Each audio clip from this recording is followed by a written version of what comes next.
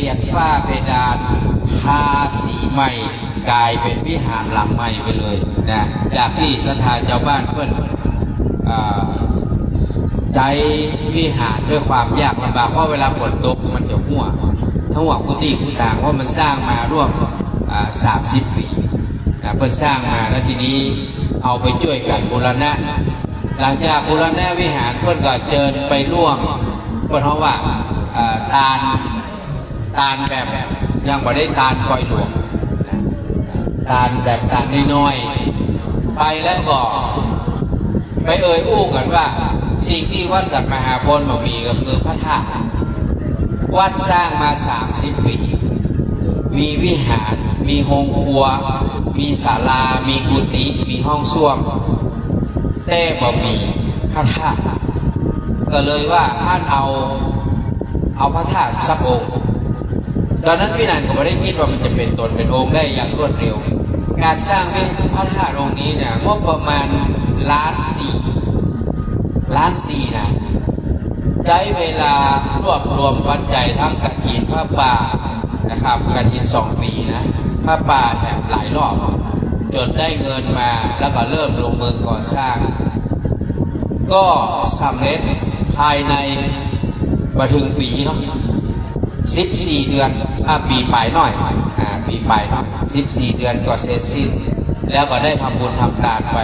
ตอนแรกเขาจะสร้างพระธาตุดอยกองมูคิดว่าท่านจารย์มาจากดอยกองมูก็เลยจะสร้างดอยกองมูจำลองปรากฏว่าเอาปีแบบได้แบบจากพระครูฟุกเป็นชเวดากองก็เลยกลายเป็นพระธาตุชเวดากองจำลองขึ้นมาแล้วก็มีผู้ใจบุญเพื่อไปสร้างพระเจ้าทันใจไว้แห่งองค์หนึ่งและตอนนี้ล่าสุด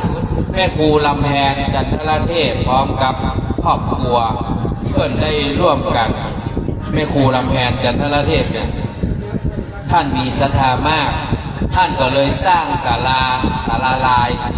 เป็นหลังแรกเสร็จแล้วนะหลังนี้นะใจงบไปเท่าไหร่ก็400,000แม่ครูเป็นคนที่ตั้งใจเนี่ยอย่างทำอย่างเพื่อนตั้งใจนะครับเพื่อนก็เลยตั้งเจตนาสร้างศาลาลายหลังแรกศาลาหลังนี้จะหันหน้าไปหาพระธาตุหันหน้าเข้าหาหลังวิหารนะดังนั้นหมายความว่าถ้าไปนั่งศาลาลายหลังแรกเนี่ยก็จะได้ไหว้พระธาตุไหว้พระเจ้าในวิหารไปในตัวนะครับพระเจ้าทันใจตัวฉะนั้นวันที่3 มิถุนาคือเดือนทัดไปแห่งประมาณ2 เดือนย่อม3 มิถุนาเพื่อจะมีการส่งน้ำพระธาตุชเวดากองเป็นครั้งแรกด้วยแม่เฮาท่านใดสนใจ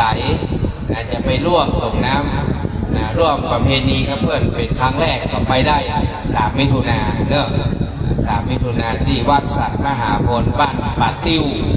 ตำบลดอนเปาอำเภอแม่วางถ้าท่านเคยไปวัดดอยสัมพันยูนั่นแหละเส้นเดียวกันนะเส้นเดียวกันคือเข้าเส้นบ้านกาดบ้านกาดแล้วก็เข้าไปเลยอันนี้มนท่านอาจารย์จันทร์ขึ้นอาสมเนอะจะได้แสดงพระธรรมเทศนาอุจากสัทธาอย่างสักน้อยหลังจากนั้นก็จะได้นำสวดอิติปิโส108เนอะใครที่รับที่นอนก็ร่วมสวดด้วยกันจะได้เป็นบุญเป็นกุศลด้วยกับตัวเก่าเนาะตอนนี้ไอ้ขชนก็กำลังรวบรวมกันทำยิ่งดึกการทำก็ยิ่งน้อยนอกจากงบประมาณมันใกล้จะหมดยังพอคนดานมันรับภายรับก่อนลูกมาใส่มาจอมกันทำก่อนเด้อลูกจอมกันทำก่อนแล้วก็รับต่อเดี๋ยวเราจะได้ร่วมกันสวดอิติปิโส108วันนี้เป็นอย่างที่แปลกนะเรื่องของฟ้าฝนมันก็ตกก่อนเมื่อแรงกรรมแล้วมาตกก่อนที่แห่งกรรมสุยๆนะครับแต่ตั้งรูปนี่นะเป็นฝนเป็นลมเนอะตั้งรูปนะเป็น2 ชั่วโมงฝนตกนะแต่ว่าวันก่อนก็2 ชั่วโมงตะกี้เห็นเขาโพสต์ในTikTokใน Facebook ก็มีฝนตกนะครับตำบลเขานี่ถือว่าดีมากๆนะอุบาเปิ้ลมาวุ่นวายกับศรัทธาเขาทำให้มันจะหนาว เนาะมันจะหนาวโดนฝนโดนอย่างนี้จะเมื่อยจะไข้เพราะเราต้องอยู่ร่วมกันถึงวันพรุ่งนี้ก็ตอนนะเลิกตอนอาจจะต้องร่วมกิจกรรมกับหลวงพ่อไปจนถึง11 โมงบ่ายกินลงทานแล้วถึงจะปีกบ้างตอนนี้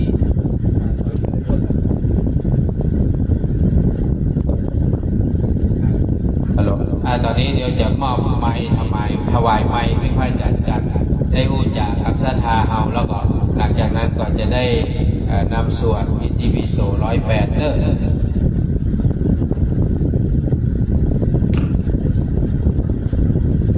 ก็เจริญสุขสวัสดีศรัทธาญาติโยมพุทธบริษัททุกท่าน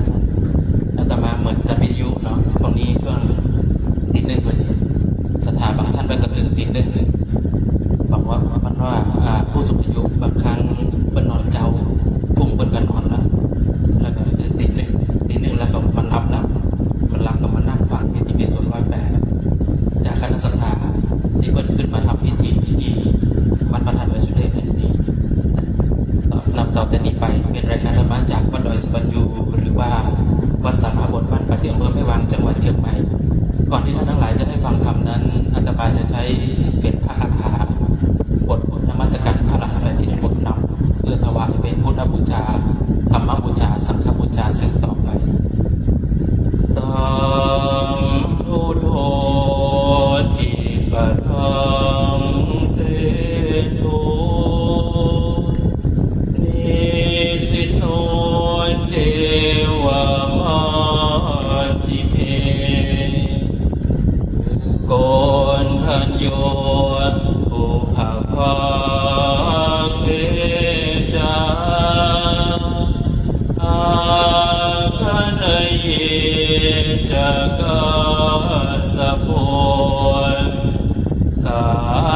รีบุตรจะทาคีเนอาราดิเยโอบา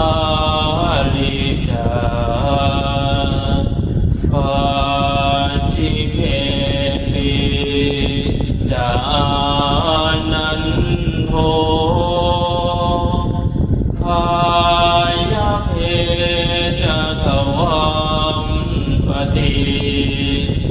โมคาลาโนจะโอลาเรอิสาเนปิจาราโหโลอิเมโคมังภาลาพุทธาสัพเพอิทาปฏิทิตาวั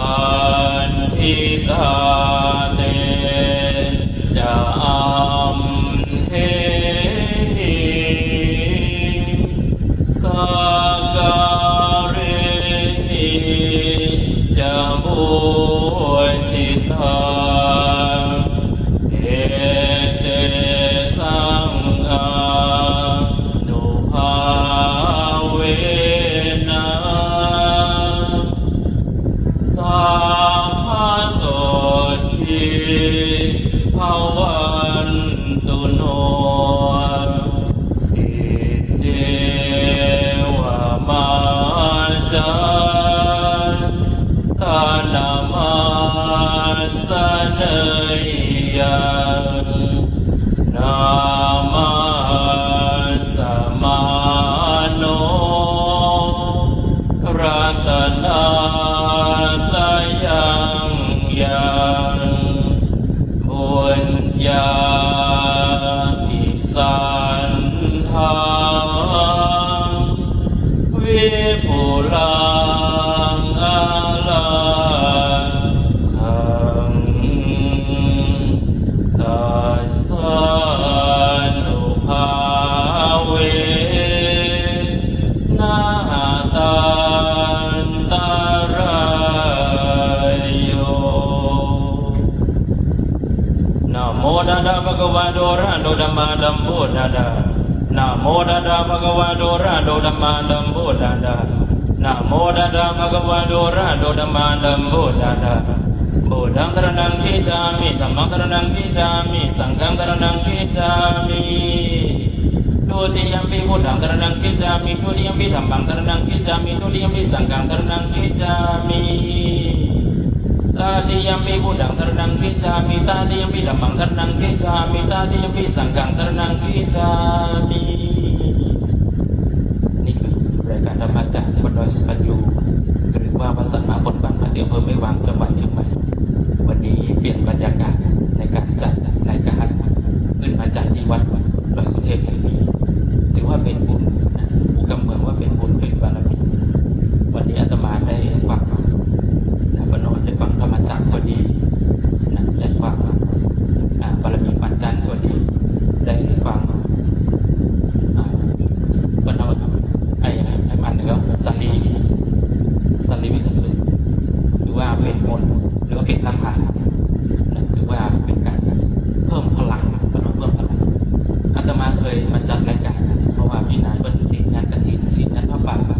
อาตมาจะขึ้นมาจัดที่ดอยสุเทพปี61 62ท่านหลังๆกับที่นี่เต็มไปด้วยผู้คนเป็นจำนวนล้านคนปี61นักท่องเที่ยวมาเป็นล้านปี62ก็เหมือนกันแต่ปี63นั้นโควิดเข้ามาแล้วก็นักท่องเที่ยวหายหมดเลยอาตมาก็ยังมาจัดอยู่นะปี63นะเหลือแต่เปิดปิดหมดนะกำคืนนี่มีรถแดงนะแต่กำลงอาตมาต้องเดียวลงนะปี63อาตมาจำไว้ทั่วชีวิตจะไม่ลืมกำคืนนี่มีรถแดงอาตมาเหมารถแดงขึ้น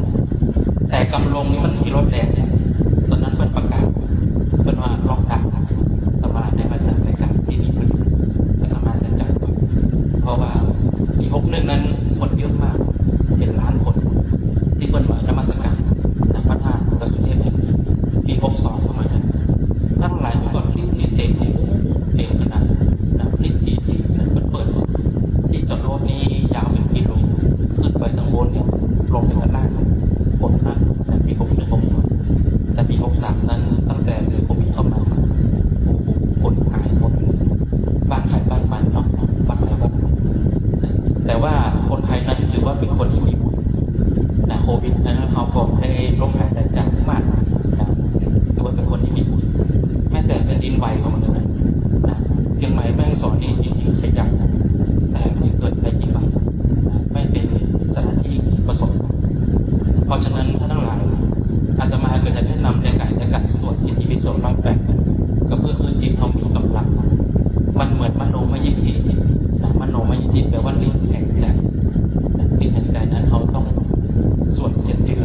สวดปล่อยๆแล้วก็น้อมจิตการน้อมจิตนี่คือการฮักหรือศรัทธาเหมือนเอาฮักพ่อฮักแม่เอาฮักด้วยใจเอาเคารพครูบาอาจารย์เอาเคารพด้วยใจความรู้สึกมันเป็นแบบนั้นใจเราต้องศรัทธาใจเราต้องฮักนะฮักในมนต์ฮักในมนตราฮักในนะพุทธมนต์แต่ว่าอิติปิโส108นั้นมีอนุภาพนะเป็นพุทธคุณเนาะเป็นพุทธอนุภาพแผ่ไปทั่วสกลจักรวาลนะเพราะว่าพุทโธปันโนโลเกพระพุทธเจ้าได้เกิดขึ้นแล้วในโลกนี้หรือว่าพุทโธเมนาโต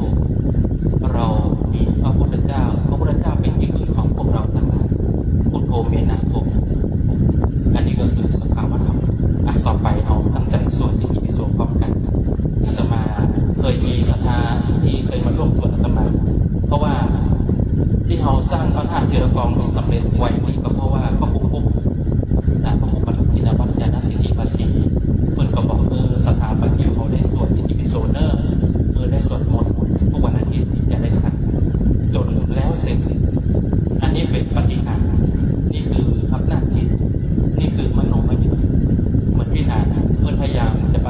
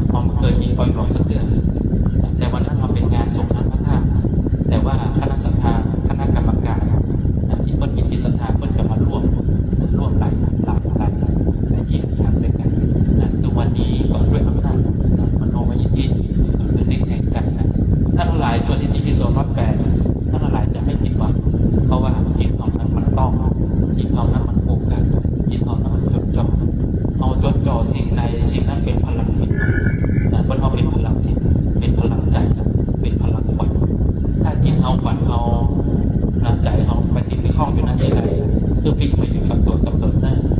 ต่อไปทางหลังส่วนที่มีส่วนของอาตมาจะส่วนของท่านทั้งหลายอิติปิโสภะคะวาอะระหังสัมมาสัมพุทโธวิชาจารณะสัมปันโนสุขโตโลกวิทูอนุตปุริสธรรมสารถิสัทธาเทวมนุสานังพุทโธภวาติติปิโสภะคะวาอะระหังมาสัมพุทโธวิชาจารณะสัมปันโนสุขโตโลกวิทูอนุตตโรปุริสธรรมสารถิสัทธาเทวมนุสสานังพุทโธภะคะวาติติปิโสภะคะวาอะระหังสัมมาสัมพุทโธวิชาจารณะสัมปันโนสุขโตโลกวิทูอนุตตโรปุริสธรรมสารถิสัทธาเทวมนุสานังพุทโธภะคะวาติติปิโสภะคะวาอะระหังสัมมาสัมพุทโธวิชาจารณะสัมปันโนสุขโตโลกวิทูอนุตตโรปุริสธรรมสารถิสัทธาเทวมนุสานังพุทโธภะคะวาติติปิโสภะคะวาอะระหังสัมมาสัมพุทโธวิชาจารณะสัมปันโนสุขโตโลกวิทูอนุตตโรปุริสธรรมสารถิสัทธาเทวมนุสานังพุทโธภะคะวาติติปิโสภะคะวาอะระหังสัมมาสัมพุทโธวิชา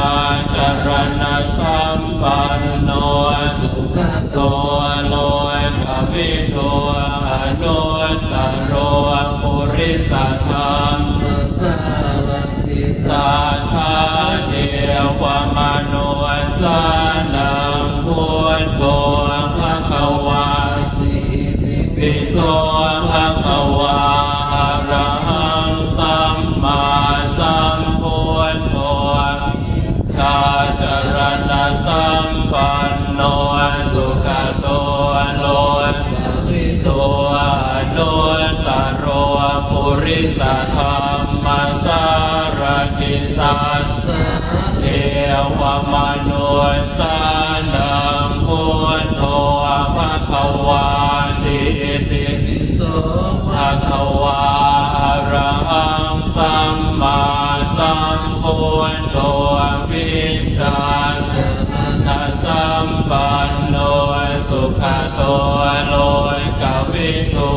อนุตตโรปุริสธรรมสารถิสัทธาเทวมนุสานังพุทโธภะคะวาติติปิโสภะคะวาอะระหังสัมมาสัมพุทโธวิชา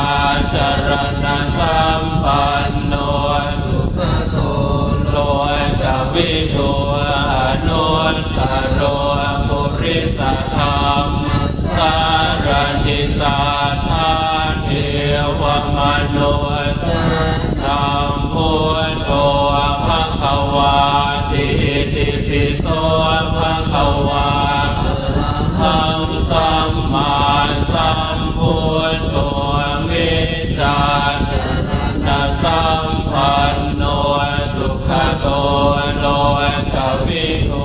อนุตตโรปุริส ธรรมสารทิสัทธาเทวมนุสานังพุทโธ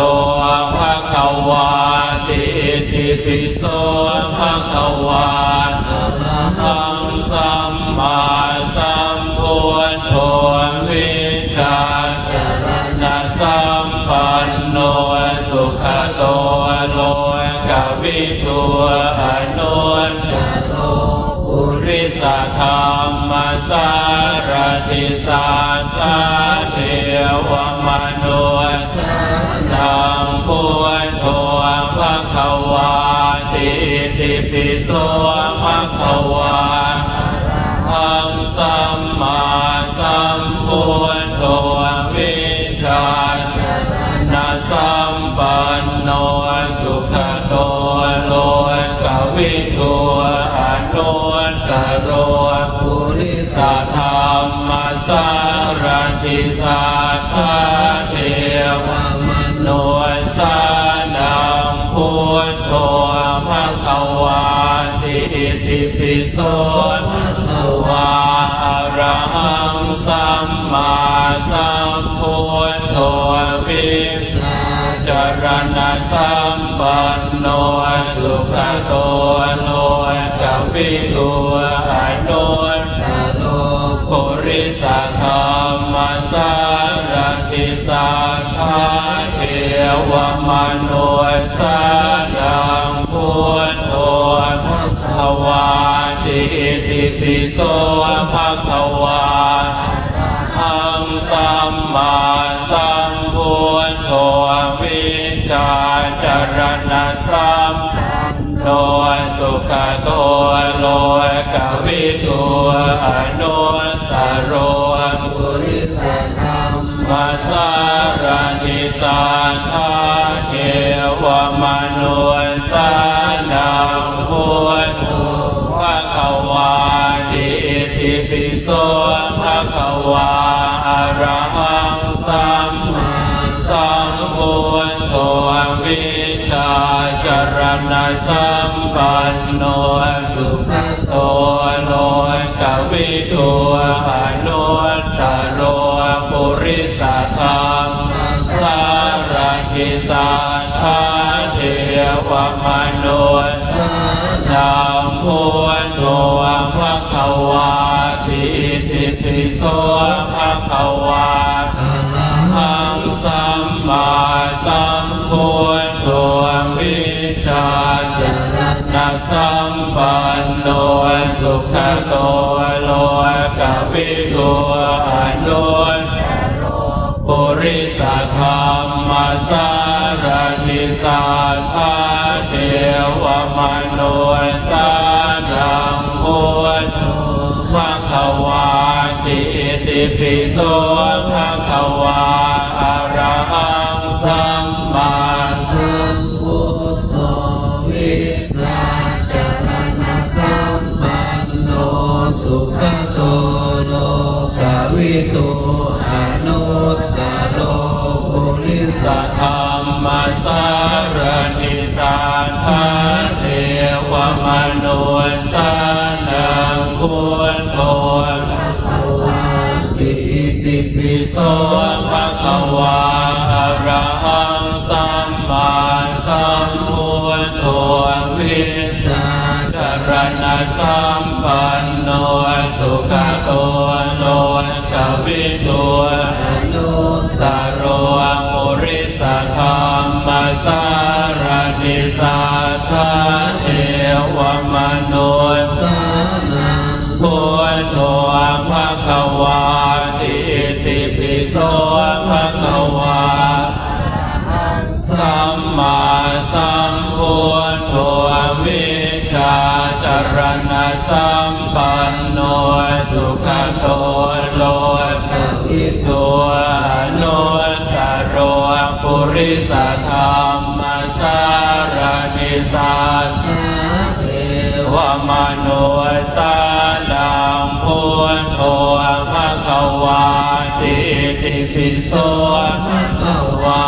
อะระหังสัมมาสัมพุทโธวิชชาจ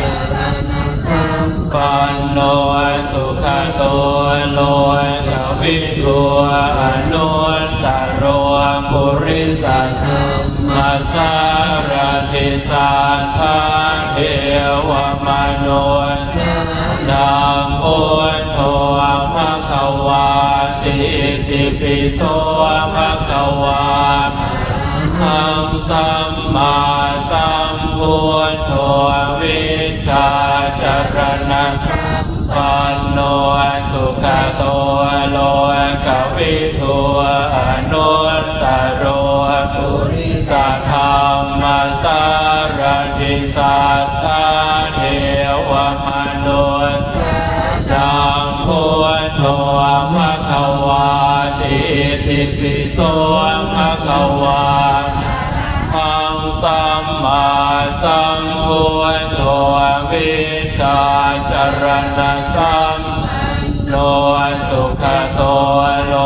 กวิทูอนุตตโรปุริสธรรมสารทิสัทธาเทวมนุษย์พุทโธภควาติติปิโสภควาหังสัมมาสัมพุทโธวิชชาจรณะสัมปันโนสุขโตโลกวิทูอนุตตโรปุริสธรรมราธิสัทธาเทวมนุสานังพุทโธภควาติติปิโสภควาอะระหังสัมมาสัมพุทโธวิชชาจรณะสัมปันโนสุขโตโลกวิทูอนุตตโรปุริสธรรมสารทิสัทธาเท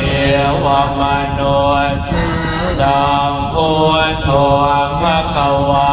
ติติปิโสภควาสัมมาสัมพุทโธวิชชาจรณะสัมปันโนสุขโตโลกวิทูอนุตตโรปุริสธรรมสารทิสัทธาเทวมนุษย์ดังพุทโธภควาติติปิโสภควาหังสัมมาสัมพุทโธวิชชาจรณะสัมปันโนสุขโตโลกวิทูอนุตตโรปุริสธรรมสารทิสัทธาเทวมนุสานังพุทโธภควาติติปิโสภควาอะระหังสัมมาสัมพุทโธวิชชาจรณะสัมปันโนสุขโตโลกวิทูอนุตตโรปุริสธรรมสารทิสัทธาเทวมนุสานังพุทโธภควาติติปิโสภควาอะระหังสัมมาสัมพุทโธวิชชาจรณะสัมปันโนสุขโตโลกวิทูอนุตตโรปุริสธรรมสารทิสัทธาเทวมนุสานังพุทโธภควาติติปิโสภควาอะระหังสัมมาสัมพุทโธวิชชาจรณะสัมปันโนสุขโตโลกวิทูอนุตตโรปุริสธรรมสารทิสัทธาเทวมนุสานังพุทโธภควาติติปิโสภควาอะระหังสัมมาสัมพุทโธวิชชาจรณะสัมปันโนสุขโตโลกวิทูอนุตตโรปุริสธรรม ภาเทวมนุสานังพุทโธภควาติติปิโสภควาอะระหังสัมมาสัมพุทโธวิชาจารณะสัมปันโนสุขโตโลกวิทูอนุตตโรปุริสธรรมสารติสัทธาเทวมนุสานังพุทโธภควาติติปิโสภควาอะระหังสัมมาสัมพุทโธวิชาจารณะสัมปันโนสุขโตโลกวิทูอนุตตโรปุริสธรรมสารติสัทธาเทวมนุสานังพุทโธภควาติติปิโสภควาอะระหังสัมมาสัมพุทโธวิชาจารณะสัมปันโนสุขโตโลกวิทูอนุตตโรปุริสธรรมสารติสัทธาเทวมนุสานังพุทโธภควาติติปิโสภควาอะระหังสัมพุทโธวิชาจารณะสัมปันโนสุขโตโลกวิทูอนุตตโรปุริสธรรมสารติสัทธาเทวมนุสานังพุทโธภควาติติปิโสภควาอะระหังสัมมา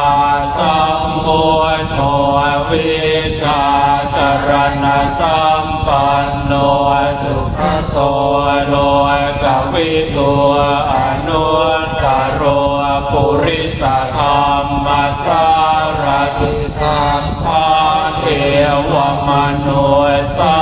นังพุทโธภควาติติปิโสภควาอะระหังสัมมาสัมพุทโธวิชาจารณะสัมปันโนสุขโตโลกวิทู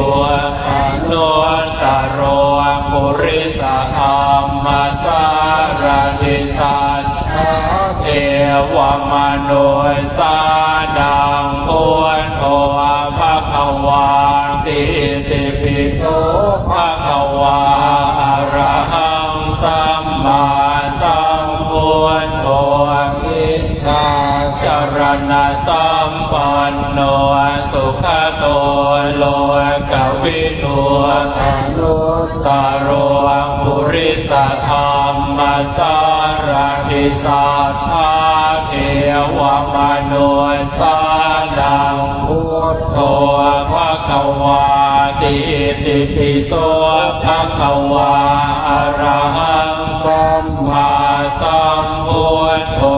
วิชาจารณะสัมปันโนสุขโตโลกวิทูอนุตตโรปุริสธรรมราธิสัทธาเทวมนุสานังพุทโธภควาติปิโสภควาอะระหังสัมมาสัมพุทโธวิชาจารณะสัมปันโนสุขโตโลกวิทูอนุตตโรปุริสธรรมสารติสัทเทวมนุสานังพุทโธภควาติติปิโสภควาอะระหังสัมมาสัมพุทโธวิชาจารณะสัมปันโนสุขโตกวิทูอนุตตโรปุ ริสธรรมสารทิสัทธาเทวมนุสานังพุทโธภควาติลิโสภควาอะระหังสัมมาสัมพุทโธวิชาจรณะสัมปันโนสุขโตโลกวิทูอนุตตโรปุริสธรรมสารทิสัทธาเทวมนุษย์ดังพุทโธภควาติติปิโสภควาสัมมาสัมพุทโธวิชาจรณะสัมปันโนสุขโตโลกวิทูอนุตตโรปุริสธรรมสารทิสัทเทวมนุสานังพุทโธภควาติปิโสภควาอะระหังสัมมาสัมพุทโธวิชาจรณะสัมปันโนสุขโตโลกวิทูอนุตตโรปุริสธรรมสารทิสัทธาเทวมนุสานังพุทโธภควาติติปิโสภควาอะระหังสัมมาสัมพุทโธวิชาจรณะสัมปันโนสุขโตโล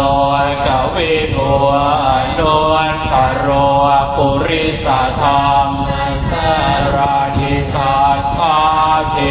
วมนุสานังพุทโธภควาติติปิโสภควาอะระหังสัมมาสัมพุทโธวิชาจรณะสัมปันโนสุขโตโลกวิทูอนุตตโรปุริสธรรมสารทิสัทธาเทวมนุสานังพุทโธภควาติติปิโสภควาอะระหังสัมมาสัมพุทโธวิชาจรณะสัมปันโนสุขโตโลกวิทูอนุตตโรปุริสธรรมสารทิสัทธาเทวมนุสานังพุทโธภควาติติปิโสภควาอะระหังสัมมาสัมพุทโธวิชาจรณะสัมปันโนสุขโตโลกวิทูอนุตตโรปุริสธรรมสารทิสัทธาเทวมนุษย์ดังพุทโธภควาติติปิโสภควาอะระหังสัมมาสัมพุทโธวิชาจรณะสัมปันโนสุขโตโลกวิทูอนุตตโรปุริสธรรมสารทิสัทธาเทวมนุสานังพุทโธภควาติติปิโสภควาอะระหังสัมมาสัมพุทโธวิชาจรณะสัมปันโนสุขโตโลกวิทูอนุตตโรปุริสธรรมสารทิสัทธาเทวมนุสานังพุทโธภควาติติปิโสภควาหังสัมมาสัมพุทโธวิชาจรณะสัมปันโนสุขโตโลกวิทูอนุตตโรปุริสธรรมสารทิสัทธาเท วมนุษย์นังพุทโธภควาติอิติปิโสวาอะระหังสัมมาสัมพุทโธวิชาจารณะสัมปันโนสุขโตโลกวิทูอนุตตโรปุริสธรรมสารติสัทธาเทวมนุษย์ดังพุทโธภควาติอิติปิโสภควาทังสัมมาสัมพุทโธวิชาจารณะสัมปันโนสุขโตโลกวิทูอนุตตโรปุริสธรรมสารติสัทธาเทวมนุษย์สานังพุทโธภควาติอิติปิโสภควาอะระหังสัมมาสัมพุทโธวิชาจารณะสัมปันโนสุขโตโลกวิทูอนุตตโรปุริสธรรมสารติสัทธาเทวมนุษย์สานังพุทโธภควาติอิติปิโสภควาอะระหังสัมมาสัมพุทโธวิชาจารณะสัมปันโนสุขโตโลกวิทูอนุตตโรปุริสธรรมสารติสัทธาเทวมนุษย์สานังพุทโธภควาติอิติปิโสภควาอะหังสัมมาสัมพุทโธวิชาจารณะสัมปันโนสุขโตโลกวิทูอนุตตโรปุริสธรรมสารติสัทธาเทวมนุษย์สานังพุทโธภควาติอิติปิโสภควาอะระหังสัมมาสัมพุทโธวิชาจารณะสัมปันโนสุขโตโลกวิทูอนุตตโรปุริสธรรมสารติสัทธาเทวมนุษย์นังพุทโธภควาติอิติปิโสภควาอะระหังสัมมาสัมพุทโธ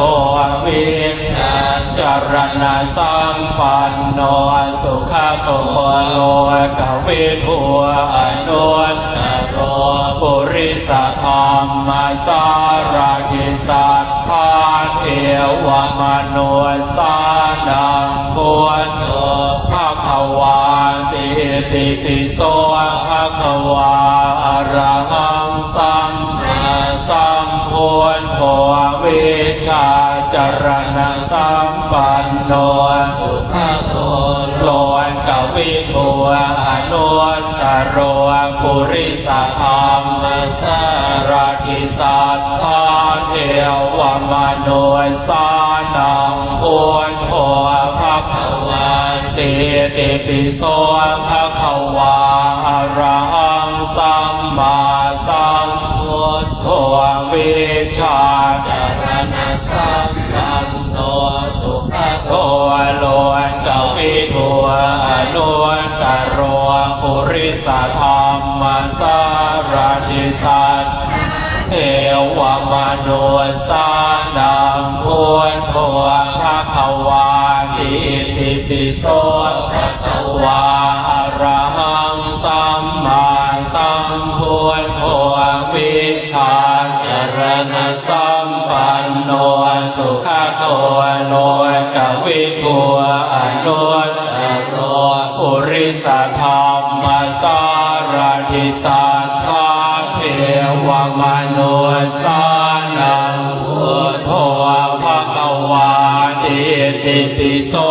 ภควาอะระหังสัมมาสัมพุทโธวิชา จรณะสัมปันโนโอโลกวิทูอนุตตรโรปุริสธรรมสารติสัทธาเทวมนุสานังพุทธภควาติติปิโสภควาอรหังสัมพุทโธวิชาจรณะสัมปันโนสุขโตโลกวิทูอนุตตรโรปุริสธรรมสารติสัทธาเทวมนุสานังพุทโธภควาติติปิโสภควาอรหังสัมมาพุทโธวิชาจรณะสัมปันโนโตโลกวิทูอนุตตรโรปุริสธรรมสารติสัทธาเทวมนุสานังพุทโธภควาติติปิโสภควาอรหังสัมมาสัมพุทโธวิจารณะสัมปันโนสุขโตโลกวิทูอนุตตรโรปุริสธรรมสารติสัทธาเทวมนุสานังพุทโธภควาติติปิโสภควาอรหังสัมพุทโธวิชาจรณะสัมปันโนสุขโตโลกวิทูอนุตตรโรปุริสธรรมสารติสัทธาเทวมนุสานังพุทโธภควาติติปิโสภควาอรหังมาสัมพุทโธ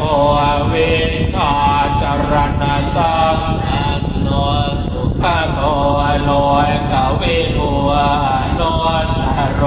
ปุริสธรรมสารติสัทธาเทวมนุสานังพุทโธภควาติติปิโสภควาทังสัมมาสัมพุทโธวิชาปันโนสุขโตโลกวิทูอนุตตรโรปุริสธรรมสารติสัทธาเทวมนุสานังพุทโธภควาติติปิโสวาอรหังสัมมาสัมพุทโธวิชาจรณะสัมปันโนสุขโตกวิทูอนุตตรโรปุริสธรรมสารติสัทธาเทวมนุสานังพุทโธภควาติติปิโสภควาอรหังสัมมาสัมพุทโธวิชาญาณสัมปันโนสุขโตโลกวิทูอนุตตรโรปุริสธรรมสารติสัทธาเทวมนุสานังพุทโธภควาติติปิโส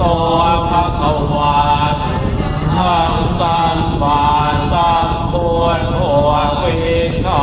จรณะสัมปันโนสุขโตโลกวิทูอนุตตรโรปุริสธรรมสารติสัทธาเท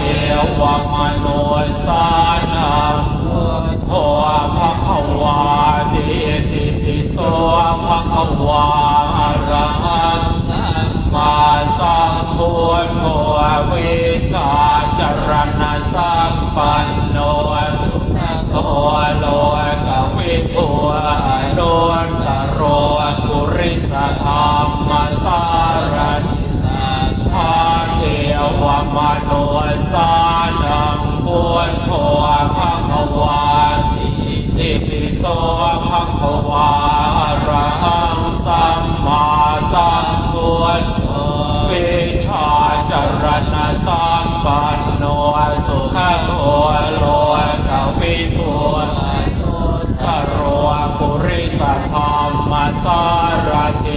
นพาเทวมนุสานังพุทโธภควาติติปิโสภควาอะระหังสัมมาสัมพุทโธวิชาจารณะสัมปันโนสุขโตโลกวิทูโนโนปุริสธรรมสารทิสัพพะเทวมนุสานังพุทโธภควาติติปิโสวาอะระหังสัมมาสัมพุทโธวิชาจารณะสัมปันโนสุขโตโลกวิทูโนโนปุริสธรรมสารทิสัพพะเทวมนุสานังพุทโธภควา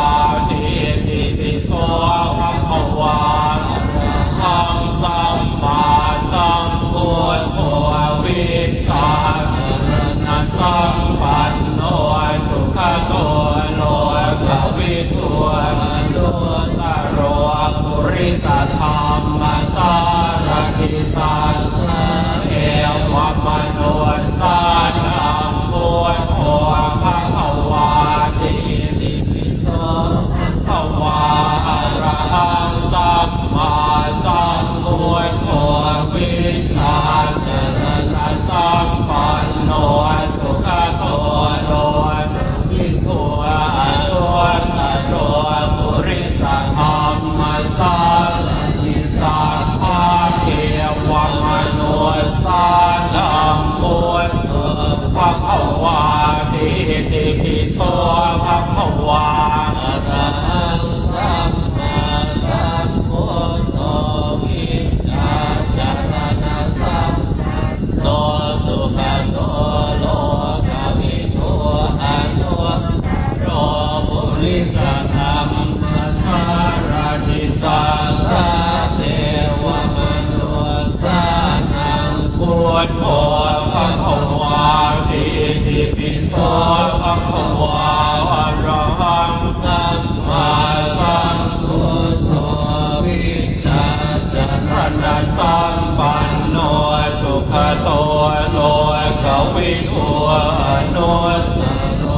ปุริสธรรมสารทิสัพพะเทวมนุสานังพุทโธภควาติติปิโสภควาอะระหังสัมมาสัมพุทโธวิชาจารณะสัมปันโนสุขโตโลกวิทูโนตโรปุริสธรรมสารทิสัพพะเทวมนุสานังพุทโธภควาติติปิโสภควา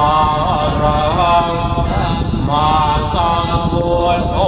วิชาจารณะสัมปันโนสุขโตโลกวิทูโนตโรทิสัทธรรมสารทิสัพพะเทวมนุสานังพุทโธภควาติติปิโสภควาอังสัมมา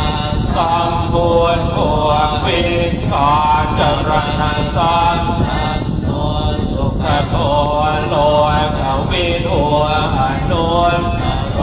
ปุริสธรรมสารทิสัพพะเทวมนุสานังพุทโธภควา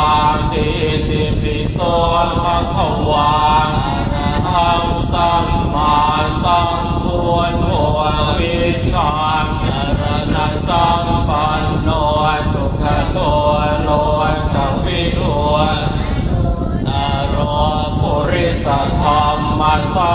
รทิสัพพะเทวมนุสานังพุทโธภควาติติปิโสภควาอะระหังสัมมาสัมพุทโธวิชาจารณะสัมปั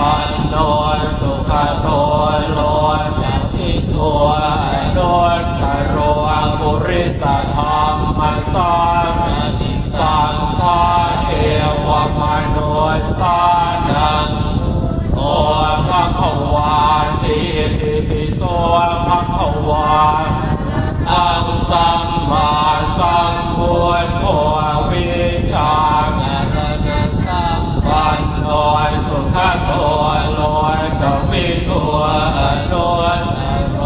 ปุริสัทธัมมัสสารทิสัทธาเทวมนุสานังพุทโธภะคะวาอิติปิโสภะคะวาอะระหังสัมมาสัมพุทโธ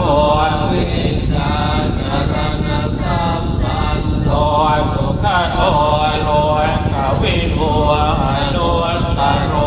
ปุริสธรรมสารทิสัทธาเทวมนุสานังพุทโธภะคะวาติติปิโสภะคะวาอะระหังสัมมาสัมพุทโธวิชาจารณสัมโตสุขโตโลกวิทูอนุตปุริสธรรมสารทิสัทธาเทวมนุสานังโอภะคะวาอิติปิโสภะคะวาสัมพุทโธวิชาจารณสัมปันโนสุขโตโลกวิทูอนุตตโรปุริสธรรมสารทิสัทธาเทวมนุสานังพุทโธภะคะวาติติปิโสภะคะวาอะระหังสัมมาสัมพุทโธวิชาจารณสัมปันโนสุขโตโลกวิทูอนุตตโรปุริสธรรมสารทิสัทธาเทวมนุสานังพุทโธ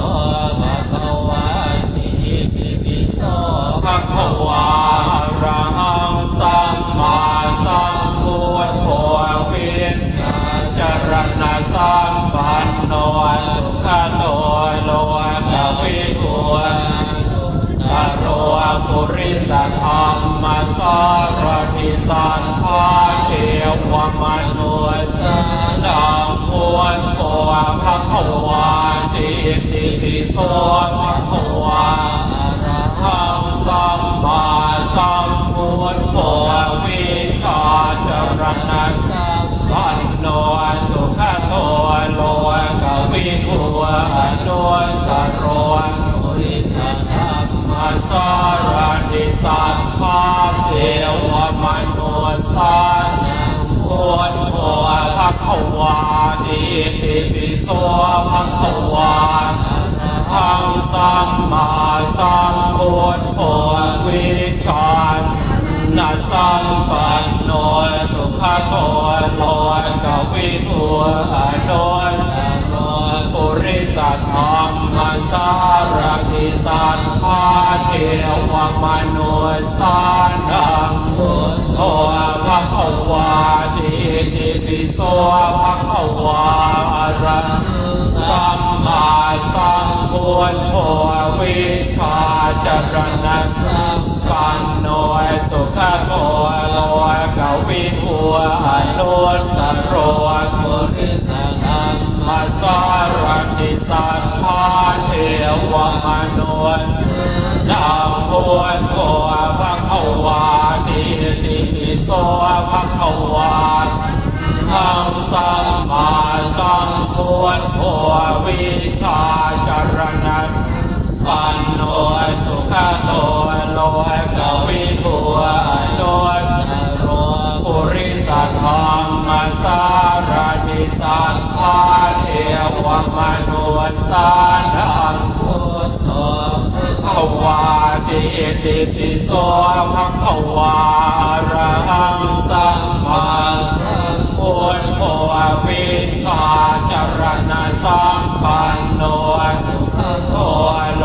กวิทูอนุตตโรปุริสธรรมสารทิ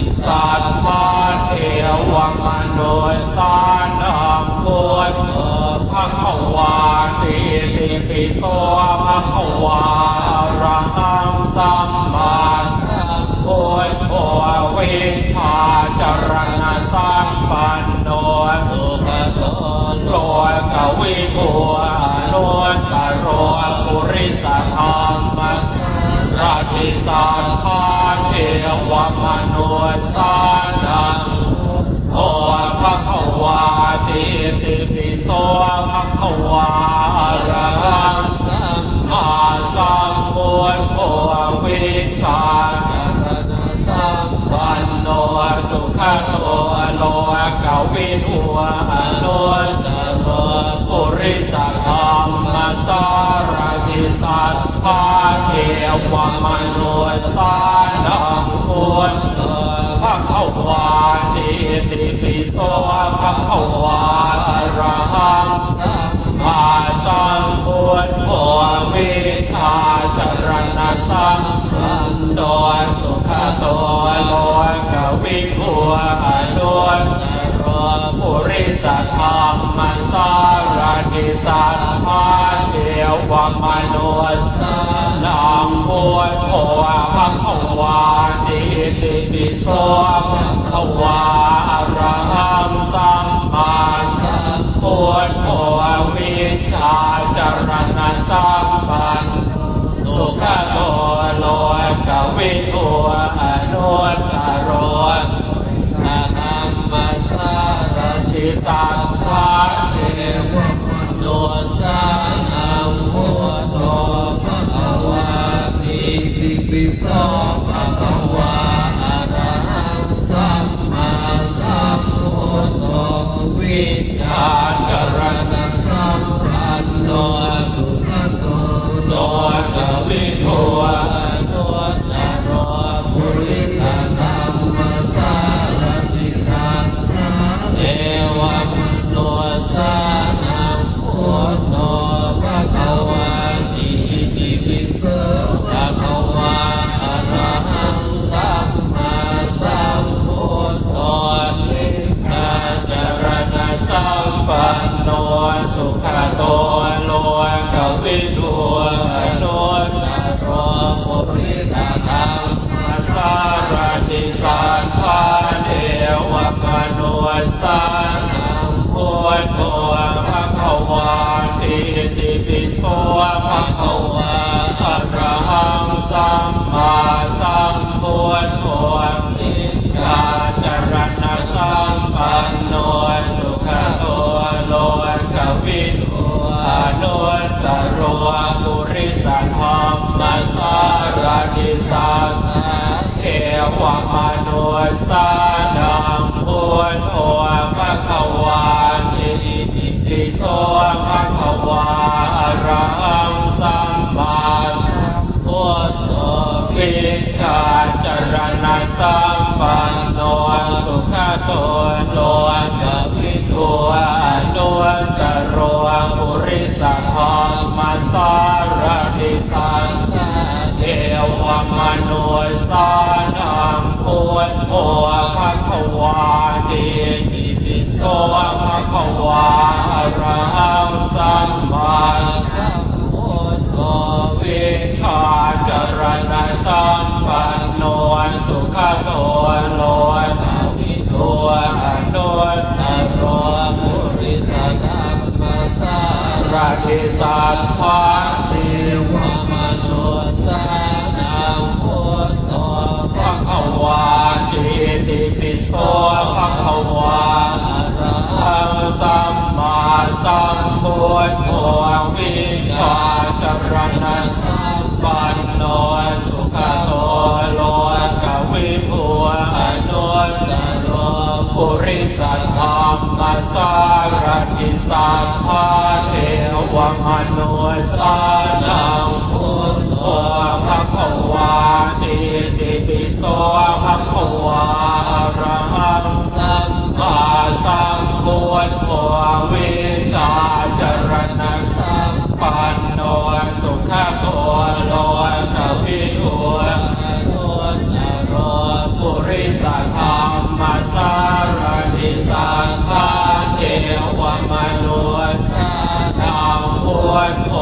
ภ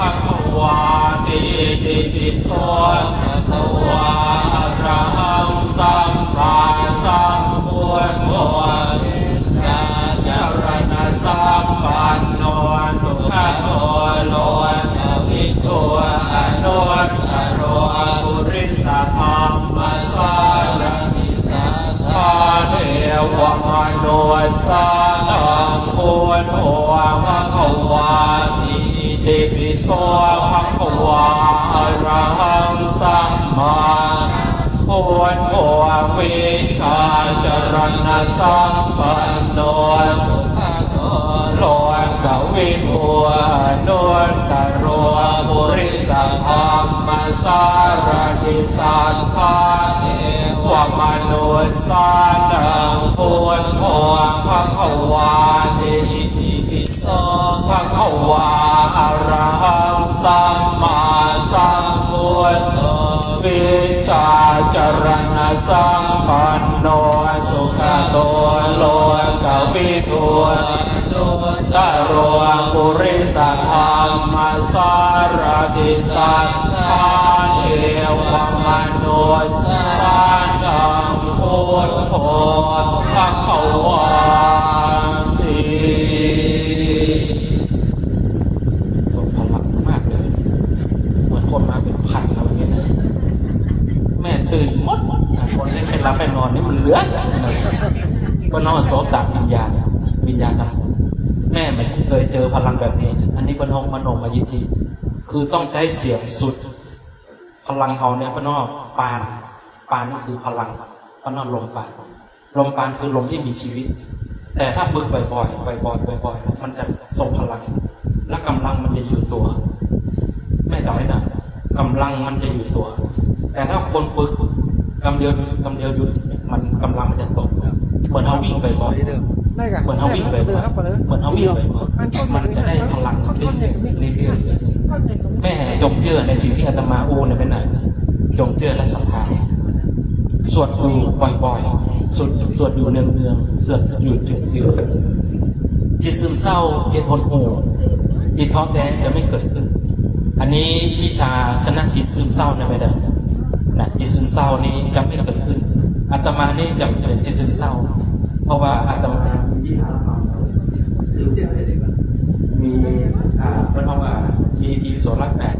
เป็นเครื่องอยู่เป็นเครื่องอาศัยวิหารธรรมตัวนี้ก็คือเป็นกัลยาณมิตรเป็นกัลยาณธรรมอาตมาอยู่วัดผมจะได้ทีวีโสรแปดตอนเช้านี่ทีวีโสรแปดก้อนเห็นก้อนนั้นพลังนี้มันจะตกแน่เพราะเอาถ้าซีเหมือนกันอย่างมั้งครับนี่ก็เลยซีเหมือนกันไปดีกว่านี่ตัวนี้อ๋อมีครับมีคนละแม่จะอยู่อย่างนี้จริงๆนะวิสาขาคนมีอายุร้อยสาวเทียบเลยเนาะพลังมันเกิดจากพลังภายในเพิ่นพระอานนท์เพิ่นกับเป็นอายุร้อยสาวเพิ่นพยายามใช้เสียงเพื่อเต็มที่ก็น้อมพลังบานพลังลมเยอะใช้มันเต็มที่อันนี้เป็นเคล็ดลับวิชาใช่ไหมเนาะก็เพราะว่าอานาปานสติมีสติกำหนดที่ลมหายใจเข้าแต่เขาใจอยู่เลยนะภาษาบาลีมีการไล่อักขระอักขระนะกะเงี้ยจักใช้เงี้ยตักทันนะตักทันนะปะพมายะละวัสหัละอันนี้คือการไล่เสียงนี้เป็นเพิ่นว่าอักขระนะพิธานสุกิเพราะว่าเขาต้องใช้เสียงจริงๆภาษาบาลีนี่สอนการใช้เสียงไม่ได้เพิ่นว่า the voice คือเสียงนะเสียงก็ดีตัวหนังสือก็ดีชื่อว่าอักขระอาคมเสียงก็ดีตัวหนังสือก็ดีชื่อว่าอักขระอาคมเพราะฉะนั้นเวลาที่แม่ไล่อักขระอาคมนั้นนะจะต้องใช้เสียงเต็มกำลังแต่ก่อนแม่เป็นคนขี้อายไง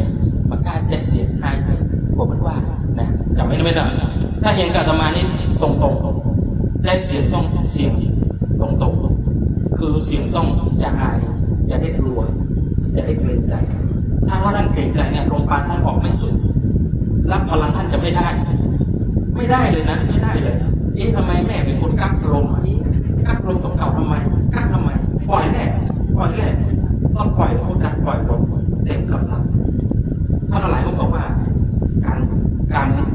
ซึมเศร้าการพวกเหงานอนหายซับเลยขณะคนแค่นอนตื่นเลยเพราะว่าโสตประสาทเพิ่นตื่นเพิ่นได้ยินแบบนี้ความรู้สึกของเพิ่นตื่นเพราะว่าเพิ่นไม่เคยได้ยินแบบนี้มาก่อนอาตมาไม่กักลมหายใจอาตมาอัดเป็นเสียงเต็มกำลังแต่ว่าพลังอาตมาจะไม่ตกเพราะว่าอาตมาสวดอยู่บ่อยๆสวดอยู่เรื่อยๆตัวนี้คือกำลังมโนฤทธิ์แห่งใจ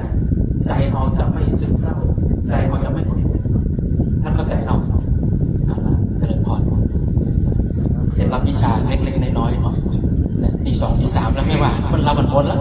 ก็เหลืออยู่ร้อยสุดที่เดียวนะที่เปิ้ลยังนอนเรื่องเนี่ยแจ้งคาตาไปว่าเนี่ย เสียงนี้เนี่ยคนอื่นมารับ ว่ามันรับ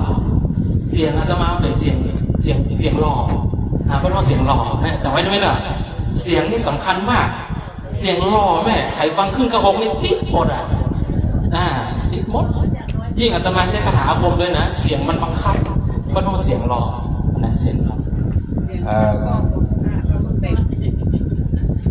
ตอนนี้ตี2กับแบบ15เราจะสวด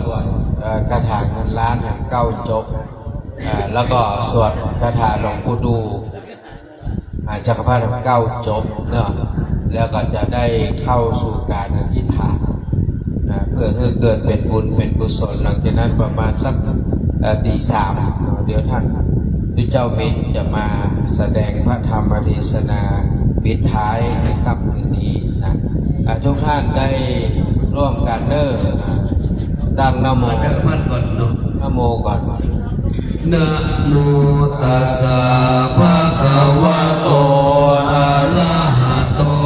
สัมมาสัมพุทธัสสะนะโมตัสสะภะคะวะโตอะระหะโตสัมมาสัมพุทธัสสะนะโมตัสสะภะคะวะโตอะระหะโตสัมมาสัมพุทธัสสะนะโมพุทธายะภาหุทาไตรรัตนญาณมานีนพลัตน์สีสาหัสสะสุธรรมาพุทโธธัมโมสังโฆยะถาพุทโมนาพุทธาบูชาธัมมาบูชาสังฆบูชาอัคคีทานังวรังคันธังสีวลีจะมหาเถรังอาหังวันทามิทุระโตอาหังวันทามิครตุโย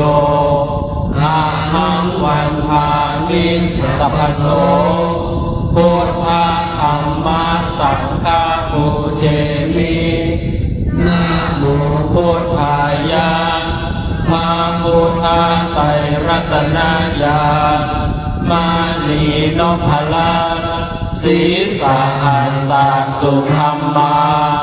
พุทโธธัมโมสังโฆยะถาพุทโมนาพุทธาบูชาธัมมาบูชาสังฆบูชาอัคคีทานังวรังคันธังสีวลีจะมหาเถรังอาหังวันทามิทุระโตอาหังวันทามิทาตุโยอาหังวันทามิสัพพโสพุทธะธัมมาสังฆะบูเชมินะโมพุทธายะภาพุทธาไตรรัตนญาณมานีนพรัตน์สีสาหัสสะสุธรรมาพุทโธธัมโมสังโฆยะถาพุทโมนะพุทธบูชาธัมมบูชาสังฆบูชาอาคีทานังวรังคันธังสีวลีจะมหาเถรังอาหังวันทามิทุระโตอาหังวันทามิคาตุโยอาหังวันทามิสัพพโสพุทธะธัมมาสังฆะบูเชมินะโมพุทธายะภาพุทธาไตรรัตนญาณ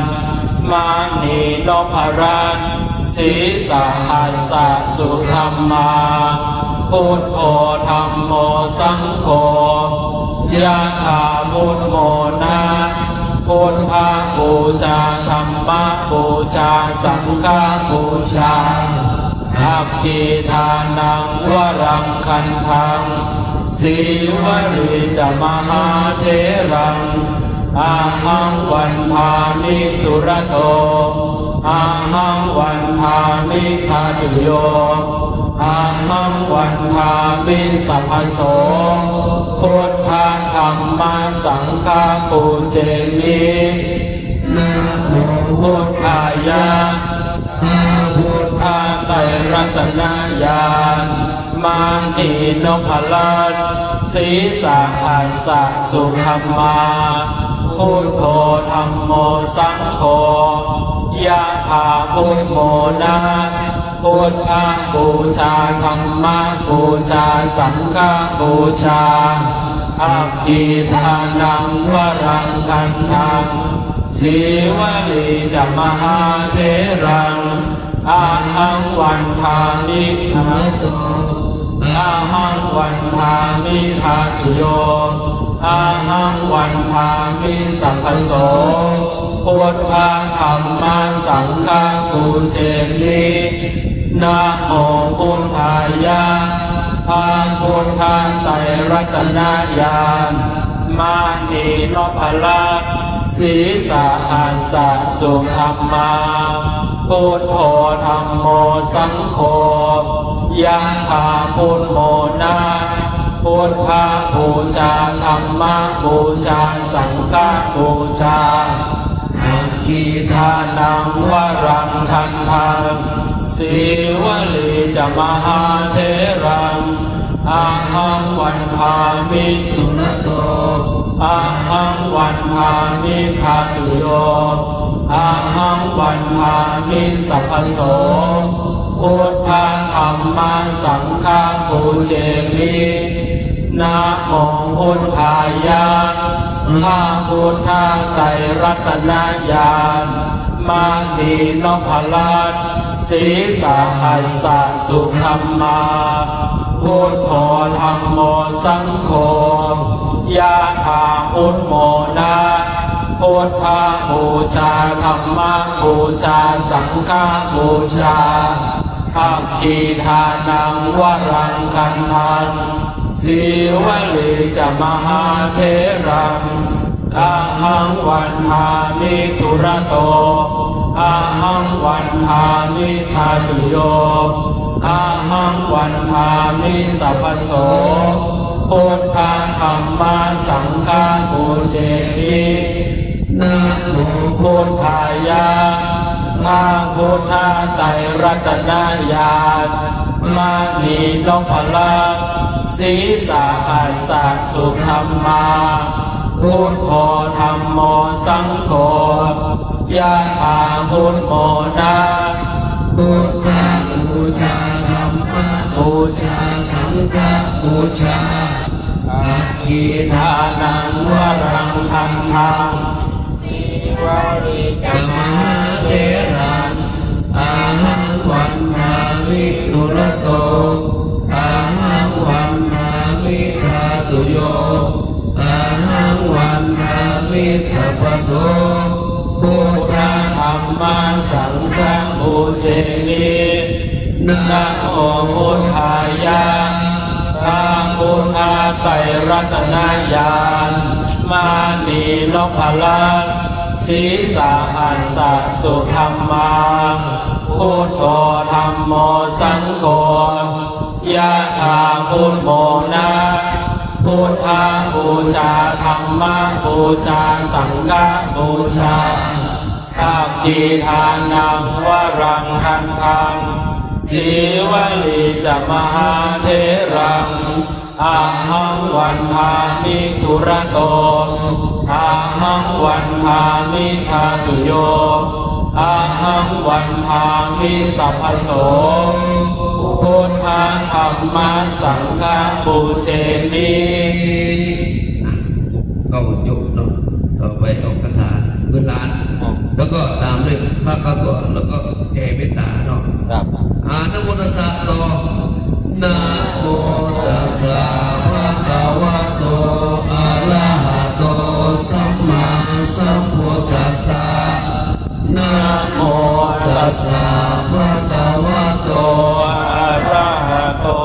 สัมมาสัมพุทธัสสะ สะภะคะวะโตอะระหะโตสัมมาสัมพุทธัสสะ สัมปติจฉามินาสังสิโมพระมาจะมหาเทวา สัพเพ ยะถาปรายันติพระมาจะมหาเทวาอภิลาภาภวันตุเมมหาปุญโยมหาลาโภภวันตุเมมิเตภาหุอาติพุทธัมมะอะปุนะโมพุทธายะวิรัตโยวิระโคนายังวิระอิงสาวิระทาสีวิระทาสาวิระอิทิโยพุทธัสสะมานิมามะพุทธัสสะสวาโหสัมปติฉามิเพ่งเพ่งพาพาหาหารือสัมปติฉามิ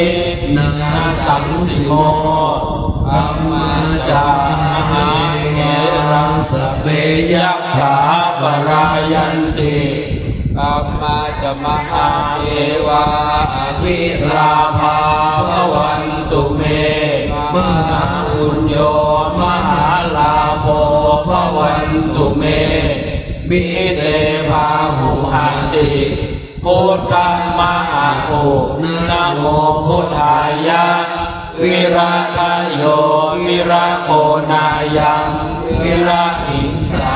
วิระทาสีวิระทาสาวิระอิทิโยพุทธัสสะมานิมามะพุทธัสสะสวาโหสัมปติฉามิเพ่งเพ่งพาพาหาหารือสัมปติฉามินาสังสิโมพระมาจามหาเทวาสพเพยัคขาปรายันติพระมาจามหาเทวาอภิราภาภวันตุเมมหาปุญโยมหาลาโภภวันตุเมมิเตภาหุหันติพุทธัมมะอะปุนะโมพุทธายะวิรัตโยวิระโคนายังวิระหิงสาวิระทาสีวิระทาสาวิระอิทิโยพุทธัสสะมานิมามะพุทธัสสะสวาโหมสัมปติฉามิเพ่งเพ่งพาพาหาหารือสัมปติฉามินาสังสิโมพรหมาจามหาเทวาเพยัคขาปรายันติพระมาจามหาเทวาอภิราภาภวันตุเมมหาโยมหาลาโภภวันตุเมมิเตภาโหหติพุทธัมมะอะปุนะโมพุทธายะวิราทโยวิระโคนายังวิระหิงสาวิระทาสีวิระทาสาวิระอิทิโยพุทธัสสะมานิมามะพุทธัสสะสวาโหมสัมปติฉามิเพ่งเพ่งพาพาหาหารือสัมปติฉามินาสังสิโมพระมาจามหาเทวาสพเพยัคขาปรายันติพระมาจามหาเทวาอภิราภาภวันตุเม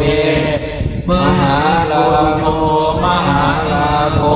ภวันตุเมมิเตภาหุหันติพุทธัมมะอะปุนะโมพุทธายะวิรัตโยวิระโคนายังวิระหิงสาวิระทาสีวิระทาสาวิระอิทิโยพุทธัสสะมานิมามะพุทธัสสะสวาโหมสัมปติฉามิเพ่งเพ่งพาพาหาหารือ สัมปติฉามินาสังสิโมพระมาจามหาเทวาอเมยัคขาปรายันติพระมาจามหาเทวาอภิรามาภวันตุเมมหาปุญโญมหาลาโภภวันตุเมวิเตภาหุหาติพุทธังมะอาหุนะโมพุทธายะวิราทโยวิราโคนายังวิราหิงสาวิราทาสีวิราทาสาวิราอิติโยพุทธัสสะมานิมามะพุทธัสสะสวาโหมสัมปติฉามิ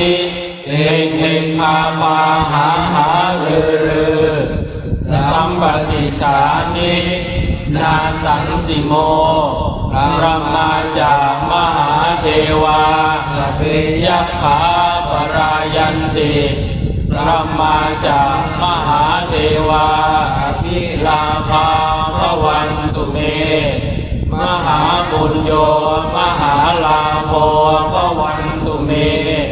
วิเตภาหุหาติพุทธังมะอาหุนะโมพุทธายะวิราทโยวิราโคนายังวิราหิงสาวิราทาสีวิราทาสาวิราอิทิโยพุทธัสสะมานิมามะพุทธัสสะสวาโหมสัมปติฉามิเพ่งเพ่งพาพาหาหารือสัมปติฉามินาสังสิโมพระมาจามหาเทวาอภิลาภาภวันตุเมมหาปุญโญภวันตุเมวิเตภาหุหาติพุทธังมะอาหุนะโมพุทธายะวิราทโยวิราโคนายังวิราหิงสาวิราทาสีวิราทาสาวิราอิติโยพุทธัสสะมานิมามะพุทธัสสะสวาโหมสัมปติฉามิเพ่งเพ่งพาพาหาหารือสัมปติฉามินาสังสิโม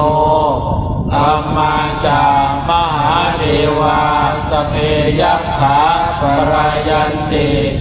ธรรมาจามหาเทวาอภิลาภาภวันตุเมมหาบุญโย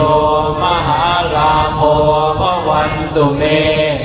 วิเตภาหุหาติ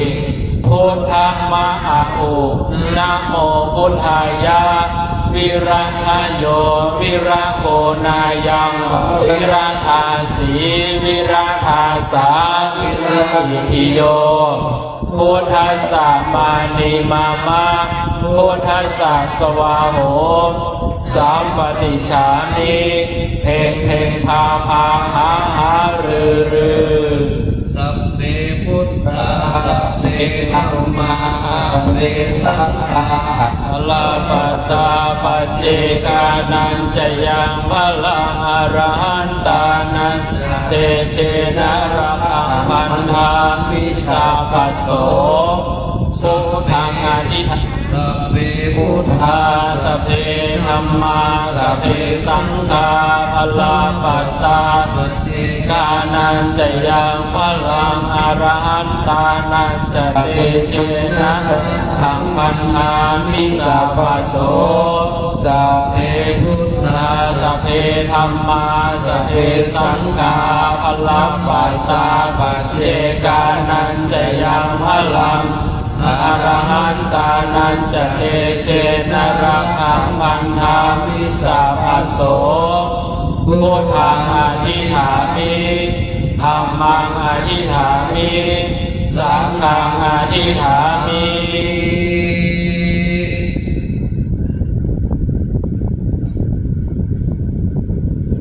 อันนี้มันว่าเต็มกำลังเลยไหมนะโอ้โหนี่คือสุดเลยอันนี้คือคาถาที่ต้องใช้ในชีวิตประจำวัน นะคาถาเงินล้าน อ่ะ ก็ได้ ก่อนเราจะอธิษฐานเนาะกล่าวคำอันนี้พ่อแม่ก็เนาะข้าพเจ้า ข้าพเจ้า ขอระลึกถึง ขอระลึกถึง คุณพระพุทธเจ้า คุณพระพุทธเจ้า คุณพระธรรม คุณพระธรรม คุณพระสงฆ์ คุณพระสงฆ์ คุณบิดามารดา คุณบิดามารดา คุณครูประชาอาจารย์ คุณครูประชาอาจารย์ จงมาดลบันดาล จงมาดลบันดาล ให้จิตของข้าพเจ้า ให้จิตของข้าพเจ้า จงสงบ จงสงบ และเป็นสมาธิด้วยเถิด และเป็นสมาธิด้วยเถิด อุกาสะอุกาสะ โอกาสะโอกาสะ ณโอกาสบัดนี้ ณโอกาสบัดนี้ ข้าพเจ้า ข้าพเจ้า ขอสมาทาน ขอสมาทาน สมถกรรมฐาน สมาธิกรรมฐาน วิปัสสนา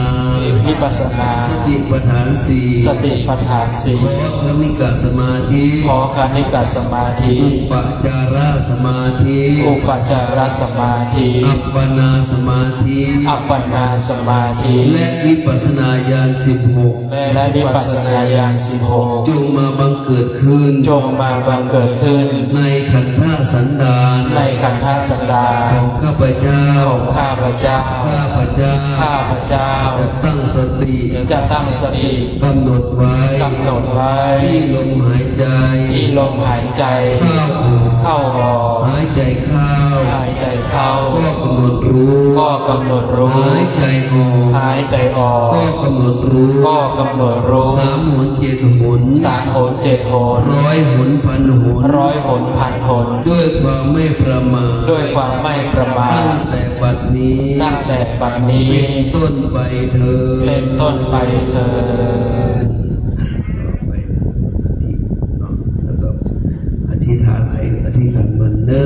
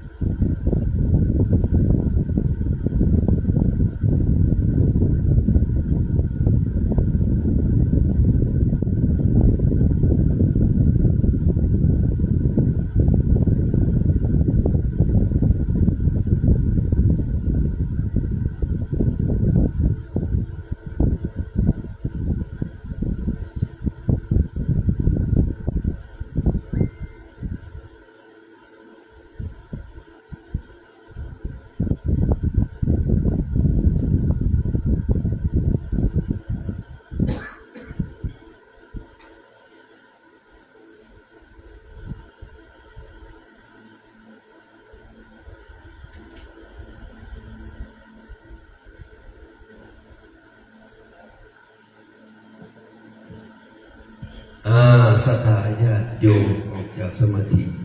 ต่อไปจะได้แผ่เมตตาแผ่กุศลรอฟังพระธรรมเทศนาจากครูบามินเนาะพนมมือเนออาหังสุกิโตโหมิ อาหังสุกิโตโหมิ ขอข้าพเจ้าจงมีความสุข ขอให้ข้าพเจ้าจงมีความสุข อาหังนิทุกโขโหมิ อาหังนิทุโกโหมิ ขอข้าพเจ้าปราศจากความทุกข์ ขอให้ข้าพเจ้าปราศจากความทุกข์ อาหังอเวนโรโหมิ อาหังอเวโรโหมิ ขอข้าพเจ้าจงปราศจากเวร ขอให้ข้าพเจ้าจงปราศจากเวร อาหังอัปยาปโชโหมิ อาหังอภยาปโชโหมิ ขอข้าพเจ้าจงปราศจาก ขอให้ข้าพเจ้าปราศจาก อุปสรรคอันตรายทั้งหลายทั้งปวง อุปสรรคอันตรายทั้งหลายทั้งปวง อาหังอนิโคโหมิ อาหังอนิโคโหมิ ขอข้าพเจ้าจงปราศจาก ข้าพเจ้าจงปราศจาก ความทุกข์กายทุกข์ใจ ความทุกข์กายทุกข์ใจ สุขีอัตตานัง สุขีอัตตานัง บริหารามิ ปานิหารามิ ขอข้าพเจ้าจงมีแต่ความสุขกายสุขใจ ขอให้ข้าพเจ้าจงมีแต่ความสุขกายสุขใจ รักษาตน รักษาตน ให้พ้นจากทุกภัย ให้พ้นจากทุกภัย ทั้งหมดทั้งสิ้นเธอญ ทั้งหมดทั้งสิ้นเธอ สัพเพสัตตา สัพเพสัตตา สัตว์ทั้งหลาย สัตว์ทั้งหลาย ที่เป็นเพื่อนทุกข์ ที่เป็นเพื่อนทุก เกิ ข์ ดแก่เจ็บตาย เกิดแก่เจ็บตาย ด้วยกันทั้งหมดทั้งสิ้น ด้วยกันทั้งหมดทั้งสิ้น อเวราหนตุ อาเวราโหนตุ จงเป็นสุขเป็นสุขเธอญ จงเป็นสุขเป็นสุขเถิด อย่าได้มีเวร อย่าได้มีเวร ซึ่งกันและกันเลย ซึ่งกันและกันเลย อัพยาปชาหนตุ อัพยาปชาโหนตุ จงเป็นสุขเป็นสุขเธอญ จงเป็นสุขเป็นสุขเถิด อย่าได้เบียดเบียน อย่าได้เบียดเบียน ซึ่งกันและกันเลย ซึ่งกันและกันเลย อานีคาหนตุ อานีคาโหนตุ จงเป็นสุขเป็นสุขเธอญ จงเป็นสุขเป็นสุขเถิ อย่า ด ได้มีความทุกข์กาย อย่าได้มีความทุกข์กาย ทุกข์ใจเลย ทุกข์ใจเลย สุขีอัตตานัง สุขีอัตตานัง ปริหารันตุ ปริหารันตุ จงมีแต่ความสุขกายสุขใจ จงมีแต่ความสุขกายสุขใจ รักษาตน รักษาตน ให้พ้นจากทุกภัย ให้พ้นจากทุกภัย ทั้งหมดทั้งสิ้นเธอญ ทั้งหมดทั้งสิ้นเธอญ อิทังเม อิทังเม มาตาปิตุนังโหตุ มาตาปิตุลังโห สุ ตุ ขิตาหนตุ สุขิตาโหตุ มาตาปิตโร มาตาปิตโร ขอส่วนบุญนี้ ขอส่วนบุญนี้ จงสำเร็จ จงสำเร็จ แก่มารดาบิดา แก่มารดาบิดา ของข้าพเจ้า ของข้าพเจ้า ขอให้มารดาบิดา ขอให้มารดาบิดา ข้าพเจ้า ของข้าพเจ้า จงมีความสุข จงมีความสุข อิทังเม อิทังเม ยาตินังโหตุ ยาตินังโหตุ สุขิตาวันตุ สุขิตาโหตุ ยาตะโย ยาตโย ขอส่วนบุญนี้ ขอส่วนบุญนี้ จงสำเร็จ จงสำเร็จ แก่ญาติทั้งหลาย แก่ญาติทั้งหลาย ของข้าพเจ้า ของข้าพเจ้า ขอให้ญาติทั้งหลาย ขอให้ญาติทั้งหลา ขอย งข้าพเจ้า ของข้าพเจ้า จงมีความสุข จงมีความสุข อิทังเม อิทังเม กุรูปชา กุรุปชาย าจริยานัง ยาจริยานัง โหตุ โหตุ สุขิตาหนตุ สุขิตาโหตุ กุรูปชา กุรุปชาย าจริยา ยาจริยา ขอส่วนบุญนี้ ขอส่วนบุญนี้ จงสำเร็จ จงสำเร็จ แก่ครูประชาอาจาร แก่ ย์ ครูประชาอาจารย์ ของข้าพเจ้า ของข้าพเจ้า ขอให้ครูประชาอาจารย์ ขอให้ครูประชาอาจารย์ ข้าพเจ้า ของข้าพเจ้า จงมีความสุข จงมีความสุข อิทัง อิทัง สัพพะเทวตานัง สัพพะเทวตานัง โหตุ โหตุ สุขิตาหนตุ สุขิตาโหตุ สัพเพเทวา สัพเพเทวา ขอส่วนบุญนี้ ขอส่วนบุญนี้ จงสำเร็จ จงสำเร็จ แก่เทวดา แก่เทวดา ทั้งหลายทั้งปวง ทั้งหลายทั้งปวง ขอให้เทวดา ขอให้เทวดา ทั้งหลายทั้งปวง ทั้งหลายทั้งปวง จงมีความสุข จงมีความสุข อิทัง อิทัง สัพพะเปตานัง สัพพะเปตานัง โหตุ โหตุ สุขิตาหนตุ สุขิตาโหตุ สัพเพเปตา สัพเพเปตา ขอส่วนบุญนี้ ขอส่วนบุญนี้ จงสำเร็จ จงสำเร็จ แก่เปรตทั้งหลายทั้งปวง แก่เปรตทั้งหลายทั้งปว ของ ให้เปรตทั้งหลายทั้งปวง ขอให้เปรตทั้งหลายทั้งปวง จงมีความสุข จงมีความสุข อิทัง อิทัง สัพพะเวรีนัง สัพพะเวรีนัง โหตุ โหตุ สุกิตาหุนตุ สุขิตาโห สั ตุ พเพเวรี สัพเพเวรี ขอส่วนบุญนี้ ขอส่วนบุญนี้ จงสำเร็จ จงสำเร็จ แก่เจ้ากรรมนายเวร แก่เจ้ากรรมนายเวร ทั้งหลายทั้งปวง ทั้งหลายทั้งปวง ขอให้เจ้ากรรมนายเวร ขอให้เจ้ากรรมนายเวร ทั้งหลายทั้งปวง ทั้งหลายทั้งปวง จงมีความสุข จงมีความสุข อิทัง อิทัง สัพพะสัตตานัง สัพพะสัตตานัง โหตุ โหตุ สุขิตาหุนตุ สุขิตาโหตุ สัพเพสัตตา สัพเพสัตตา ขอส่วนบุญนี้ ขอส่วนบุญนี้ จงสำเร็จ จงสำเร็จ แก่สัตว์ทั้งหลายทั้งปวง แก่สัตว์ทั้งหลายทั้ง ข ป อ วง ให้สัตว์ทั้งหลายทั้งปวง ขอให้สัตว์ทั้งหลายทั้ง จ ป ง วง มีความสุข จงมีความสุข ทั่วหน้ากันเธอ ทั่วหน้ากันเธอญ ข้าพเจ้า ข้าพเจ้า ขอตั้งจิต ขอตั้งจิต อุทิศผล อุทิศผล บุญกุศล บุญกุศล นี้แผ่ไป นี้แผ่ไป ให้ไพศาล ให้ไพศาล ถึงบิดา ถึงบิดาม ารดาม ารดา ครูอาจารย์ ครูอาจารย์ ทั้งลูกหลาน ทั้งลูกหลาน ญาติมิตร ญาติมิตร สนิทกัน สนิทกัน คนเคยร่วม คนเคยร่วม ทำงาน ทำงาน การทั้งหลาย การทั้งหลาย ขอให้มี ขอให้มี ส่วนได้ ส่วนได้ ในกุศล ในกุศล ผลของฉัน ผลของฉัน ทั้งเจ้ากรรม ทั้งเจ้ากรรม นายเวร นายเวร และเทวัน และเทวัน ขอให้ทุกท่าน ขอให้ทุกท่าน ได้กุศล ได้กุศล ผลนี้ด้วยเธอ ผลนี้ด้วยเธอสาธุ สาธุ สาธุ อนุโม โมทามิ ต่อไปเราจะได้ร่วมกันน้อมถวาย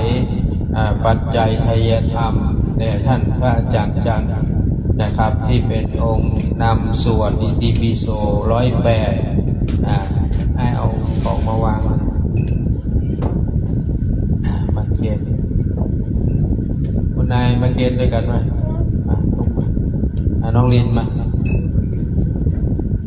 เกณฑ์ด้วยกันมาจับด้วยกัน ลุกเลยลุกมาเลยลุกมาเลย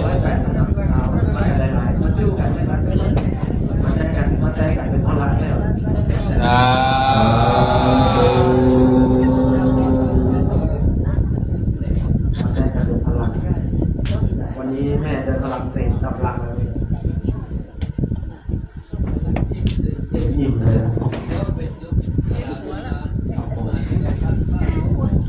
นิมนต์ท่านอาจารย์จันทร์เพื่อพรญาติโยมเนอะ หมายนี้ที่นายวิชากรรมปันนะเจ้าหน้าที่ฝ่ายควบคุมสถานีวิทยุ FM 96.0 เมกะเฮิรตซ์สถานีวิทยุท้องถิ่น จังหวัดเชียงใหม่ขึ้นพุทธศาสนาและจริยธรรมนะวันละพร้อมทั้งคณะญาติธรรม ฟังสบายสไตล์พุทธิชาติ FM 96.0 เมกะเฮิรตซ์ร่วมทำบุญกันเทศน์ฟังธรรมโต้รุ่งเนาะอันนี้ก็จะมีญาติโยมที่มาร่วมบุญด้วยต่อไปทั้งหลายตั้งใจกวดน้ำนะอยากน้ำลงดินเลยไหมน่ะมันไหลลงในเทือกเขาธงชัยบนห้องเทือกเขาดอยสุเทพนะตั้งใจกวดน้ำเอาน้ำแจกเปิ้ลเลย เพราะว่าวันนี้เราตั้งใจมาสวด808ใช่ไหมอันนี้สงมากมายนะอันนี้สงมากมายองค์ที่เปิ้ลมาสวดช่วยกับมีท่านอาจารย์พระครูนะพระครูเปิ้ลอยู่เป็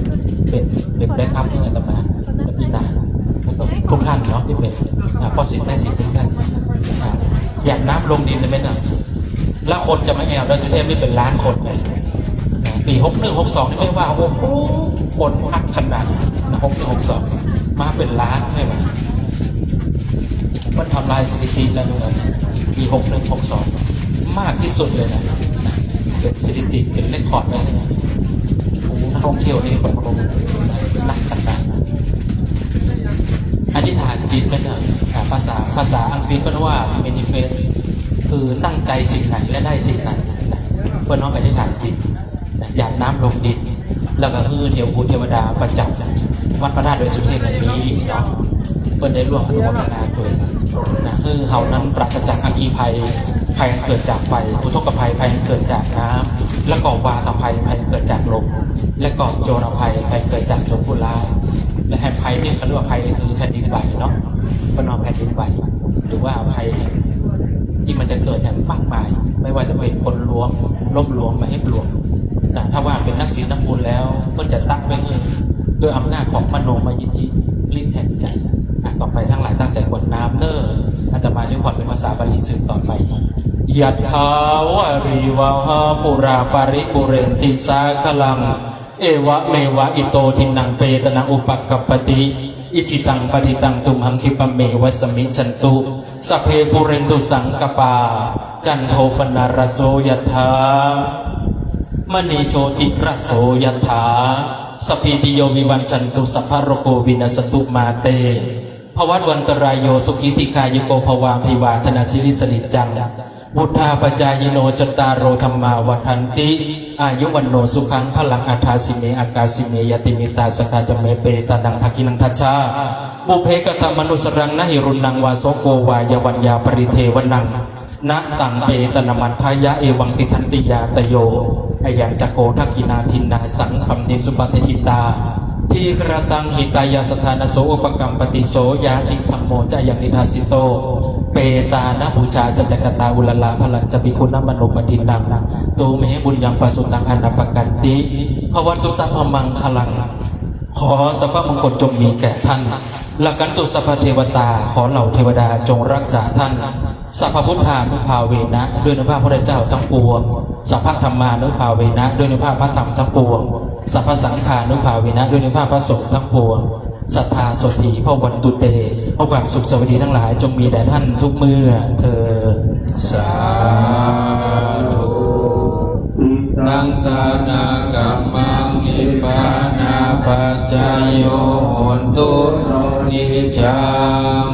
ตังศีลากัมมังนิพพานาปัจจายโยโหนตุโนนิจจังอิตังภาวนากัมมังนิพพานาปัจจายโยโหนตุโนนิจจังยังปัตตานิพพานังปานังปัตตานิพพานังทุกขังวัตตานิพพานังนิพพานาปัจจายโยโหนตุโนนิจจังยันตามิพันเตสัพพังอาปาราดังกามาราเมพันเตมายากาตัมปุญญังสามินา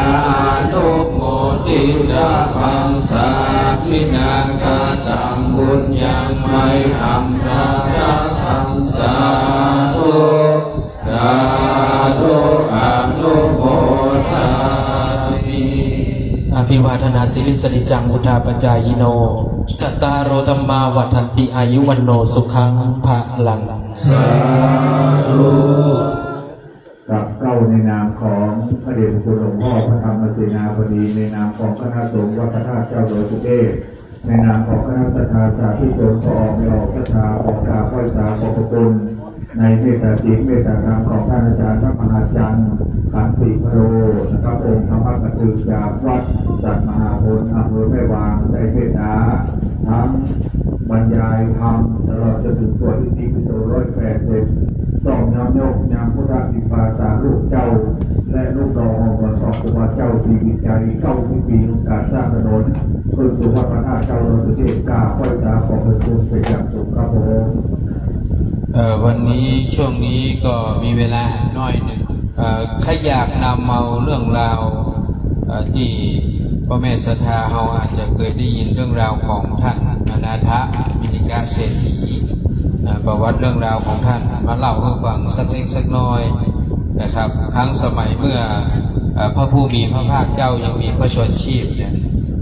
เราจะรู้ว่าท่านอนาถบิณฑิกะเศรษฐีเนี่ยเป็นอุบาสกที่สร้างวัดเชตวันถวายให้กับพระผู้มีพระภาคเจ้านะครับท่านอนาถบิณฑิกะเศรษฐีเนี่ยจริงๆเนี่ยเพิ่นได้ชื่อว่าอนาถบิณฑิกะเศรษฐีเพิ่นชื่อว่าสุทัตตะเศรษฐีแต่คำว่าอนาถเนี่ยบิณฑิกะเศรษฐีเนี่ย อนาถบิณฑิกะแปลว่าผู้ให้ก้อนข้าวแก่ผู้อนาถาแล้วมันก็เลยกลายเป็นฉายานามของท่านอนาถบิณฑิกะเศรษฐีเพื่อนบอกว่ามีอยู่ครั้งหนึ่งนะท่านอนาถบิณฑิกะเศรษฐีเนี่ยท่านได้มีโอกาสนะได้มีโอกาสเข้าเฝ้าพระพุทธเจ้านะครับได้มีโอกาสเข้าเฝ้าพระพุทธเจ้าคือมันมีอยู่คืนหนึ่งเพื่อนบอกว่าท่านนอนนึกถึงพระพุทธเจ้านอนนึกถึงพระพุทธเจ้าแล้วก็ปรากฏว่านอนตื่นกลางดึก3 ครั้งเลยครับนอนตื่นกลางดึก3 ครั้งเลยครับตื่นแล้วเนี่ยตื่นแล้วเกิดอย่างขึ้นนะตื่นแล้วเกิดอย่างขึ้นเพิ่นบอกว่าหลังจากท่านอนาถได้นอนนึกถึงพระพุทธเจ้าเป็นอารมณ์อย่างตะกี้นี่เขานึกถึงอย่างเขานึกถึงเป็นอารมณ์เขาสวดอิติปิโส108เนาะ ก็คือคุณพระพุทธเจ้านั่นแหละเนาะอิติปิโสนี่คือเป็นคุณพระพุทธเจ้าเนาะเอาละนึกถึงพระพุทธเจ้าท่านอนาถนี่ก็เช่นเดียวกันท่านสาธุชนญาติโยมของท่านทั้งหลายเฝ้าแต่นึกถึงพระพุทธเจ้าแล้วก็ลุกขึ้นมาตอนกลางคืนถึง3 ครั้งเข้าใจว่ามันแจ้งละมันสว่างละอย่างเอาตอนเนี้ยแจ้งหรือยังหายังแจ้งเตื้อนะก็หาจะตี 3อยู่แสงเงินแสงทองยังมาเคลื่อนเตื้อหลายคนก็อิ่มละเนาะนอนไปหลายตื่นนอนพ่องตื่นพ่องเนี่ยอย่างท่านอนาถนี่แหละนอนตื่นท่านอนาถก็เข้าใจว่ามันสว่างก็เลยเลี้ยวออกไปเลี้ยวไปตรงไหนตรงที่ประตูป่าสีตะวันโอ้พวกมนุษย์รู้จักมนุษย์ก่อนรู้จักก่อนมนุษย์นะพวกมนุษย์ก็คือที่มันใช่มนุษย์แปลว่าไม่ภาษาบาลีนะมนุษย์แปลว่าคนที่มันใช่มนุษย์มันคืออย่างเอ่ยมันคืออย่างมันไม่ใช่มนุษย์มันเป็นมนุษย์ได้เปิดประตูคือกับอนาถบิณฑิกะเศรษฐีท่านเมื่อเดินออกจากพระนครไปก็มีแสงสว่างเกิดขึ้นแล้วก็ปรากฏความมืดเกิดขึ้นในที่สุดอนาถก็เลยสุทัตตะก็เลยกลัวกระเดียวก็แจ้งกระเดียวก็มืดกระเดียวก็แจ้งอย่างใดไปเดียวเริ่มกลัวละความกลัวความขนพองสยองก้าวเริ่มเกิดขึ้นนะแล้วก็ได้คิดที่จะกลับนะคิดที่จะกลับขณะนั้นเองก็มีสีว่ากายักษ์เนี่ยที่มันห้องว่าเป็นมนุษย์มันจะเป็นมนุษย์สีว่ากายักษ์เนี่ยมายอมที่จะปรากฏตัวคือหันแต่มีเสียงดังขึ้นมาเป็นคาถาว่าใหญ่คาถาเป็นว่าจ้าง100,000ม้า100,000รถม้าอัสดร100,000สาวน้อยประดับต่างหูเพชร100,000ก็ยังประเท่าเสี้ยวที่16แห่งการย่างเท้าไป9 เชิญก้าวไปข้างหน้าเถิดท่านขหบดีเชิญก้าวไปข้างหน้าเถิดท่านขหบดีเชิญก้าวไปข้างหน้าเถิดท่านขหบดีสีวกายักษ์บอกเป็นเสียงแต่บางหันตัวเนี่ยหลังจากนั้นความมืดหายไปแสงสว่างก็ปรากฏท่านสุทัตตะเศรษฐีก็เกิดความกลัวทันใดนั้นความมืดหายไปแสงสว่างปรากฏแก่สุทัตตะขหบดีความกลัวความหวาดเสียวความขน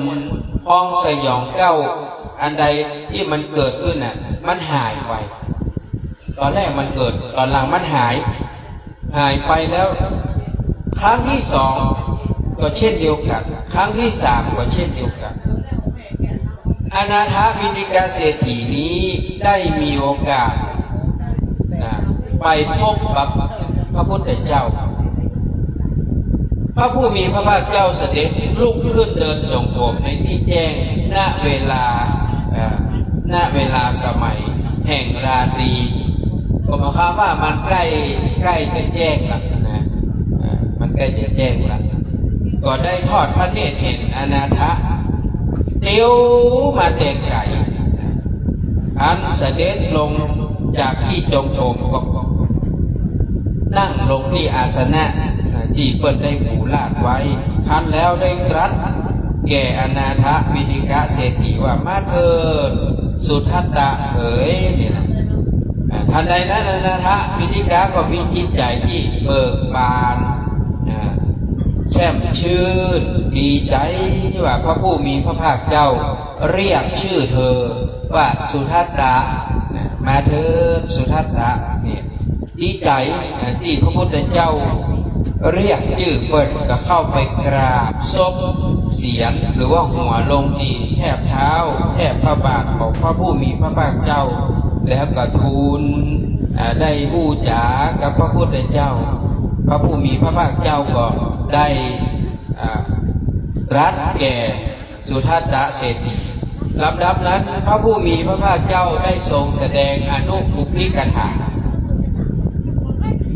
ท่านทั้งหลายคำว่าอนุปุพพิกถาในตรงนี้มันคือธรรมที่เพื่อนเอาสอนคนที่เป็นคารวะคนที่เป็นคนอยู่เจ้าของเรือนเหมือนอย่างเฮาเนี่ยเป็นอนุปุพพิกถาแก่ท่านสุทัตตะคือการบรรยายถึงอย่างบรรยายถึงทานบรรยายถึงศีลบรรยายถึงสวรรค์นะทานศีลสวรรค์ความต่ำทรามความเศร้าหมองของกามทั้งในหลายเรื่องและทรงประกาศอานิสงส์ในการออกจากกามนะในขณะนั้นสุทัตตะก็มีจิตใจที่ควรแก่การงานมีจิตที่อ่อนมีจิตที่ปราศจากนิวรณ์นะมีจิตสูงมีจิตที่เลื่อมใสแล้วพระองค์จึงประกาศพระธรรมเทศนาที่ทรงยกแสดงด้วยพระองค์คือเรื่องของทุกข์เหตุเกิดทุกข์ความดับทุกข์ทางปฏิบัติเพื่อถึงความดับทุกข์นั่นคืออย่างอริยสัจสี่ทรงตรัสแสดงแก่สุทัตตะเศรษฐีหลังจากนั้นท่านทั้งหลายเกิดอย่างขึ้นเมื่อสุทัตตะเศรษฐีได้ฟังอนุปุพพิกถาแล้วทรงแสดงอริยสัจสี่แล้วปรากฏว่าสุทัตตะก็เกิดดวงตาเห็นธรรมปราศจากทุลีปราศจากมลทินสิ่งใดมีความเกิดขึ้นเป็นธรรมดาสิ่งนั้นทั้งมวลมีความดับเป็นธรรมดาได้เกิดแก่อนาถะหรือว่าสุทัตตะเศรษฐีณที่นั้นท่านทั้งหลายเมื่อท่านสุทัตตะเศรษฐีได้เข้าถึงพระโสดาบันแล้วนะสาธุอนุโมทนาเนอคุณนายเนอเดินทางกลับโดยสวัสดิภาพนะขอให้ผ่านพ้นปัญหาอุปสรรคทุกสิ่งทุกอย่างเนอหลังจากที่ท่านได้ดวงตาเห็นธรรมแล้วเนี่ยท่านก็มีความแกล้วกล้ามีความมุ่งมั่นมีความตั้งใจที่อยากจะทำอย่างท่านทั้งหลายอยากจะเสียสละทรัพย์สินเงินทองเข้าของทุกอย่างที่ท่านมีเพื่อถวายเป็นพุทธธรรมสังฆบูชาแก่พระพุทธศาสนาเนี่ยความตั้งใจของท่านนะความตั้งใจของท่านตั้งแต่แรกเริ่มท่านได้เสียสละทรัพย์สินมากมายถ้าย้อนกลับไปในสมัยครั้งพุทธกาลเนี่ยท่านสละเงิน80 โกฏในการสร้างวัดพระเชตวันมหาวิหาร80 โกฏถ้ามานับเนี่ย1 โกฏนี่เท่ากับ10 ล้านถ้าเอา10 ล้านไปคูณ80 โกฏเท่ากับกี่ล้าน ก็กี่ล้าน1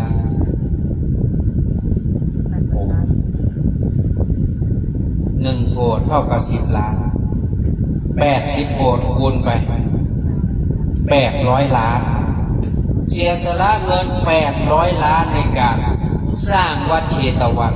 แล้ววัดเชตวันนี่ที่สร้างง่ายนะที่ตรงนี้เนี่ยเป็นของพระเจ้าเชษฐ์พระเจ้าเชษฐ์นี่เป็นเจ้าชายบอกว่าเอาจะขายที่ให้ท่านก็ได้นะที่สร้างวัดเชตวันแต่ต้องเอาเอาคำนี่นะมาเรียงลายเอาวางเป็นเหมือนกับทางเดินนะไปถึงวางแล้วนะแล้วเดี๋ยวจะขายที่เอาเงินเอาคำมาวางเรียงลายจนพระเจ้าเชษฐ์ยอมที่จะขายที่แต่ท่านก็ร่วมหุ้นด้วยนะท่านก็ยังมีส่วนร่วมท่านนะนี่ที่จริงวัดนั้นเป็นวัดแรกที่ท่านถวายทำไมท่านถึงมาตั้งชื่อตรงเก่าท่านทั้งหลายเพราะความที่ท่านเป็นคนที่ว่าได้ติดยึดกับชื่อเสียงเพราะอย่างเพราะว่าท่านเป็นพระโสดาบันแล้วถูกก็คำว่าโสดาบันเนี่ยมันมีค่ายิ่งใหญ่กว่าทรัพย์สินของพระเจ้าจักรพรรดิโสดาบันนี้ยิ่งใหญ่กว่าเทวโลกสมบัติของเทวดาทั้งหลายของพระอินทร์ก็ยังบ่เทียบเท่ากับการเข้าถึงพระโสดาบันเห็นไหม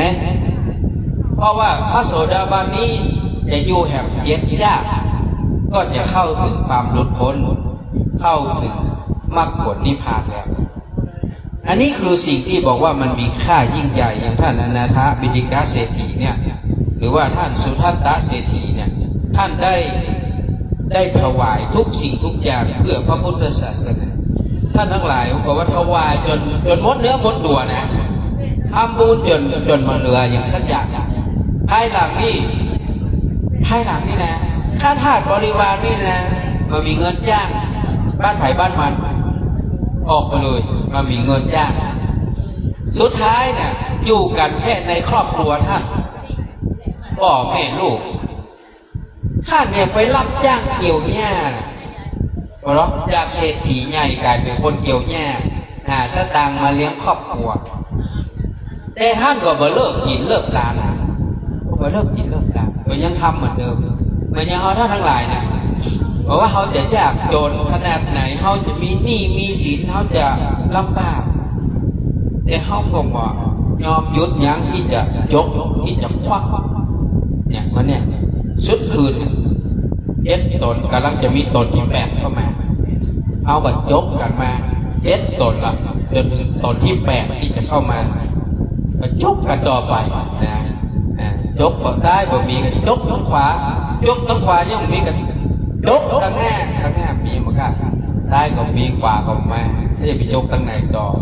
จกคนทางหน้าเขาอะไรกันมันมีหรอไปยืมฉันกลับกันเนอะเดี๋ยวบิ๊กลงไปอย่าโอนคืนอันรุ่นนี้มีก่อนนะแล้วก่อนมีเนอะหมู่ญาติโยมเขารุ่นละก่อนนะพี่นางเขายืมกันยืมก่อนเนอะถ้ามึงไปลืมทวงกูนะอย่างกูขี้ลืมยืมแล้วมาคืนนี่ยุ่งนะเงินกูนี่มันลำบากยืมแล้วต้องคืนเนี่ยเขาว่านานพุทธิชาติมาจี้ไปจี้แก้วก็บอกออกไปก่อนผมโดนมาหลายเตื่อยแม่ก็ลืม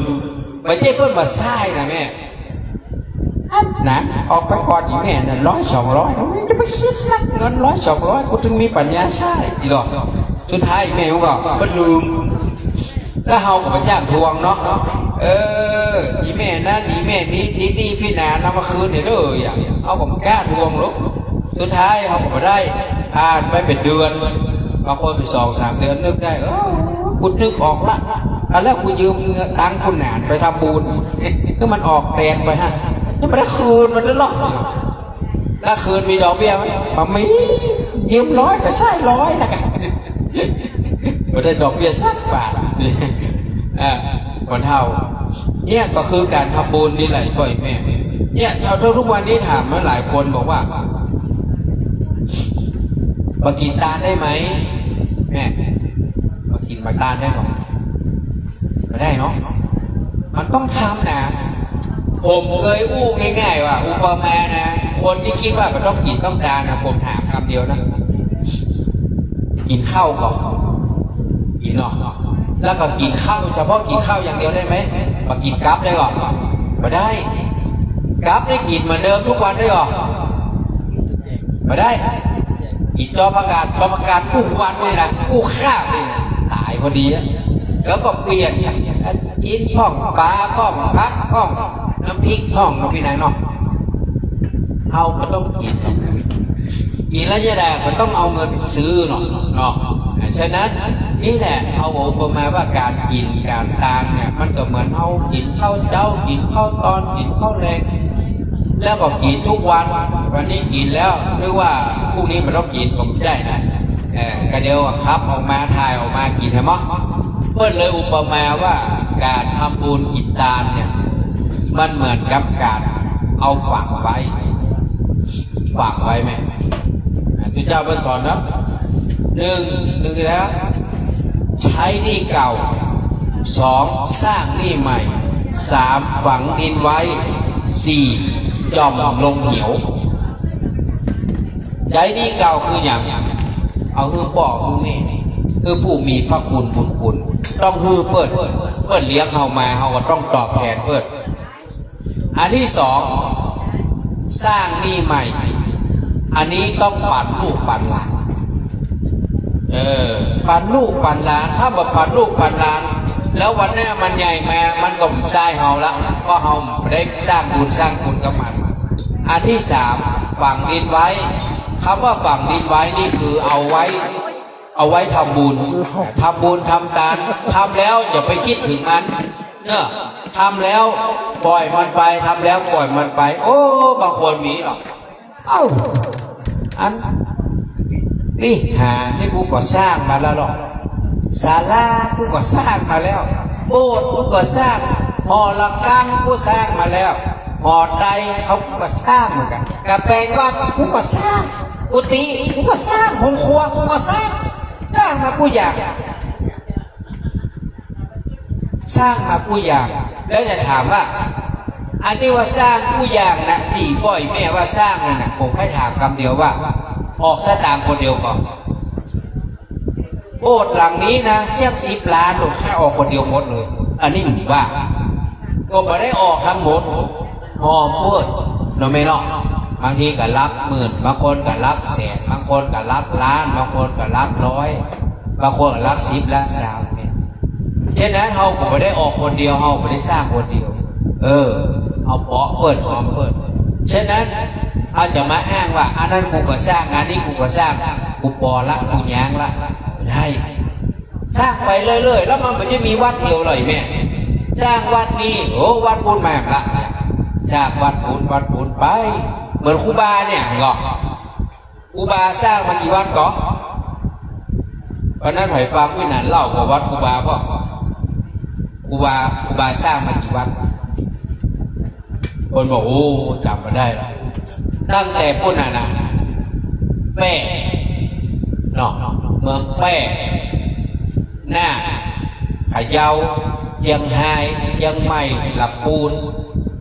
ลำปางเอาไล่มาเลยแป้หน้าพะเยาเชียงรายลำพูนลำปางเชียงใหม่เอาแค่นี้6-7 จังหวัดนะปัดทบสร้างมาสปะสเปะอุบาก็บอกแล้วว่าพอละสร้างมาเยอะแล้วกูก็อุบาก็ว่าก็ไปเปิดขอไปที่ไหนก็ไปนั่งนักไปสร้างไปอย่างเพื่อนจนสุดท้ายเนี่ยอุบาเป็นอย่างแม่อุบาป่วยเป็นอย่างโรคอย่างลิ้นสีดวงทวารนะ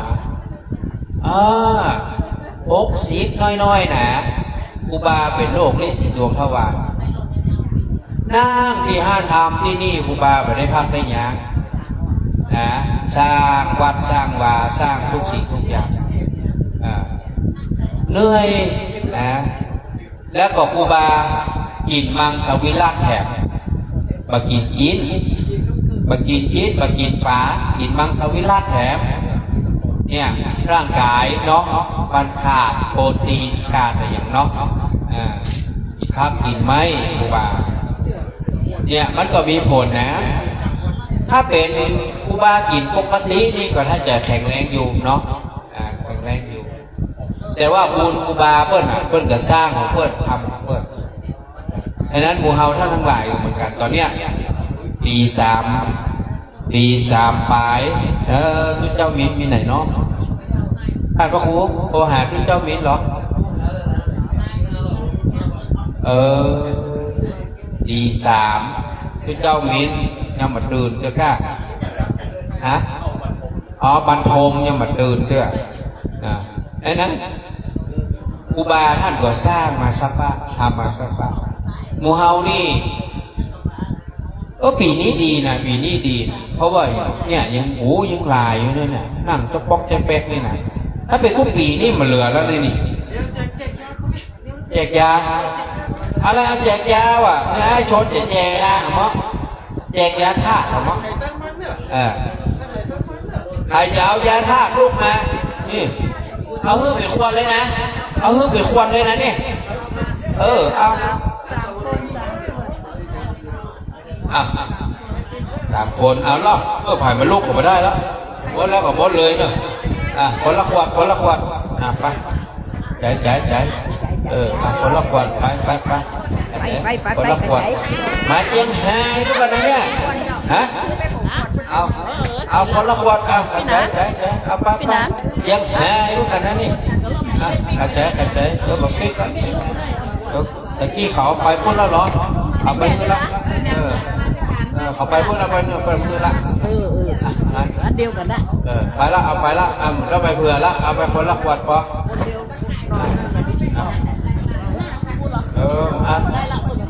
ไปละหมดละมีอยู่ให้ไหมไม่เอาไปหมดเหลือก็กล่องแล้วทีเนี้ยผ่ายเมาแล้วกล่องนี้มีห้ามกล่องก้ามีกล่องก้าจะไปเลี้ยงลงทานก้า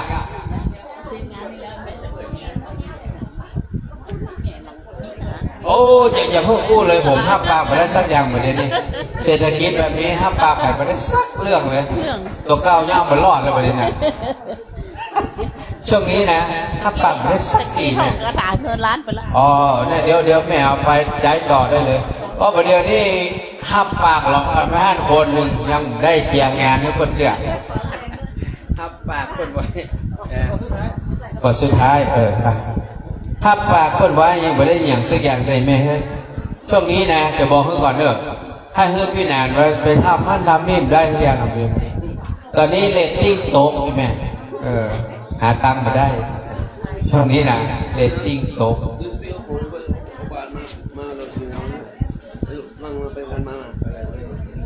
แค่วันเกิดตัวเก่านี่ยอมมันรอดเราไปเนี่ยก็วันที่24เนี่ยนะก็จะได้ร่วมฟังเทศน์ฟังธรรมกัน ก็แค่เลี้ยงโรงทานเนี่ยการผ้าป่าฟังธรรมวันที่24 พฤษภาคมที่วัดอินทขีดใครว่างก็ไปเนอะ9 โมงถึงบ่ายโมงว่างก็มาร่วมกันนะครับช่วงนี้เศรษฐกิจมันไม่ค่อยอำนวยยังก็เงียบไปหมดแม่อย่างที่เจ้าว่าอะไรอันแบงค์สาวเป็นเขียวๆนี่นะแบงค์สาวนี่หูไปวัดแบงค์สาวนี่นะถ้าแบงค์50นี่มันจะไปพูดไปร้านขายขวดย่อยถ้าแบงค์100มันจะไปแอวกัดนักถ้าแบงค์500มันเข้าห้างถ้าแบงค์1,000พูดชอบไปพูดไปเมืองนอกเมืองนากรุงเทพกรุงไทยประเด็นเนาะดังนั้นทุกวันนี้นะการบอกบุญกันอย่างมันเงียบมันไม่เหมือนเมื่อก่อนมันเงียบครับดังนั้นเราก็จะต้องให้โตตอบของจะฮื้อนี่ก็จะมีไมค์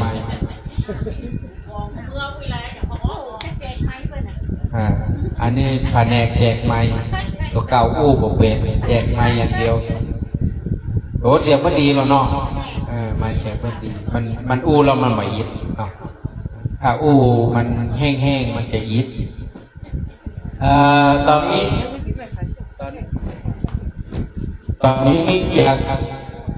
อยากจะให้ทุกคนนะที่นอนอยู่นะลุกไปล้างหน้าล้างตาต้องนอนละไปเข้าห้องน้ำล้างหน้าปะเดี๋ยวถ้าท่านมิ้นมาจะได้ฟังธรรมกันยกสุดท้ายละเลิกลุกมาฟังธรรมกันอย่างกรรม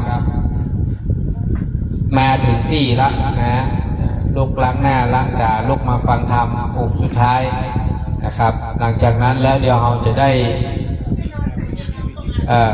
ตีห้าเนี่ยทุกเจ้าก็อย่ามายืดคืนวันนี้นะเดี๋ยวต้องเคลียร์ด้วย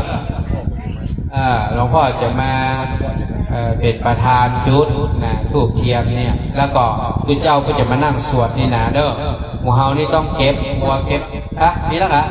อ๋อมีแล้วเนาะอันเป็นอย่างนั้นแล้วไปมูนี่สบายอยู่ต่อ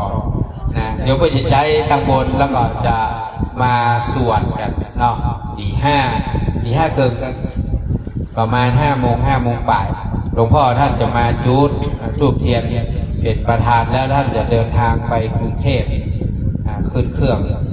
ไปรับตาตั้งเจ้าคณะภาคเจ้าคณะภาคมีเปิดได้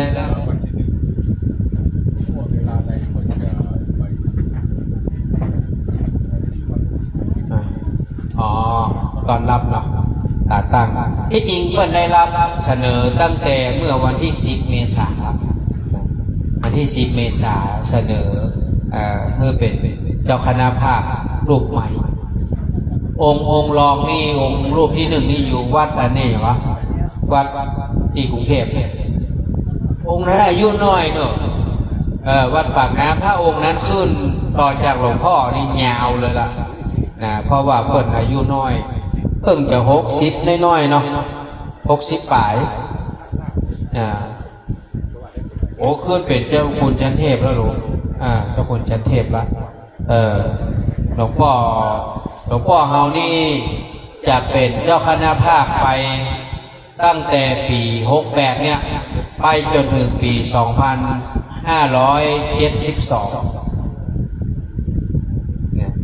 68นี่นะไปถึง72หลังจากนั้นพวกก็จะมีเจ้าคณะภาครูปใหม่ขึ้นมาแทนหลวงพ่อไป80เพื่อจะเกษียณที่80คณะสงฆ์นี่นะเพื่อจะบริหารเนี่ยตั้งแต่เจ้าคณะใหญ่ลงมาเนาะเจ้าคณะโหรเนาะลงมาเพื่อจะเกษียณที่80 ปีมาจนถึงเจ้าคณะตำบลเจ้าคณะอำเภอรองอำเภอเจ้าคณะจังหวัดรองจังหวัดเจ้าคณะภาครองภาคเจ้าคณะโหรเจ้าว่านี่มีเกษียณเนาะนอกจากซึกลาออกย้ายวัดเนาะโดนไล่อเปหีออกจากวัดก็คือหมดจากความเป็นเจ้าว่าหรือเพิ่นว่าถ้าไปไหนบลานะ3 เดือนมั้งกี่วันเพิ่นถือว่าขาดจากความเป็นเจ้าว่านะหายไปไหนมาหูอีนะก็บอกว่าก้าวอีนะถือว่าขาดจากความเป็นเจ้าว่าเนี่ยฉะนั้นเพิ่นเปลี่ยนไปได้ตลอดที่ไหนก็เตียวลงบันไดกะก็ให้ทุกเจ้ามีลงบันไดกะ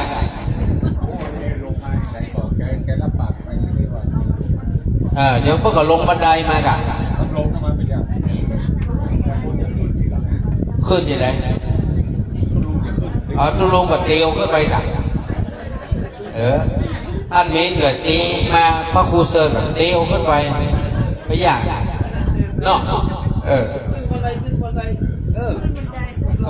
คนหนึ่งกับเตียวขึ้นคนหนึ่งกับเตียวลงถูกแล้วหรือก็ยุติธรรมแล้วหรอคนหนึ่งเตียวขึ้นคนหนึ่งเตียวลงเนสกรรมเดี๋ยวจะเอาครัวใส่บาตรลงมาไว้ ก็ฟังธรรมพระครูอันดูเจ้าหมินเสร็จแล้วจะได้เอาครัวใส่บาตรตอนนี้เราจัดครัวใส่บาตรไว้40 ชุดเดี๋ยวก็ยัดสารปันส่วนเพื่อที่จะได้ร่วมใส่บาตรกันตอนเช้าประมาณสัก7 โมงเดี๋ยวศรัทธาชาวบ้านก็เลยมาร่วมตักบาตรแล้วเดี๋ยวก็จะมีข้าวต้มมีโรงทานมาเลี้ยงหมู่เฮากับจะมีอย่างพ่อหมูเดี๋ยวรอปลายหน่อยประมาณสัก5 โมงบ่าย6 โมงเนี่ยเนาะเดี๋ยวพวกก็จะมีข้าวต้มมาร่วมเลี้ยงนะโดยเฉพาะยิ่งคนที่นอนเอาแหงนี่นะจะได้กินข้าวต้มได้นักน้อยเพราะว่ารับดีฝันดีลูกมากินข้าวต้มส่วนคนที่นั่งก็กินได้มานักเพราะมันนั่งเมินแล้วไปคนนอนนี่จะกินได้นักน้อยยายแล้วหรอกคนไม่ได้นอนนี่ยิดน้อยก็วันนี้นะครับหลังจากที่เราตักบาตรเสร็จแล้วก็จะได้ดูร่วมกิจกรรมกับหลวงพ่อยาวไปจนถึง11 โมงบ่ายเนอะแล้วก็ท่านที่มากับวินานเอานัดรถไปเที่ยงรถจะมารับญาติโยมเราลงไปที่วัดสตือเมืองเวลาเที่ยงฉะนั้นพอเที่ยงปุ๊บรถมานี่ถ้าไผ่จ้าก็จะได้ขึ้นรถปกติเนอะเพราะว่าตอนมาพี่นันก็ไม่ได้เก็บตังค์ตอนปิกถ้ามาปิกกับเปิ้ลก็จ่ายตังค์คนเดียวรถมันปีนเปลือก4 ล้อนี่นะพออย่างเดียวนะมันนี่มีไหมถ้ามีเงินก็ลงไปได้ถ้าไม่มีเงินก็รออยู่ตรงเนี้ยเดี๋ยวถึงวิสาขาค่อยลงแม่เนาะอยู่ยาวไปเลยเพราะมาอยู่กับแม่ชีทางบนนู้นนะแม่ชีมีอย่างกินท้องนะไปเบียดแม่ชีคนเดียวเถอะแม่ชีกินอย่างก็กินนั่นนะเนาะคนนี้บ่ยอมปีกบ้านปีกช่องอยู่ก็กินกับกูเนี่ยกูก็ลำบากอยู่กูก็ลำบากอยู่นะเคยมีหรอกก่อนมีญาติโยมมาเนี่ยมางานครูบาเนี่ยยู่ยาว15 วันโอ้เก่งว่าพูดไปนอนก็ไม่ชี้พูด15 วันอยู่ได้นะมีญาติโยมมาเนี่ยเพิ่นอยู่ปฏิบัติธรรมเพิ่นตั้งใจอยากจะปฏิบัติธรรมก็เลยอยู่ลวดเลยแล้วแต่งานครูบาวัดต้นสูตรยังก็มันใช่มันพูดด้วยเฮาลำโพงไอ้ขจรพูดด้วยเฮาเอาการเหลียวพอจะถามว่าอันยังก็มันดับไปเลยก็ใครที่นอนอยู่ก็เดี๋ยวสักกรรมเปิ้นลงมาเทศก็ลุกมาฟังธรรมกันต่อจะได้ก่อนไปลืมเรื่องการเทศเนอะบานลูกก็หอมก่อนแล้วก็รอรับต่อเดี๋ยวทุกเจ้ามีนงอนเฮาเทศคนสุดท้ายนะถ้าทานรับกันมดวินาทีหันแล้วใจอ่อนถ้าเป็นเฮานี่เฮาอยู่ไว้ปีกันถ้าอยู่ไว้ปีกใจอ่อนใจจางคนฟังเหลือน้อยเดียวที่เหลือรับมดอันนี้มันเป็นความสุขเนาะอยู่บ้านนี่มารับมานอนนะมาอี้รับห้องเนี่ยแล้วเนี่ยพอแล้วแต่ละคนเนี่ยผมเชื่อนะอยู่บ้านนะมันรับก็ยกเว้นหลอกอ่อนนี่รับแน่หลอกอ่อนผักตึงกำลังไวกำลังกินกำลังนอนบนเท้านี่นะตี 4 ตี 5นี่ลูกลองปฏิบัติธรรมบนนู่นกะแม่ตี 3ปลายลูกมาเตะถูกแซวๆแล้วซาเซ่จนต้องตั้งกฎกติกาถ้ามาถึงตี 4ห้ามเตะถูกแซวๆก็บอกว่าเป็นอย่างไงอยู่ฮะนะยังกับแหวเลยแม่ฟังเข้าห้องน้ำอาบน้ำส้มซ้ำเก่งแต่มันอย่างกระดูกเซลครับพี่นะมันอย่างกระดูกเซลเอาเหมือนว่าเตะถุงยากระถุงอย่างไงแปลว่าเพื่อเอาสบู่จะสีฟันใส่ ตีซ้อหาเนาะไปก็บ่กล้าเปิดแหละงมๆซ้ำๆเนาะก็แล้วสักเทื่อคนหนึ่งเตะเสร็จแม่เดี๋ยวคนที่สองเตะต่อ3 4 5มาดีๆกับทีเนี้ยยาวแล้วทีเนี้ยเดี๋ยวเริ่มมีเสียงแล้วแม่เริ่มมีเสียงกระซิบแล้วตอนแรกเป็นทายกระซิบ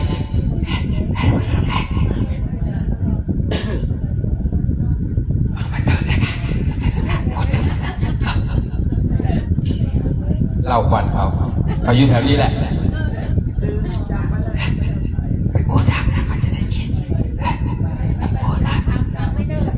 ถ้ากล่าวเมาแล้วเดี๋ยวเริ่มพูดมาได้ยินพูดอย่างก็เดี๋ยวดังขึ้นอันนี้คือเป็นเรื่องปกติเนาะถ้าปะเตถูกแซวก็อู้กันกระซิบกระซาบนี่นะผิดปกติแม่แสดงว่าเขาโดนวางยาคือเขาบรรลุนอนเช้าวันนี้มันอีปี้นั่นมาได้อีปี้อย่างว่าสักกะแปงไงอีปี้ตุ้ยน่ะพี่อย่างว่าตุ้ยน่ะขี้จมดีน่ะคนเท่าวันนี้เราจับตีผมเซี่ยวๆนะจะมันเจ้าเรื่องนะตีเรื่องเดือดร้อนตีผมเซี่ยวๆพี่อย่างว่าฮะตุ้ยน่ะคนงามอ่ะวันนี้มาหรอกเนี่ยแต่แกนั่งมาไหวแกมานั่งอิ่มไหวอันนั้นนั่งสมาธินั่งไปนั่งแม่แกกับลูกไปทางไหนมั่วแกมาไหวแกนั่งเมินได้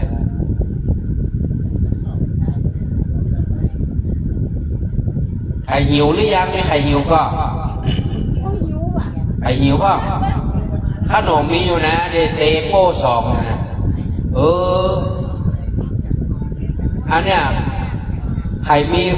เอาไฟแช่ไฟจุดไอ้แก๊สให้กำลังต้มน้ำให้กำลังแต่เกี้ยน้ำไปเติมอ่ะต้องเรียนพี่นางวะเอาอันนี้ไปเอาเตียนชนวนมาด้วยจุดเอาไปเนี่ยเอานี่ไปมันจุดมันถึงแก๊สอ่ะเปิดหัวแก๊สไปต้มน้ำกับน้องเรียนไปประธานในพิธีไปจุดขอเรียนเชิญคุณพัชรินทร์สุกันโทไปจุดเทียนชนวนเตาแก๊สนะครับก้อยเนี่ยเปิดหัวแก๊สดีๆนะครับปอกกันดีๆนะ2 คนอ่ะเป็นสลือนะเปิดหัวแก๊สหรือยังหัวแก๊สเปิดหรือยังพี่นางเปิดหัวแก๊สหรือยังก้อยเปิดนะหัวมันน่ะ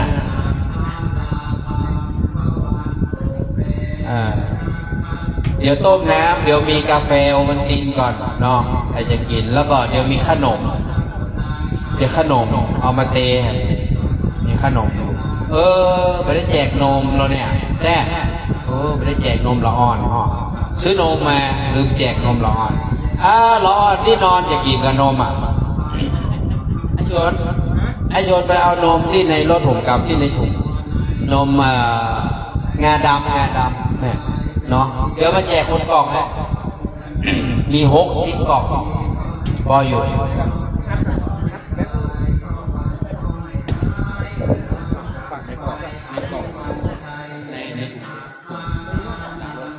กล่องนึงอ่ะเปิดประตูหลังในถุงอ่ะเดี๋ยวจะเอานมแจกละอ่อนที่นอนอยู่ก็เดี๋ยวใครจะเอานมก็บอกถ้าบอกก็จะได้เอาไปให้ในฝันคนนะจะแจกงูละอ่อนที่นั่งนี่ก่อนลืมไปว่าแจกนมกินนมก่อนเนาะแล้วเดี๋ยวมีขนมแล้วก็เดี๋ยวเพื่อเขาอันต้มน้ำอย่างแก้มดก็ไม่ได้กินล้านเอามีแล้วกะก็เลยแก้หมดกะไม่ได้กินล่ะได้กินอยู่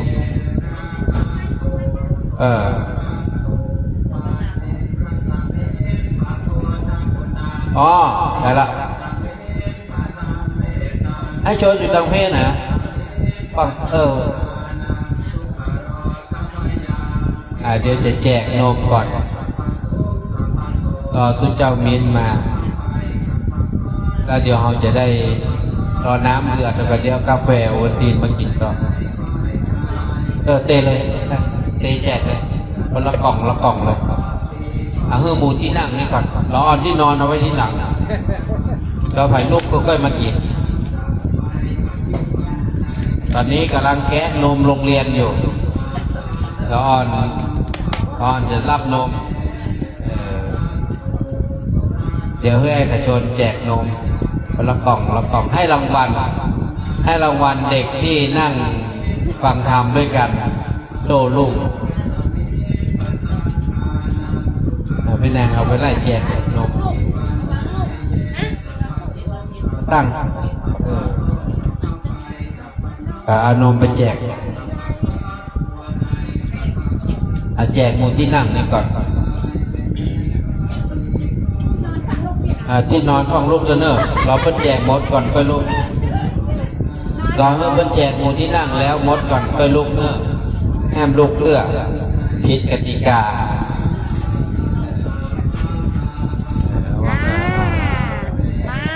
มาแล้วจ้าฮะแจกส่งต่อก็ได้หรอนี่ส่งไปเป็นแถวเป็นแถวส่งต่อกันคนละกล่องหยิบแล้วแบ่งวงเล็บว่าคนละกล่องนะห้ามเอา2 กล่องมาได้เนอะคนละกล่องมันจะได้ไขว้เนาะจะได้ไขว้กัน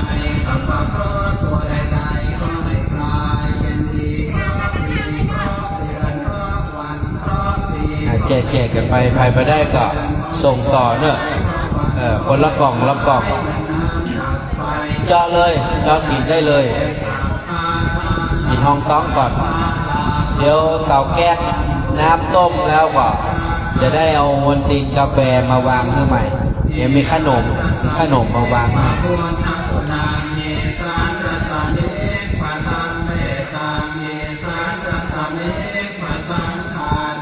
ภัยรับอิ่มแล้วก็ลูกล้างหน้าล้างขาเนอะแล้วก็มานั่งฟังธรรมด้วยกัน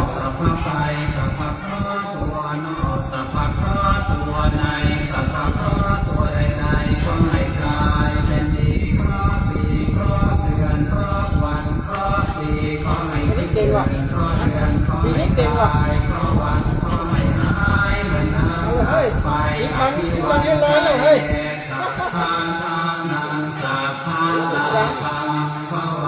ลงสัมภานันทุกขโรธพยาวิวันชัยเยสัพพทุกข์สัพพโศกสัพพโรคสัพพภัยสัพพเคราะห์ตัวนอกสัพพเคราะห์ตัวในสัพพเคราะห์ตัวใดๆก็ให้กลายเป็น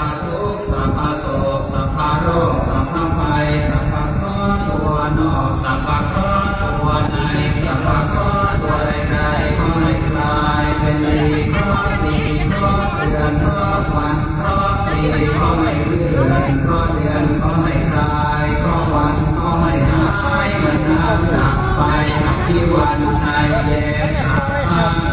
นังสัพพะลาภังภวันโตเม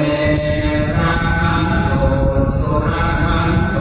ปัตเวรสเมปะปุตตะตุนังปัตเวรสเมปะธัมเมตังปัตเวรสเมปะสังฆานังทุกขโรธพยาวิวันชัยเยสัพพทุกข์สัพพโศกสัพพโรคสัพพภัยสัพพเคราะห์ตัวนอกสัพพเคราะห์ตัวในสัพพเคราะห์ตัวใดๆก็ให้กลายเป็นดีเคราะห์ปีเคราะห์เดือนเคราะห์วันเคราะห์ปีก็ให้เคลื่อนเคราะห์เดือนก็ให้คลายเคราะห์วันก็ให้หายเหมือนน้ำดับไฟอภิวันชัยเยสัพพะ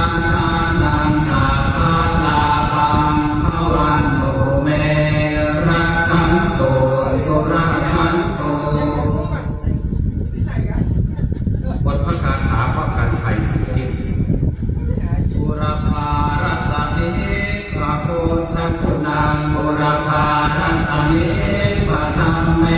ตังบุรพารัสมิมาสังขานังทุกขโรคพยาวิวันชัยเยสัพพทุกข์สัพพโศกสัพพโรคสัพพภัยสัพพเคราะห์ตัวนอกสัพพเคราะห์ตัวในสัพพเคราะห์ตัวในก็ให้กลายเป็นดีเคราะห์ปีเคราะห์เดือนเคราะห์วันเคราะห์ปีก็ให้เคลื่อนเคราะห์เดือนก็ให้คลายเคราะห์วันก็ให้หายเหมือนน้ำดับไฟอภิวันชัยเยสัพพาทานังสัพพาลาภังภวันตุเมรักขันตุสุรักขันตุอาคเนรัสเมภาวุทัตุนาอาคเนรัสเมภาตังเมตังอาคเนรัสเมภาสังขานังทุกขโรคพยาวิวันชัยเยสัพพทุกข์สัพพโศกสัพพโรคสัพพภัยสัพพเคราะห์ตัวนอกสัพพเคราะห์ตัวในสัพพเคราะห์ตัวใดๆก็ให้กลายเป็นดีเคราะห์ปีเคราะห์เดือนเคราะห์วันเคราะห์ปีก็ให้เคลื่อนเคราะห์เดือนก็ให้คลายเคราะห์วันก็ให้หายเหมือนน้ำดับไฟอภิวันชัยเยสัพพานังสัพพาลาภังภวันตุเมรักขันตุ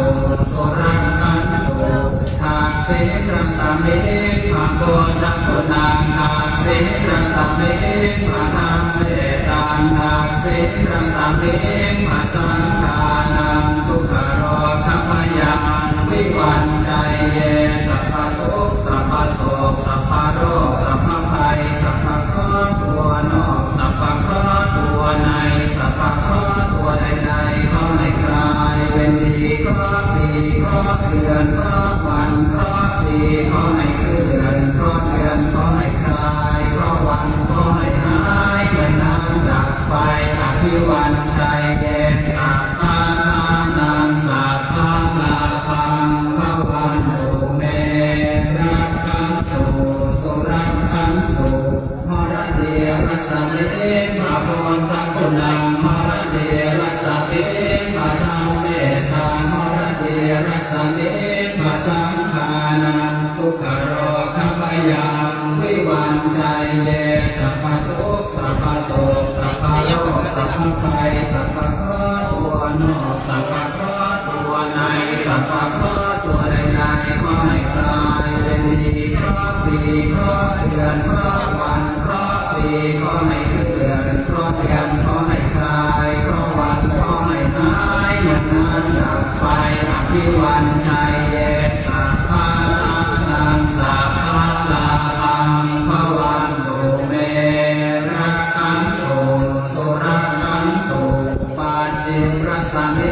ภาโพทัตุนังปาจิมรสเมภาธรรมเมตังปาจิมรสเมภาสังขานังทุกขโรคพยาวิวันชัยเยสัพพทุกข์สัพพโศกสัพพโรคสัพพภัยสัพพเคราะห์ตัวนอกสัพพเคราะห์ตัวในสัพพเคราะห์ตัวใดๆก็ให้กลายเป็นดีเคราะห์ปีเคราะห์เดือนเคราะห์วันเคราะห์ปีก็ให้เคลื่อนเคราะห์เดือนก็ให้คลายเคราะห์วันก็ให้หายเหมือนน้ำดับไฟอภิวันชัยเยสัพพานังสัพพาลาภังภวันตุเมรักขันตุสุรักขันตุปายารัสเมภาโพทัตุนังปายารัสเมภาธรรมเมตังปายารัสเมภาสังขานังทุกขโรคพยาวิวันชัยเยสัพพทุกข์สัพพโศกสัพพโรคสัพพภัยสัพพเคราะห์ตัวนอกสัพพเคราะห์ตัวในสัพพเคราะห์ตัวใดๆก็ให้กลายเป็นดีเคราะห์ปีเคราะห์เดือนเคราะห์วันเคราะห์ปีก็ให้เคลื่อนเคราะห์เดือนก็ให้คลายเคราะห์วันก็ให้หายเหมือนน้ำดับไฟอภิวันชัยเยสัพพานังสัพพา สาธุชนญาติโยมทุกท่านนะครับพระธรรมเทศนาพระธรรมเทศนา นอนรัสเมภาโพ พระธรรมเทศนาบทความสุดท้าย พระธรรมเมตังโพนอนรัสเม เมื่อตอนนี้เรามาถึงตรงนี้แล้วนะขอเพื่อศรัทธามาได้มาร่วมกันฟังน้ำฟังธรรมเป็นการสุดท้ายในค่ำคืนนี้นะก็ขอให้ทุกท่านได้ตั้งจิตตั้งใจร่วมฟังน้ำฟังธรรมในการก็น้อยก็นานเอาเป็นคนจุดเทียนสองธรรมไปเลยเนอะจุดเทียนสองธรรมไปเลยจะได้รับฟังธรรมการเพื่อนสุดท้ายตอนนี้ก็เหลือ10 กว่านาทีก็จะถึงตี4เพื่อฟังธรรมเสร็จสักกรรมก็จะได้มีพิธีอื่นต่อไปกรรมาจโลกาธิปติสหัมปติกัดอัญชลียันติวรังยาจทาสันติทัสกาปราชกชาติกาเทเสตุธรรมังอนุกรรมปิมังปัจฉา นอบน้อมแด่องค์สมเด็จพระสัมมาสัมพุทธเจ้าขอถวายความเคารพนอบน้อมในร่มเมตตาบารมีธรรมพระเดชพระคุณหลวงพ่อประธรรมเสนาบดีเจ้าคณะภาค7เจ้าอาวาสวัดพระธาตุดอยสุเทพราชวรวิหารขอเจริญพรมายังบรรดาสาธุชนพุทธบริษัททุกท่านอันประกอบไปด้วยคุณโยมอ้ายปีหนานพุทธิชาติคำปันพร้อมด้วยคุณโยมขชนดวงไทยพ่ออาจารย์พ่อนานสมพงษ์พุทธพองมกทายกวัดพระธาตุดอยสุเทพญาติโยมแห่งหลายท่านประกอบไปโดยแม่กุยคำสองเภาผู้รู้ราตรีนานนั่งอยู่ตั้งหลังหลับตื่นแล้วก็แห่งหลายท่านหลายคนที่อยู่ในมณฑลพิธีนี้ได้เดินทางมาฟังเทศน์ฟังธรรมพูดจากันเทศน์โอกาสครบรอบ90 ปีครูบาเจ้าศรีวิจัยแปลงตั้งขึ้นดอยสุเทพในโอกาสวันนี้ถือว่าเป็นเช้าอันเป็นมงคล90 ปีเราตั้งหลายอายุ60 70นั่งนอนมุกการฟังธรรมก็ให้ได้อยู่90 ปีก็เนิ่นสาธุด้วยกันเนิ่นสาธุอย่าเจ็บอย่าจนอย่าจากอย่าเจ๊งบัดนี้ก็ถือโอกาสอันนี้ถือว่าเป็นการแรกและกันสุดท้ายในเจ้านี้ตั้งใจไว้ญาติโยมหลายท่านหลายหน้าหลายตามาพบปะกันบนดอยบางคนก็นึกถึงสมัยตะก่อนนี่ญาติโยมแม่กุยนี่จะมาพร้อมกันฟังเทศน์อากาศหนาวแบบนี้ก็คือเตียวขึ้นดอยวันนี้มีอย่างแจกนี่กำลังคดเคสซ่อนใต้ใส่สินเท่านั้นเนี่ยนี่เป็นสีขาวเดี๋ยวหลวงพ่อพี่หนางผู้ริชาติเอาไปแจกนี่เราเต้นแล้วก็อันนี้เปิ้ลทักจากมือที่มาถวายหลวงพ่อเปิ้ลทักจากมือมาแม่พิมพันธ์ถ้าอยู่ฟังรายการอยู่เปิ้ลทำไว้ทักจากมือเนาะวันนี้ถือว่าเจ้านี้ก่อนที่ฟังเทศเสร็จแล้วก็จะได้ร่วมทำวัดเจ้าตี5เกิงหลวงพ่อคือสามเณรทุกรูปโอ้แม่บุญด่วนก็มาเนาะได้เป็นบุญเป็นกุศลแม่บุญด่วนก็มาหลายคนหลายท่านก็พรั่งพร้อมน้อมเจอกันพี่หนานได้พรั่งพร้อมได้มาสู่มณฑลพิธีนี้ตั้งแต่วันปฏิบัติธรรมตอนนี้โครงการตำบลที่เราเคยปฏิบัติอยู่นั้นแม่บุญด่วนก็จะได้ปฏิบัติธรรมไปสักพักหนึ่งเพราะว่าตั้งศาลาน้อยฮั่นเพื่อจะตุกขยายแปลงใหม่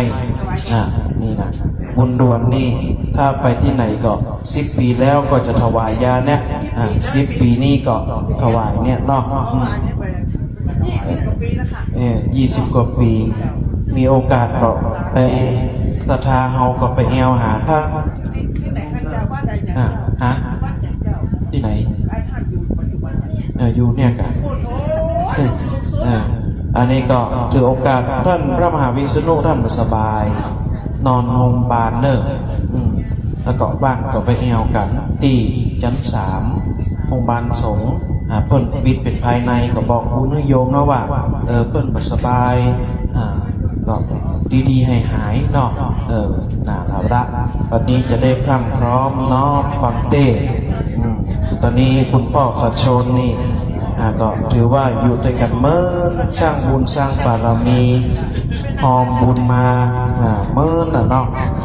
เป็นบุญเป็นกุศลสกเตาเราเด้งมาตั้งหน้าไปเด้อเอาละจะได้เตะทำแล้วเนอะวันนี้ถือว่ามีพี่นาบริษัทสัมพันธ์ได้ฟังนั่งหน้าก็นั่งหน้ากับแม่นี่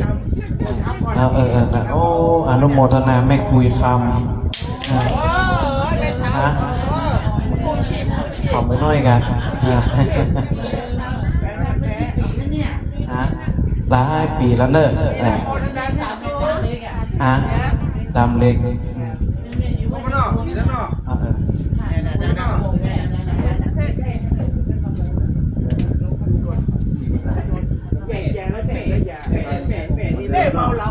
แม่คุยนี่ก็เหมือนเดิม100 เนอะแม่ก็เหมือน100กันเนอะ100ละบัดนี้ฟังเทศฟังธรรมฟังเพราะอันที่รับก็รับไปเถอะเนอะอันที่รับก็รับไปเนอะอันที่ก็นอนไปเถอะเป็นยังหนาวคนนี่นะเอาเป็นคนบุญนั่นเนอะวันก่อนฝน2 วันนะแม่ฝนมันตกที่ข้างบนนี่นะเช้านี้ถึงเย็นก็คุยกับหลวงพ่อว่าปะลังลงจะเก็บคือกล้าเนาะก็กลัวพายุก็มีแต่ข่าวเมื่อวานตอนเย็นมีพระออกไปกรุงเทพเพราะวันนี้มีงานที่กรุงเทพกันหลวงพ่อต้องลงไปปรากฏว่าเครื่องบินที่ดอนเมืองปกติมันลงบ่าย30 นาทีบ่าย3 ครึ่ง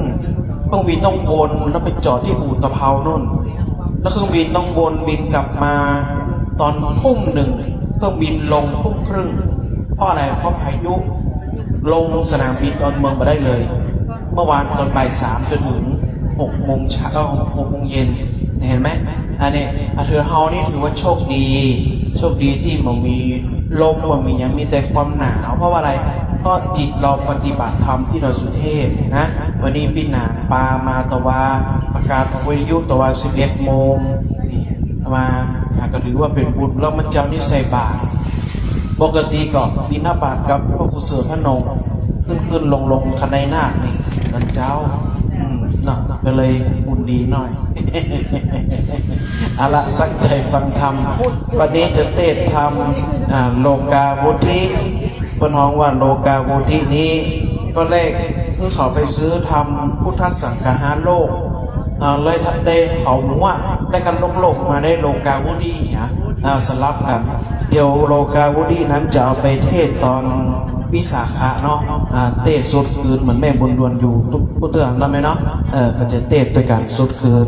ทำโลกาวุฒิบัดนี้พรั่งพร้อมน้อมจะเทศทำสถานที่ฟังออนไลน์ฟังถ่ายทอดวิทยุก็ดีฟังไลฟ์สดก็ดีก็น้อมจิตเพื่อเป็นบุญเป็นกุศลหลวงพ่อบอกว่าทำจิตให้ใสทำใจให้ดีบุญบารมีเขาจะได้เกิดตอนที่จูดเกียมทรงธรรมก็เพื่อจิตเขามั่นคงตั้งมั่นตอนนี้พระบาทสมเด็จพระเจ้าอยู่หัวได้เผยแผ่ธรรมชื่อว่าธรรมนาวาวังเป็นธรรมที่พระพุทธเป็นธรรมที่พระองค์นั้นได้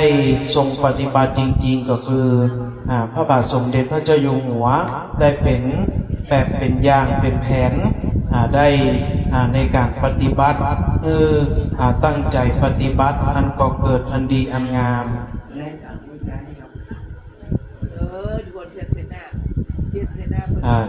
ได้ย้ายได้ปฏิบัติชื่อว่าพุทโธเมนาโถ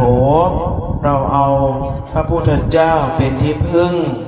ธัมโมเมนาโถเราเอาพระธรรมเป็นที่พึ่งสังโฆเมนาโถเราเอาพระสงฆ์เป็นที่พึ่งเป็นสรณะเหมือนที่เราได้สวดธรรมวัดเจ้ากับวินัยอย่างสักคำหนึ่งเนาะอันเนี้ยพุทโธเมนาโถเราเอาพระพุทธเจ้าเป็นที่พึ่งธัมโมเมนาโถเราเอาพระธรรมเป็นที่พึ่งสังโฆเมนาโถเราเอาพระสงฆ์เป็นที่พึ่งเป็นสรณะเพิ่นบอกไว้ว่ายังกินจิสมุทมังธรรมังนิโรธธรรมังคือมีเราสิ่งใดสิ่งหนึ่งที่เกิดขึ้นเป็นธรรมดาสิ่งนั้นก็จะดับเป็นธรรมดาแม่ที่ในหนังสือที่เพิ่นแจกทำนาวาวังนี้ก็เหมือนตอนทำวัดเจ้าเอาทำกันจะมีบทหนึ่งที่บอกว่าเรามีความเกิดเป็นธรรมดาเรามีความแก่ความเจ็บความตายเป็นธรรมดาเรามีความพลาดพลาดจากของรักของที่พอใจเป็นธรรมดาสิ่งทั้งหลายเหล่านี้เรียกว่าขันธ์ห้าคือความทุกข์บางคนนี่ทุกข์อันนั้นอาตมาได้นั่งคู่กับฝรั่งแต่ฝรั่งแบบจ้างแต่เพื่อมีไกด์แม่คุณยงป้อขาชนเพื่อมีไกด์มานั่งมาจู่ๆก็มานั่งนะแล้วก็มองหน้าแล้วก็อู้กับไกด์ว่าฉันอยากคุยด้วยเขาบอกว่าอยากคุยกับทุกเจ้าเนี่ยอยากคุยกับทุกเจ้าด้วยเขาก็ถามว่าเอาได้ว่างอยู่คุยได้เอาไว้นะเนี่ยทุกวันนี้เป็นอะไรไม่รู้เราก็เลยบอกไกด์ว่าทุกข์ใช่ไหมเขาบอกว่าเขาก็แปลภาษาthe suffering คือความทุกข์ฉันมีความทุกข์เพราะอะไรเราเลยบอกว่าเราตอบแทนไปเลยว่าเนี่ยเหมือนที่พระพุทธองค์บอกว่าทุกข์เกิดก็เป็นทุกข์ตายก็เป็นทุกข์แก่ก็เป็นทุกข์เจ็บก็เป็นทุกข์ตั้งใจสิ่งใดสิ่งหนึ่งไว้ไม่ได้ตั้งใจก็เป็นทุกข์ทุกสิ่งทุกอย่างทั้งหลายทั้งปวงเหล่านี้คือความทุกข์พัดพลาดจากของรักก็เป็นทุกข์สามีภรรยากันเลิกลากันก็เป็นทุกข์ก็บอกคนแบบนี้โอ้แกให้ขนาดเลยฝรั่งให้ยิงให้ขนาดเลยนะแม่คือทำเราเนี้ยเหมือนแม่เขามานั่งเนี่ยเหมือนสวดมนต์ทำวัดเนี่ยเราโชคดีที่เกิดมาในพระพุทธศาสนาพระพุทธศาสนาเนี่ยสอนให้เราเนี่ยทำใจกับทุกสิ่งที่เกิดขึ้นเกิดแก่เจ็บตายพัดพลาดสมหวังประสมหวังผิดหวังอยู่กับปัจจุบันเมื่อหลวงปู่ทองสอนมันพี่นานเทศออกวิทยุว่าให้อยู่กับปัจจุบันตามที่หลวงปู่ทองบอกไว้นี่แหละตอนนี้ทุกสิ่งทุกอย่างที่เราเกิดขึ้นวันนี้เรามาดอยสุเทพเรามาฟังธรรมเรามาได้มากันแค่วันนี้วันวานเรามาปฏิบัติกันแบบนี้มาเป็น10-20 ปีแล้วบางท่านบางคนแม่หลายแม่โยมหลายคนโยมพัชรีหลายคนมาปฏิบัติบนดอยจนจากอายุ40เป็น50จาก50เป็น60จาก60เป็น70แล้วก็อาตมาก็บ่ได้เทศแบบนี้เนี่ยเพิ่นได้เปรียบหรอกเพิ่นเทศกันตั้งแต่แรกรับไปร้อยไปปันมาตั้งแต่3 ทุ่ม4 ทุ่มละเอามาเทศตอนปลายมันน้ำปีน้ำปลายนะเป็นสีม่วงเนี่ยไม่เนาะเป็นสีเขียวไม่ใช่สีม่วงเป็นสีเขียวเนี่ยเซลเล่มได้อันเนี้ยเรามาเทศแบบเนี้ยทุกเช้าลุกเป็นกันสุดท้ายเคยบอกว่าตำลุกนี่ถามแม่บุญด่วนนี่บนดอยนี่ก่อนเพิ่นจะสวดเบิกตี 4นะไหมเนาะตี 3ตี 4เต้เสร็จแล้วก็สักกรรมหนึ่งถ้าวิสาขะนี่เดินขึ้นดอยนี่เพิ่นจะมีการสวดมนต์ทำวัดแบบเนี้ยตี 5ทำวัดเสร็จแล้วก็เนร1,000 รูปวันที่10 พฤษภาคมนะอันนี้ย้อนไปอดีตนะแต่เปรียบเทียบให้ฟังแบบนี้มาทุกครั้งแล้วก็อากาศเย็นแบบนี้ทุกครั้งก็เรามีบุญฝนมาตกซิแม่แต่ตะคืนตกกับเนาะสวยๆเย็นนะ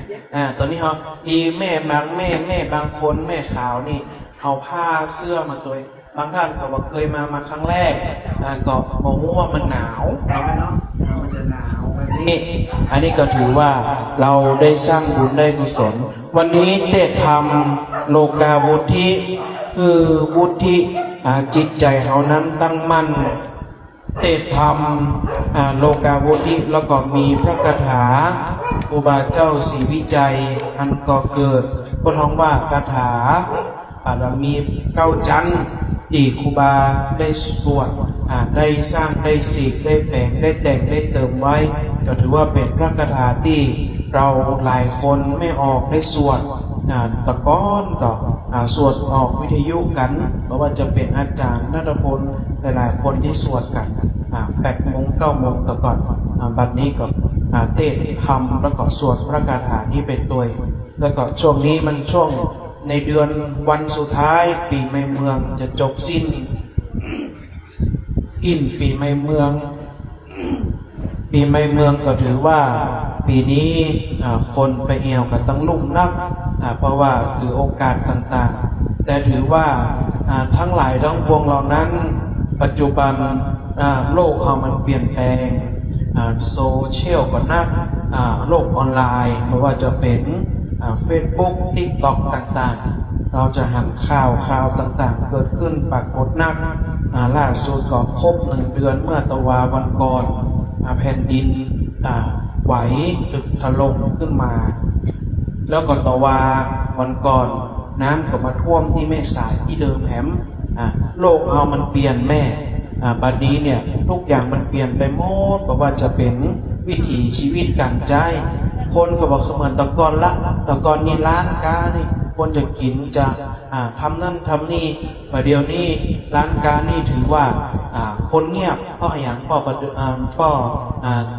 ขชนคนประเดี๋ยวนี้ไปสั่งในออนไลน์เยอะในแก๊ปในแอปต่างๆอันเรานี้แหละทำให้ก่อเกิดโลกก็เปลี่ยนสังคมเปลี่ยนวัยรุ่นก็เปลี่ยนการกินการอยู่แม่ดังนี้เป็นต้นเนาะบัดนี้ก็ทำจิตให้ใสทำใจให้ดีบรรยายไปเพื่อที่ทวงเวลาเทศเสร็จแล้วก็จะได้ล้างหน้าล้างตาเตรียมเนื้อเตรียมตัวแล้วก็จะได้ฟังเทศฟังธรรมสวดมนต์ทำวัดเจ้าหลวงพ่อเจอพระเนรลงมากันหมดรูปนี้หมดเลยมาร่วมกันสวดทำวัดเจ้าก็เกิดอานิสงส์แต่วันนี้ก็ถือว่าเป็นบุญใหญ่ที่หลวงพ่อก็จะได้เดินทางไปรับพระบัญชาได้ลงไปถึงญาติโยมหลายท่านก็ได้เดินทางขึ้นมาวันนี้10 โมงตะวันได้ให้ประสานจากครูบาน้อยสีดอนมูล10 โมงเช้าครูบาเปิ้ลจะมาเสกน้ำมนต์หลวงพ่อเตรียมน้ำแบบนี้ไว้เป็นหลายร้อยขวดให้โยมให้ครูบาน้อยเสกเป่ามดแล้วก็เอาแจกให้ไม่ข่าวเอาผู้คนเลยวันนี้ครูบาน้อยสีดอนมูลจะขึ้นมาคิวเป็นยาวแม่แต่ประกอบขอสละเวลามาเพื่อที่จะได้มาประพฤติปฏิบัติในของเขาดังที่อาตมาภาพบอกตะกี้ว่ามวลมนุษย์ของคนเฮานั้นมันทุกข์คนละมิติมวลมนุษยชาติของเฮานั้นอุบัติเกิดขึ้นในโลกล้วนประสบกับความทุกข์ด้วยกันทั้งหมดทั้งสิ้นเรียกว่าทุกข์คนละรูปแบบต่างคนต่างทุกข์เพียงแต่ทุกข์คนละรูปแบบนั้นจะเป็นจะใดคนว่าคนจนนั้นทุกข์เพราะว่าไม่มีจะกินคนรวยนั้นทุกข์เพราะไม่มีที่เก็บเด็กทุกข์เพราะถูกขัดใจทุกข์เพราะถูกขัดใจผู้ใหญ่นั้นทุกข์เพราะปัญหามากมายลุมเล้าคนชั่วนั้นทุกข์เพราะกลัวตกนรกคนดีทุกข์เพราะกลัวจะไม่ได้พบขึ้นสวรรค์ทำดีไม่มีใครจะได้ออกสื่อทุกข์เพราะกลัวอย่างนี้เป็นต้นข้าราชการก็ดีบัณฑิตทั้งหลายก็ดีบัณฑิตเป็นว่าคิดว่าหวังว่าจะได้แล้วมาได้ก็เป็นทุกข์ชราสังขารไม่อำนวยโรคภัยไข้เจ็บย่ำยีบีทาก็เป็นทุกข์ดังนี้เป็นต้นประสบอุทกภัยทุกข์เพราะน้ำท่วมประสบอัคคีภัยก็ทุกข์เพราะไฟไหม้ประสบกับวาตภัยก็ทุกข์เพราะถูกพายุพัดผ่านกระหน่ ประสบกับชาตภัยคือภัยแห้งแล้งประสบกับทุกพิกภัยคือทุกข์เพราะมีเศรษฐกิจฝืดเคืองข้าวยากหมากแพงดังนี้เป็นต้นประสบกับเหตุแผ่นดินไหวก็ทุกข์เพราะเฮานั้น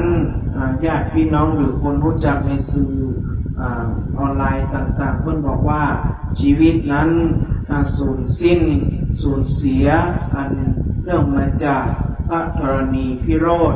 ผู้ที่ทุกข์เพราะถูกธรรมชาติป้องกันมาได้แต่รู้ทันได้ผู้ที่ทุกข์เพราะธรรมดานั้นเกิดจากความเกิดแก่เจ็บตายเหมือนที่อาตมาภาพกล่าวเบื้องต้นก็น้องว่าปลงใจได้ทุกข์เพราะวิปโยคความพลัดพรากความสูญเสียความรักคนรักแต่เราก็ต้องทำใจดังนี้เป็นต้นญาติโยมทั้งหลายสิ่งทั้งหลายที่อาตมาภาพออกมานี้สังคมโลกต้องอาศัยเมตตาเมตตาธรรมมีการขนขวายการช่วยเหลือเกื้อกูลกันเหมือนที่เราฟังวิทยุกันทุกวันนี้สังคมไทยอนุภาพแห่งเมตตาแห่งกรุณาธรรมดังนี้เป็นต้นสิ่งที่จะบ่งบอกถึงความมีน้ำใจปรากฏชัดเจนอาตมาภาพบอกนิยมด้วยกัน4 ข้อ 1ไปเยี่ยมกันในเวลาป่วย 2ไปช่วยกันเวลาตาย 3ไปแสดงความเห็นใจในเวลาเผา 4ไปปุ๋งไปปุกไปปลอบใจปลุกใจกันในเวลาเศร้าทุกอย่างเนี้ยเราเรียกว่ามันเป็นวัฏจักรมันเป็นสังขารมันเป็นธรรมดาธรรมชาติของชีวิตพระพุทธเจ้าจึงตรัสไว้ว่ายังเวเสติกาทิสาเราทั้งหลายพบบุคคลเช่นไรเราก็จะเป็นบุคคลเช่นนั้นพบบัณฑิตก็พาไปหาผลอันเป็นผลที่ดีที่งามพบกับคนพาลก็จะพาไปหาพิษเหมือนต้นมะม่วงถูกสะเดาบัวพันฉันใดรสมะม่วงนั้นก็มีรสขมฉะนั้นบุคคลใดที่เฮาสนิทใกล้ชิดเฮาก็จะเป็นบุคคลที่ใส่ใจคอแบบนั้นก็ถูกละลายหลอมเป็นเช่นนั้นเองก็จึงกล่าวไว้ในท้ายที่สุดนี้ว่าคนบางคนรู้จักได้แต่คบมาได้คนบางคนนั้นพูดคุยได้แต่เป็นที่ปรึกษามาได้คนบางคนนั้นเป็นเพื่อนกินได้แต่เป็นเพื่อนแท้มาได้คนบางคนนั้นให้ของได้แต่ให้ใจไม่ได้อย่าลืมว่ากฎของธรรมชาติธรรมดาชีวิตเกิดขึ้นตั้งอยู่ดับไปแต่กฎของชีวิตนั้นแม่ข่าวพ่อข่าวทั้งหลายตื่นขึ้นเขาก็ต้องดิ้นรนทำมาหากินทนอยู่กับสังคมอยู่กับเพื่อนกับฝูงอยู่กับพี่กับน้องข้างบ้านใกล้เรือนเคียงแล้วก็สู้ต่อไปต้นบอกว่าสู้อย่างก็ตามมันก็สู้ใจตัวเก่ามาได้เนอะสูงที่สุดไม่ใช่ท้องฟ้าคือความทะเยอทะยานลึกที่สุดไม่ใช่พื้นมหาสมุทรแต่คือจิตใจมนุษย์ไกลที่สุดไม่ใช่เส้นขอบฟ้าแม่คืออดีตที่ผ่านมาคือความไกลใกล้ที่สุดไม่ใช่ญาติมิตรบริวารแต่คือความตายเพราะฉะนั้นวันนี้ครบรอบ90 ปีเอามรณานุสติครูบาเจ้าศรีวิจัยนึกถึงไม่มีมิตรสหายใดยิ่งใหญ่ไปกว่าความรู้บ่มีศัตรูใดยิ่งใหญ่ไปกว่าความเจ็บไข้ได้ป่วยแม่บ่มีความรักใดยิ่งไปกว่าความรักของพ่อของแม่ครูบาอาจารย์บ่มีกฎหมายใดๆกฎใดๆก็ตามยิ่งใหญ่ไปกว่ากฎแห่งกรรมทุกคนมีกรรมเป็นของตัวเองหลังจากนี้จัดแล้วเราจะทำดีทำชั่วไว้มากไว้น้อยผลมันก็เกิดจากนี้มันมีคุณงามความดีใดๆเต้าคุณงามความดีที่เรียกว่าความกตัญญูนั่นเอง บรรดาญาติโยมทั้งหลายเนาะเอาละ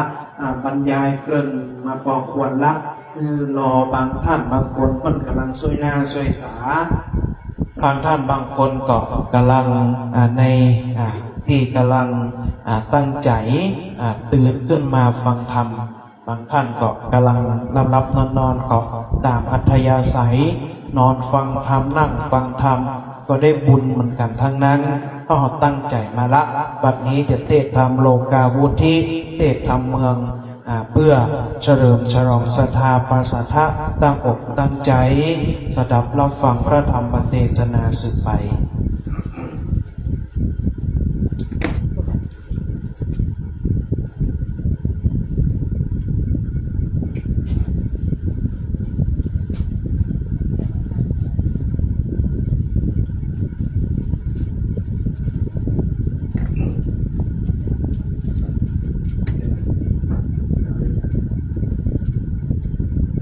ต่อไปจะได้ตั้งใจฟังธรรมเพิ่นตื่นกันแล้วเนอะตีสามเกินละเพิ่นตื่นทำกับข้าวให้แม่ขาวพวกขาวกับอาหารใส่บาตรที่หกโมลายพวกนั้นวันนี้พร้อมในการฟังเทศเนอะจะได้เทศนาธรรมทั้งธรรมโลกาวุฒิตั้งน้อมจิตน้อมใจอันเป็นบุญเป็นกุศลท่านก็มาภาพก่อนเทศเรื่องแรกนี่ทำโลกาวุฒิเนื้อหาสาระจะได้ก่อนสดับรับฟังสืบไปนะโมตัสสะภะคะวะโตอะระหะโตสัมมาสัมพุทธัสสะพุทโธเศธโธติโลกัสสมิงสัมปติจิตังกะโลสังสารังสัมปนังสิโนอาหาวันตามิสัมปตาพุทโธอันว่าพระพุทธเจ้าเศรษฐตนพาเสดิโลกัสสมิงกว่าโลกทั้งสามกโรนเตก็กตำหิตาคือเป็นประโยชน์จะนะ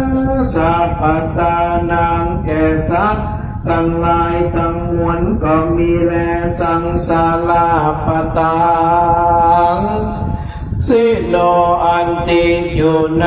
วัฏสงสารกันว่ามัดเจือกไว้พอสู่ได้ถึงนิพพานแก่สัตว์ตมวลตั้งหลายต้องมีสัพพัญญูจะเอาหากได้มั่นเสียยังเชือกมัดไว้นั้นอันว่าข้าก็ไว้ยังพระพุทธเจ้านั้นศิรสาโดยหัวแห่งคาสัมปตาในกาลาตุกเมื่อแลเยจันนาอันว่าคนตั้งหลายกลุ่มใดก็ดีแม้นว่าสมณะชีพรามตนใดก็ดีอันเอาพระพุทธเจ้าตั้งไว้เป็นตีจังตีพึ่งโดยบทว่าพุทโธเศธโธนี่อ่านว่าคฤหัสถ์นักบวชฝูงนั้นก็พ้นจากความทุกข์และโทษทั้งหลายในปัจจุบันและอนาคตการอันจะมาไปนาจะแลธรรม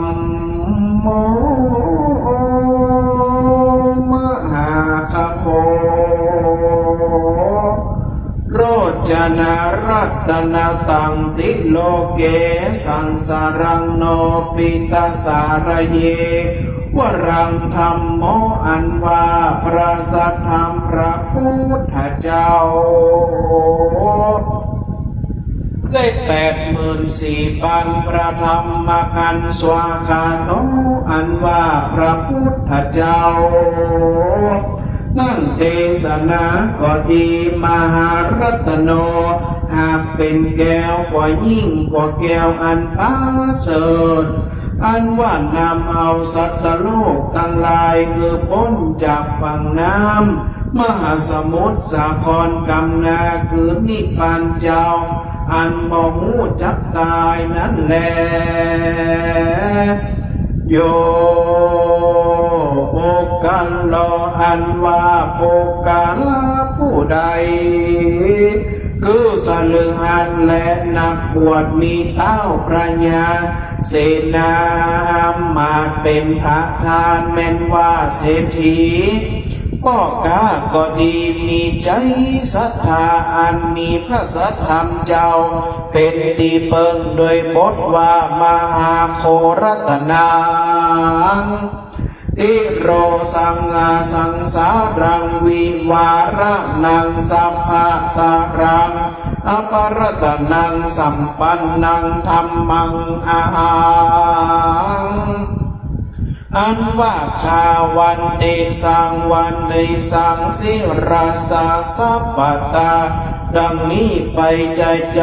ก็จักพ้นจากกังวลอ้นทลายตั้งหลายตั้งแต่ปัจจุบันตั้งแต่อนาคตตักขันไปนาตราบต่อเต้าเทิงนิพพานบ่จ้าและนาสังโฆวิสุทโธวราคินโยสินตริโยอาสาปามาลาปโนโกเลหิเนหิสัมปติปัตโตอานาสโวตังบนามามิสังฆังสังโฆ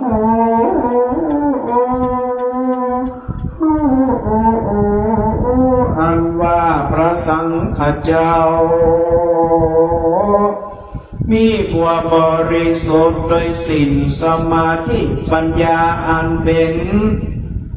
สาวกะแห่งพระพุทธเจ้าอันมีอินทรีย์หักระงับด้วยความดีก่อเฮือมอาภัจจนต่อหน้าหือพ้นเป็นบุญเป็นกุศลเป็นแก้วเป็นกุลเพื่อสำเร็จโดยบุญเทจาอายุมั่นยืนยาวประกอบไปด้วยเงินคำแก้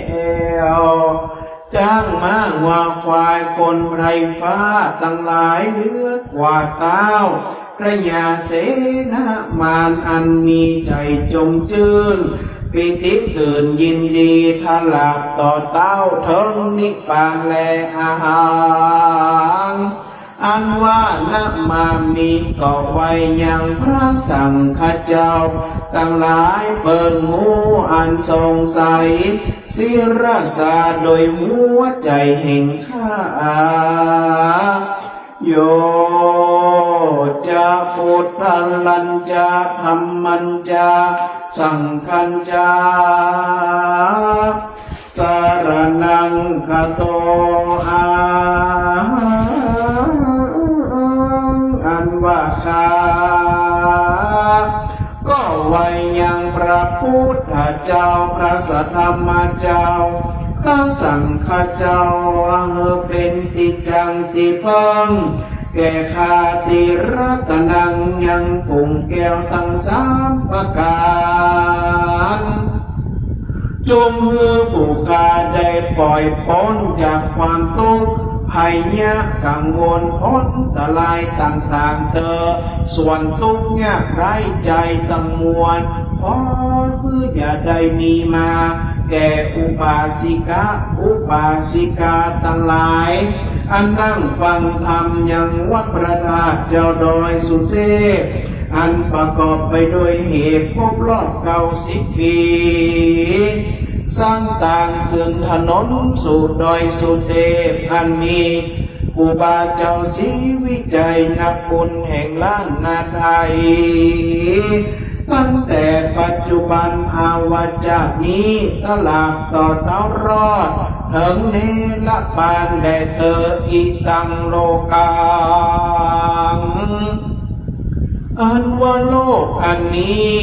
มุจจาริสาจงปล่อยพ้นหือพ้นจากสัพพทุกข์ทั้งหลายทั้งปวงปรังปายไปนาแด่เธอพ้นจากกรรมเวรทั้งหลายจงหือมีญาติพี่น้องวงศาคณาญาติจงหือได้พักกอบโดยยามิตรเกลสักหายคำมีเฮือนอยู่กว้างขวางพักกอบไปโดยเงินคำกำแก้วมากพวงลวงลายตัดสมาเหตุดังอันว่าวันตาก็ไว้ยังพระพุทธเจ้าพระธรรมเจ้าพระสังฆเจ้าตั้งหลายในกาลทุกเมื่อแลยถาอันนั้นมีสันใดตมอาหังอันว่าข้าขอเอาคุณพระพุทธเจ้าเอาคุณพระธรรมเจ้าคุณพระสังฆเจ้าเป็นติจังติเปิ้งแก่ข้าพระเจ้าในภาวะปัจจุบันตลาดต่อเต้ารอดมหาเนรปานตาโตตั้งแต่นั้นเราจงมีจิตใจโดยอันล่ำเพิงถึงอย่างพระพุทธเจ้าพระธรรมเจ้าพระสังฆเจ้าแม่นจุงจักหือพักกอบไปโดยชีวิตและกำลังมากหนักนั้นเตยะทาอันนั้นมีสันใดก็ส่วนอันว่าสัตว์โลกทั้งหลายคือว่ายิงใจทั้งหลายอันเดียวพัดแวกไปมาในวัฏฏะสงสารจงมีชีวิตใจยืนยาวทุกชาติอย่าขาดอย่าได้พระมาตลาสานั้นเตยะถาอันนั้นมีสันใดโดยหิตาศิรสาอันว่าหัวแห่งข้าอย่าได้เจ็บได้ปวดได้เจ็บสักอย่างเอื้อแลจุงอยู่สุขะสวัสดีอย่าได้มีพยาธิมาเบียดเบียนจงพ้นจากพยาธิอันดันเตอสัตตะปะโตอันว่าตีนและมือจงมีอยู่ด้วยอย่ามีพยาธิมาสักภาวะจาตตั้งแต่ภาวะจาดีต่อไปนั่นแลตั้งแต่ทาราบต่อเต้าจงไปนานี้แด่เตอจงข้าพระเจ้าทั้งหลายอันมีธรรมอันประกอบไปโดย84,000พระธรรมขันธ์อันว่าพระพุทธเจ้าเยนาราอันว่าคนทั้งหลายได้ฟังธรรมแล้วก็จึงจังจักจากธรรมอันมาเพื่อเป็นโลกาวุธิอันดวงพระเสริฐนี้จงได้เป็นสิทธิสำเร็จด้วยมากเข้าของเงินทองจังมาขาคนได้มากนักจะแลเตจนาอันว่าคนตั้งหลายจากประกอบไปโดยอริยธนตน7ประการคือว่าศรัทธาทานังอาศีลทานังหิตาทานังโอปัญญิทานังสุตาทานังจาคาทานังปัญญาทานังเอตังทานังอันว่าเขาของฝูงดีก็จักมากนักแก่ปุกละผู้ใดหากใดวุฒิจำเริญโยปุกโลอันว่าปุกละผู้ใดก็ใจก็ดีโยหิตโลก็จักพ้นจากความทุกข์ยากไรเห็นใจอันว่าปุกโลอันใดประกอบไปด้วย มากนักแลโยปุกกะโลอันว่าปุกกะละผู้ใดได้ฟังธรรมโลกาวุธินี้ ก็ไปย่อนจักได้มีอายุมั่นยืนยาวอายุสั้น ก็จักหมดไปหายไปมีอายุมั่นขวัญยืนโยปุกกะโลอันว่าปุกกะละผู้ใดเกิดมาในปรโลกไปนาก็อยู่สุขสวัสดีทุกเมื่อแลประการเนื่องตั้งแต่นี้ไปนาก็จักได้เข้าสู่นิพพานอันเป็นสุขยิ่งกว่าสุขทั้งหลายทั้งมวลโยปุกกะโลอันว่าปุกกะละยิ่งใจนักบวชก็ดีมีใจศรัทธาอยากเป็นเจ้าภาพบูชากันเต้ธรรมดวงนี้ชื่อว่าธรรมโลกาวุธิอันมีใจใส่ศรัทธาอันว่าคนตั้งหลายฝูงนั้นแม้นว่าตายไปก็จักไปเกิดบนสวรรค์จันทร์ฟ้าจักเป็นเทวบุตรเป็นเทวดาทั้งหลายมักว่าจักประกอบไปโดยสรีสัพปติยิ่งกว่าเทวบุตรเทวดาทั้งหลายพระญาอินทร์พระญาพรหมก็ดีก็ได้ดูแลรักษากันตายจากเทวโลกไปแล้วก็บ่ได้พลิกมาเกิดเป็นคนเหมือนเดิมจะแลเกิดในวันหน้าดีๆเพื่อเกิดในตระกูลร่ำรวยอย่าได้เป็นคนทุกข์เข็นใจประกอบไปโดยสุขทุกเมื่อแลหิก็โดยเตจาก็จะให้สุขด้วยอาภาลาอันประเสริฐกว่าพญาทั้งหลายอันมาอยู่ในจมพูนี้บ่อยากจะแลโยนโรอันว่าคนฟงใดถือว่าใดฟังธรรมโลกาวุธิก็เป็นติจังติเปิงแม้นว่าโปดโทเศธโธติโลกาสามิดังนี้ทุกเมื่อแล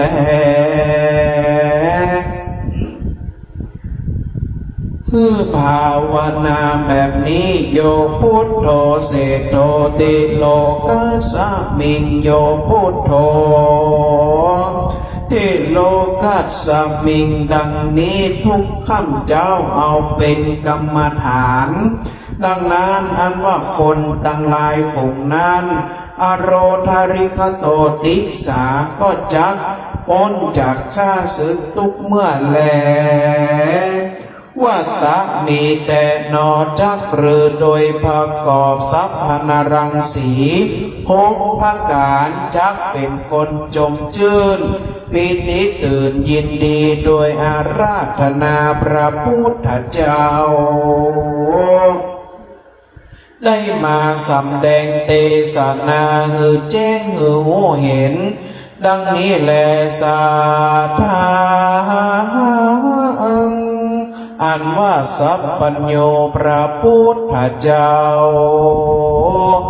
อาหะก็กล่าวคาถาว่ายะติตังสุขขังโลเกปัจจขังเมภาวิสติสัพพัญโยพระพุทธเจ้าเทศนาเอหิกุศเรนะมายังสวหายะดังนี้เป็นต้น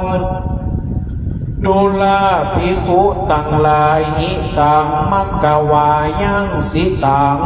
ปุกกะโลอันว่าปุกกะละผู้ใดมีใจถึงสุขมีพระนิพพานเป็นที่ยอดไปนาขอจงมีใจปักจะขังก็จักปงลงยังใจแห่งข้าเพื่อคือเข้าสู่นิพพานอันพ้นจากสงสารทั้งหลายคือว่าภัยยะในอุบาททั้งสี่ภัยยะอันมีภัยในโลกนี้คือว่าภัยยะตั้งแต่โจรทั้งหลายมีเต้าพญาเสนาอามาตย์เป็นต้นคือว่า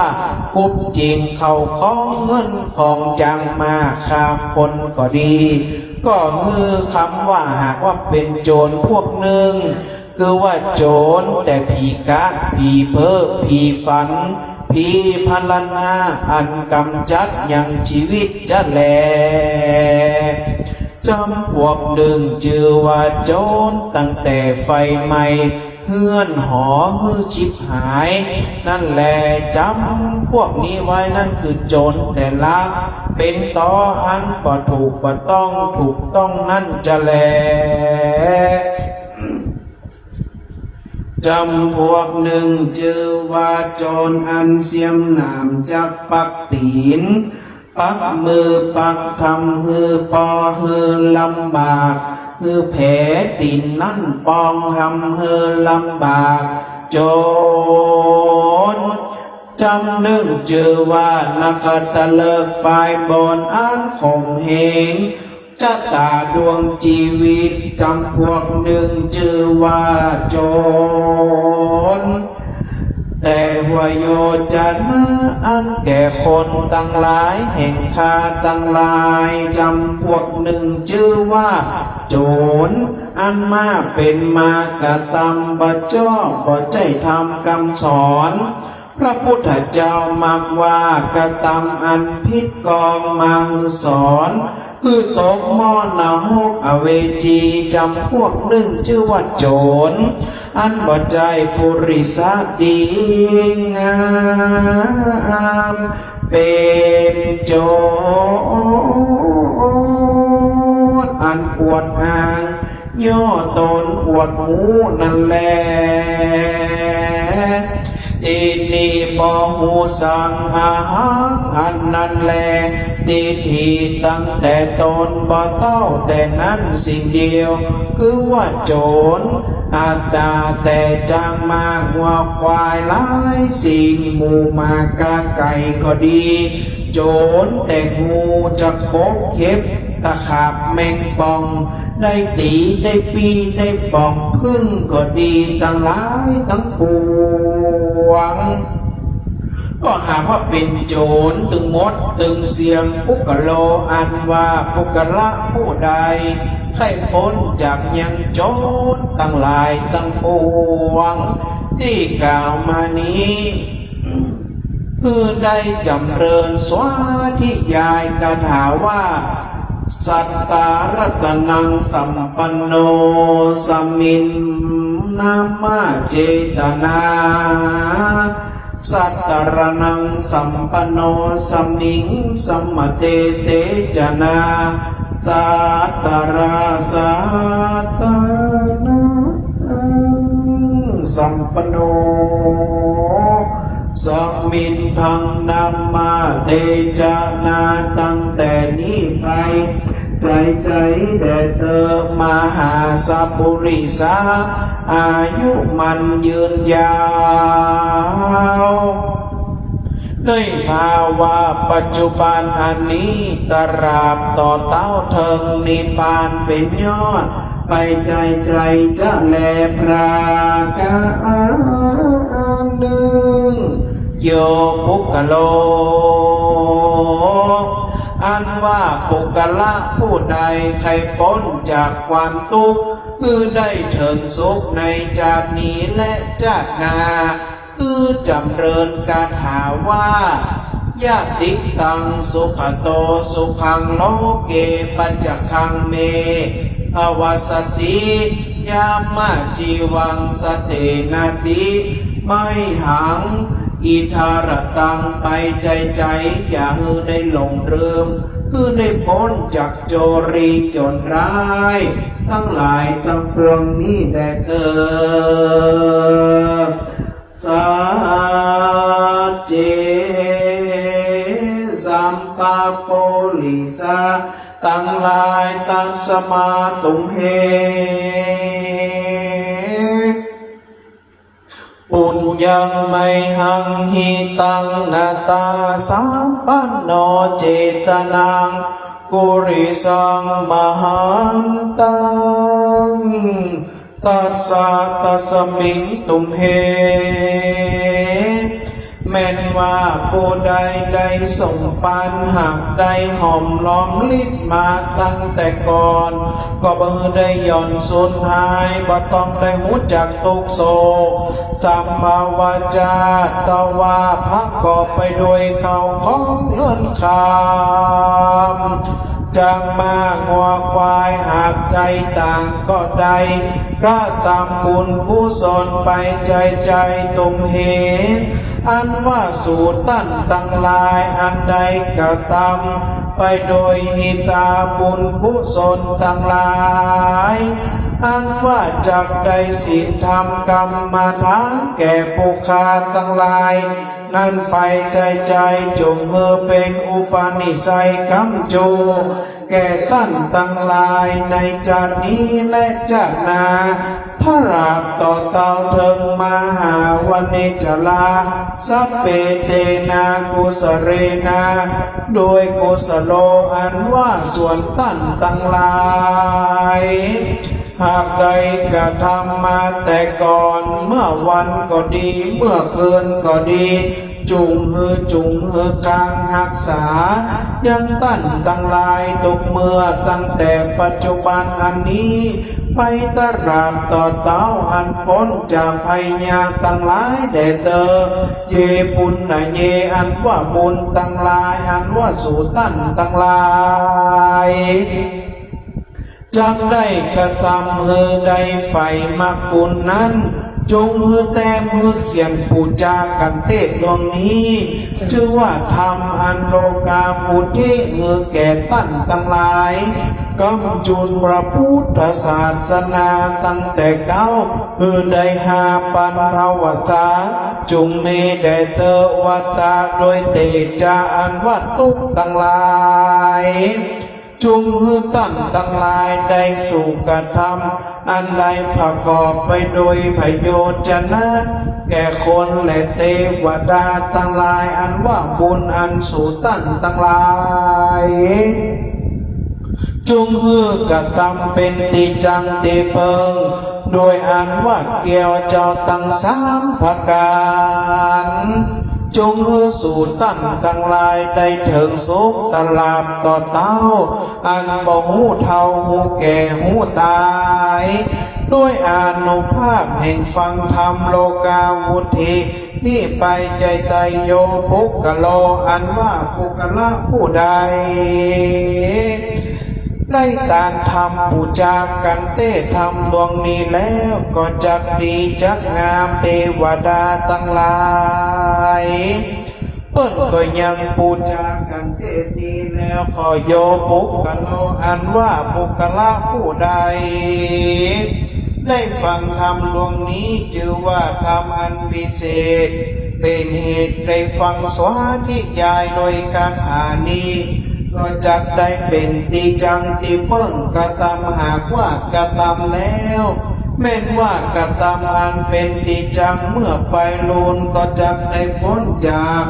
ความทุกข์ทั้งหลายได้มีอายุมั่นยืนยาว100 กว่าเข้าวาษา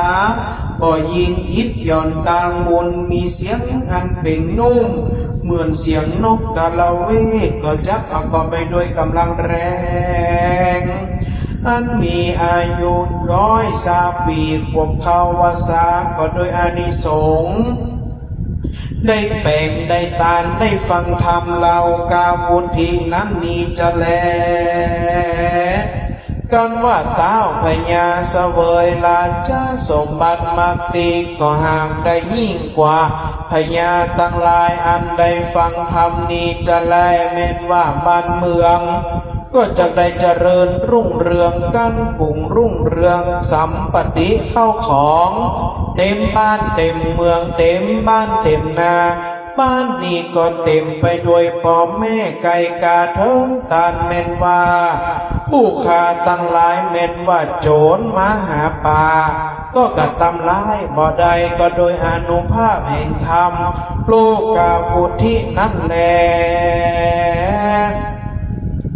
ร่มพาตังอันว่าปานน้อยใหญ่นั่นแลหากว่าเสียงหาปานภาพวาสาราชาอันว่าเต้าพญาตนนั้น ก็จักเสวยยังราชาสัมปติมากนักจัดแลธรรมาภาษีก็จักได้ประกอบไปโดยธรรมอันมุทิไปใจโยปุกกะโลอันว่าปุกกะละผู้ใดในเต้าพระยาเสนามานตังปัจจาราชแก่หาเศรษฐีตั้งหลายเม่นว่าสมณะชีพามตั้งหลายคฤหัสถ์อันก็ได้ฟังธรรมดวงนี้แล้วชื่อว่าธรรมโลกาวุธที่มีใจศรัทธาเชื่อมั่นดังอันว่าคนตั้งหลายก็จากได้เสวยอันเป็นผลมากกวางเทวดาตั้งหลายอันว่าเทวดาอินทมยมมาลาจุงรักษาบ้านเมืองอาเฮือก็เกิดห่อเฮือนตั้งหลายตั้งปวงอย่าถามเมื่อใดหันว่าพระอริยเมตไตรจุงได้เสด็จมาในโลกนี้คนที่ฟังธรรมยังโลกาวุธิก็จะเกิดในพระศรีอริยเมตไตรนั่นแหละโยปุกกะโลใครได้ฟังธรรมนี้แล้วจุงฮือได้เสียดับเสียยังความทุกข์ตั้งหลายตั้งปวงอันว่าทุกข์ในกังวลอนตรายตั้งหลายก็จะได้มีความสุขในการฟังธรรมโลกาวุธินั่นแหละโยนาโรอันว่าคนคงได้มักได้อุบาทอุปทวะกังวลอนตรายตั้งหลายอันเป็นเคราะห์น้ำตำไตคอเจ็บคอไม่คอไก่ข้อหนาวข้อกลางคืนบาหันข้อกลางวันบาหูก็จักหายไปจงมีแต่ปูจาอานิสงส์แห่งการได้ฟังธรรมอันนี้จะแลโยปุกกะโลอันว่าปุกกะละผู้ใดได้ฟังได้ปูจาได้เป็นเจ้าภาพกันเทศอาโลกาบุตรที่ก็จักได้เกิดมาเป็นเศรษฐีอันมีโยพระนาเศรษฐีโยจติเศรษฐีอนาถปิณฑิกะเศรษฐีอันมีภาษาอันใด7 ประการเวทล้อมน้อมโดยตุกเมื่อแลโยปุกกะโลอันว่าปุกกะละผู้ใดได้ปูจาตาตานเทศตานธรรมนี้แล้วก็จะมีใจภาวะไปใจตุมเหอันว่าธรรมโลกาวุธินี้พระพุทธเจ้าปฏิทิตาแม่นจะเป็นติจังติเพิ่งแก่สัตว์ตั้งหลายตั้งมวงเพื่อให้เขาได้พ้นจากความทุกข์ได้เสวยสุขมักว่าหับห้ามเสียยังภัยต่างๆอันบ่ได้เกิดขออย่าเกิดภัยที่เกิดแล้วคือระงับดับเสียไปคือว่ามีภัยตั้งโจร500 ประการ10 ประการอันประกอบไปโดยราชาเป็น9 ตราดต่อเต้าถึงนาอุปทวะต่างๆจงเป็นสวาธิยายเมตตาภาวนาโรกาวุธิพุทโธเสโธติโลกัสมิงสัมปัตตาหิตังกโรสังสารสัมปนังสิโรอาหังวันตามิสัพปุริสะตั้งหลายไปใจอย่าขาดอย่าได้พระมาทลาสาหากว่าคาถานี้ระงับดับเสียยังอุบาททั้งสี่ดับเสียยังพยาอุปทวะกังวลอ้นตรายตั้งหลายทุกเมื่อแลตุติยะทวนสองยะติตังยะทากังสุขังกันรนตีปัจจขังเมอาสิตังยามิเตวรังสกตังไมหังอิทาวัจนังจำเริญทุกข้าเจ้าเอาธรรมนั้นมาเป็นภาวนาไปใจก็จักห้ามหับดับเสียยังโจรร้าย คนคิดร้ายตั้งหลายตั้งปวงแลโยปุกกะโลอันทวนสามตะติยาวาตุขังอัตตะโรกาวุธิติระสังนามามี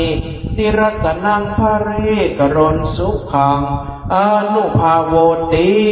อันว่าคนตั้งหลายได้ฟังสวาธิยาย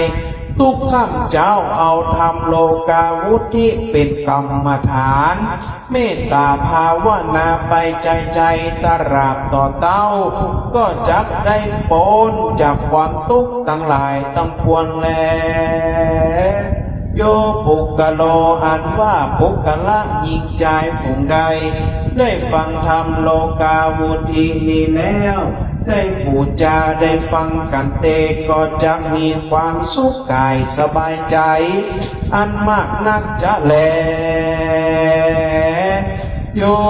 ปุกกะโลอันในโยนั้นว่าพระพุทธเจ้าได้สั่งสวาธิยายธรรมโลกาวุธิ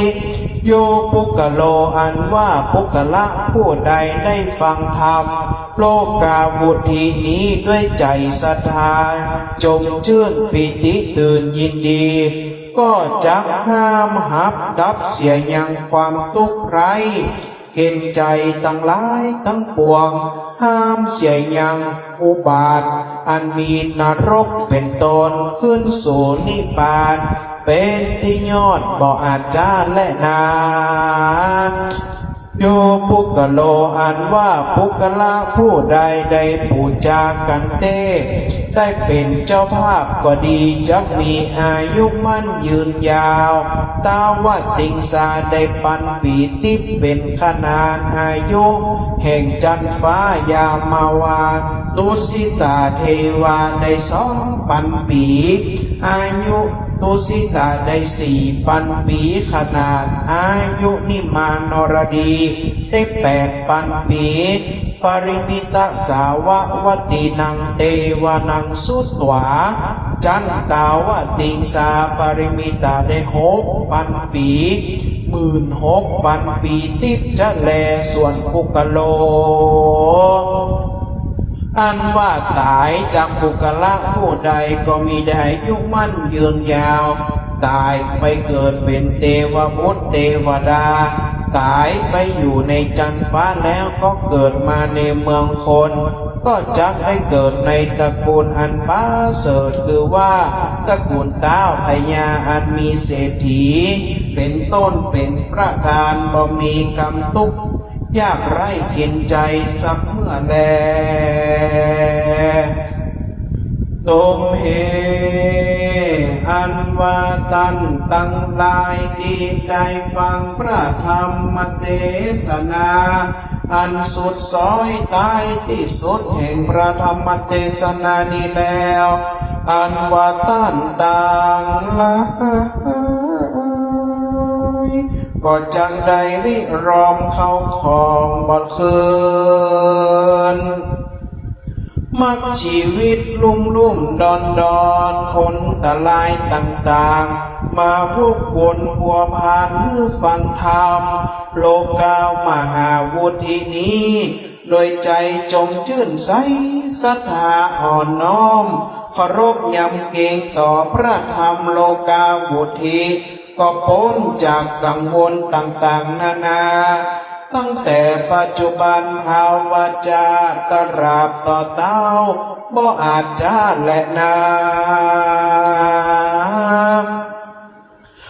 มาโลกาวุธิธรรมโมอันว่ามหาโลกาวุธิดวงประเสริฐดวงนี้อันเป็นนักปราชญ์นักบัณฑิตเจ้าต่างหลายก็จักได้หล่อล้อมออกมาในอาภริธรรมาปิตกาวุธิเพื่อเหือโพดแก่คนตั้งหลายนั้นก็มีแลอันเป็นอนตรายต่างๆภายในโลกนี้และโลกหน้ามหาโลกาวุ ธิสุตตังนิธิตังขิยาอันได้กล่าวแก่ยังทำโลกาวุธีวิจารณสูตรอันพระพุทธเจ้าเทศนามาแก่ฮือพระญาประเสนที่โกศลใดสดับรับฟังท่านทั้งหลายผู้สดับรับฟังพระธรรมเทศนาที่ว่าพระธาตุเจ้าโดยสุเทพก็สดับรับฟังแล้วบูชาแล้วอานิสงส์นี้ก็เกิดก็บังพอสมเลสเสด็จ สาธุ ก็ได้ร่วมกัน ถวายปัจจัยนะเป็นการทำสุดท้าย ก็อาจจะร่วมมาเกณฑ์ก็มาเกณฑ์ด้วยกันเนอะอันนี้ก็มีซองของพระเดชพระคุณหลวงพ่ออยู่ที่นี่1 ซอง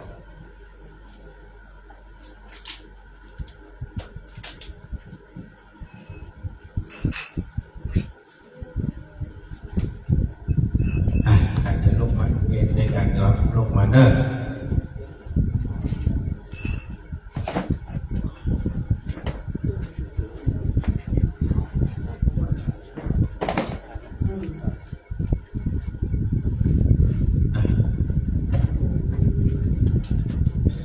สาธุ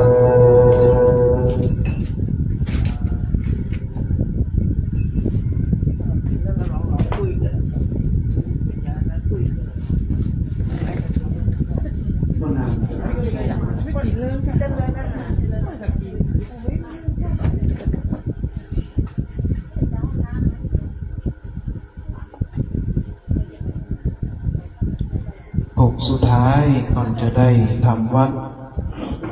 ดังที่เฮาได้ฟังธรรมอาตมาได้เทศนั้นทำโลกาวุธิเพิ่นบอกว่าปุกระผู้ใดได้บูชาแล้วได้ฟังก็ดีได้เป็นเจ้าภาพเหมือนญาติโยมทั้งหลาย อันมีสายบุญญาติธรรมฟังสบายสไตล์พี่นานริชาร์ดคำปัน FM96ได้ฟังธรรมมากโตลุ่งกันตลอดคืนส่วนอิติปิโส108 จบและสวดธรรมวัดเช้าอีกสักครู่หนึ่งแล้วก็จะมีขบวนแห่จากครูบาเจ้าศรีวิจัยพระครูวันลบจะได้ยืนยงองค์การตีลานครูบาศรีวิจัยทั้งลุ่งขบวนรถแห่ครูบาเจ้าศรีวิจัยย้อนยุคพ่อข่าวแม่ข่าวก็จะได้ดูขบวนที่มันแห่ขึ้นมามีรถมีอัญเชิญรูปเหมือนครูบาเจ้าศรีวิจัยจำลองไว้เมื่อ90 ปีก่อนได้นั่งรถขึ้นมาถึงตำบลนี้แล้วก็ได้ครูบาน้อยวัดศรีดอนมูลจะได้มาทำน้ำมนต์เพื่อญาติโยม7 คนกวดพี่นานก็เอาไปเป็นแพ็คไปเพื่อกับญาติธรรมที่เปิ้นให้หอมบูชากันเทศที่ห้องทรงวัดอินทขินโดยทุกอย่างตั้งมวงเหล่านี้ถือว่าเป็นบุญเป็นอานิสงส์อันมากทุกอย่างมาจากแรงศรัทธาแรงปฏิบัติธรรมที่เราจะได้ปฏิบัติและก็จะต่อเนื่องมา90 วันวิสาขะก็ขึ้นมาปฏิบัติธรรมเพิ่นยังมาได้รื้อศาลาเพื่อคงจะหลังจากนี้ไปสักพักหนึ่งตอนนี้กำลังเชื่อมอาคารต่อถ้าเราปฏิบัติธรรมอาคารหลังเดิมศาลานิมานรดีเอามองที่หน้าต่างไปจะมีคานเสริมขึ้นมาเหมือนศาลาที่เราแม่ข่าวปฏิบัติกันอยู่ที่พี่นานปฏิบัติทุกครั้งพระครูเสริฐทำส่วนนั้นมันจะเอาเป็นประตูทางเข้าแล้วตรงไหนจะกว้างบรรจุคนได้เป็นพันคนเลยเป็นลานพิเศษตรงนั้นถือว่าขยายรองรับคณะญาติโยม FM96 ญาติโยมที่ขึ้นมาฟังธรรมตอนนี้ศาลาก็ได้แปลงอาคารปฏิบัติธรรมก็ใจทุนทรัพย์ตอนนี้ที่เบิกไปก็ประมาณ 3-4 ล้านละก็นี่แค่ค้างอะไรนะค้างมาได้ยี่มันรวมอาคารตัวอื่นก็เพราะมันแปลงจากภูเขามาค่อยๆแปลงขึ้นมากับน้อยมันต้องกลัวคานหลวงพ่อแปลงนี้แผ่นดินไหวบรรลุเพราะมันคุดแม่7-8 จันจาก ตีนดอยขึ้นมาสู่ศาลาที่เราอยู่นั่นนะมันสูงก็ถือว่าเป็นบุญเป็นกุศลอนุโมทนาที่จะได้เตรียมเนื้อเตรียมตัวในการล้างหน้าล้างตาสวดมนต์ทำวัดตอนตีห้าเกิดมีน้ำก็กรวดน้ำมามีน้ำก็อธิษฐานเอาตั้งจิตทำผูกสุดท้ายอุทิศบุญกุศลขอครอบกรรมทั้งหลายจงอย่าตามทันเราขอความอัปมงคลเสนียดจันไรทั้งหลายจงถูกล้างไปหมดไปนับตั้งแต่บัดนี้เป็นต้นไปขอให้พระครูบาดิกาประเสริฐประสนโนปินานพุทธิชาติคำปันคณะญาติธรรมฟังสบายสไตล์ FM 96พร้อมด้วย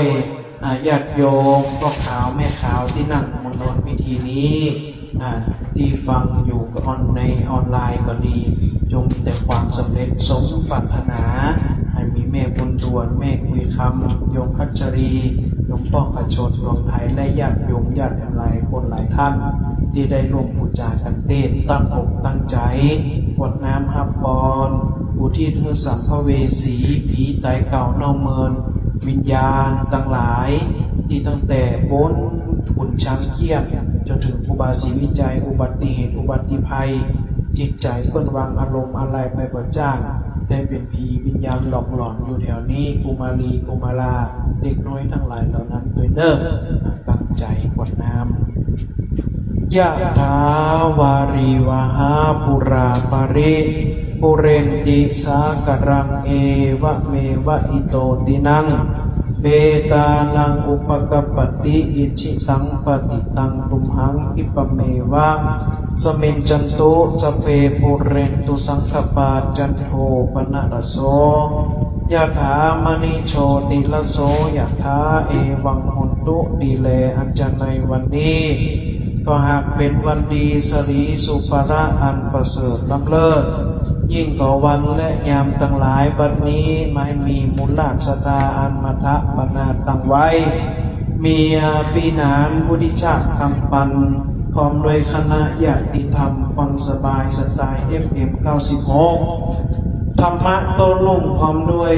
คุณโยมขชนดวงไทยคุณโยมปีพัชรีและลงไปถึงแม่บุญด่วนแม่คุยคำและญาติโยมสาธุชนหลายคนหลายท่านจากทางตรงสันปะตองน้ำบ่อหลวงก็ดีและลงไปถึงบ้านผิวแลก็ดีได้น้อมบูชากันเทศกันทำบุญกุศลทั้งหลายทั้งปวงที่ได้บูชากันเทศกันทำแล้วขออุทิศบุญกุศลพายแผ่ไปหายังพญาปาปะเคาะตั้งแปดอันพัดแฝดใน12ราศีมีพระอาทิตย์จันทร์อังคารพุธพัดศุกร์เสาร์พระราหูเกตเก้าลักแหล่ลักถูกจันทร์เล่นจันทร์ดังอันก็ดีขอ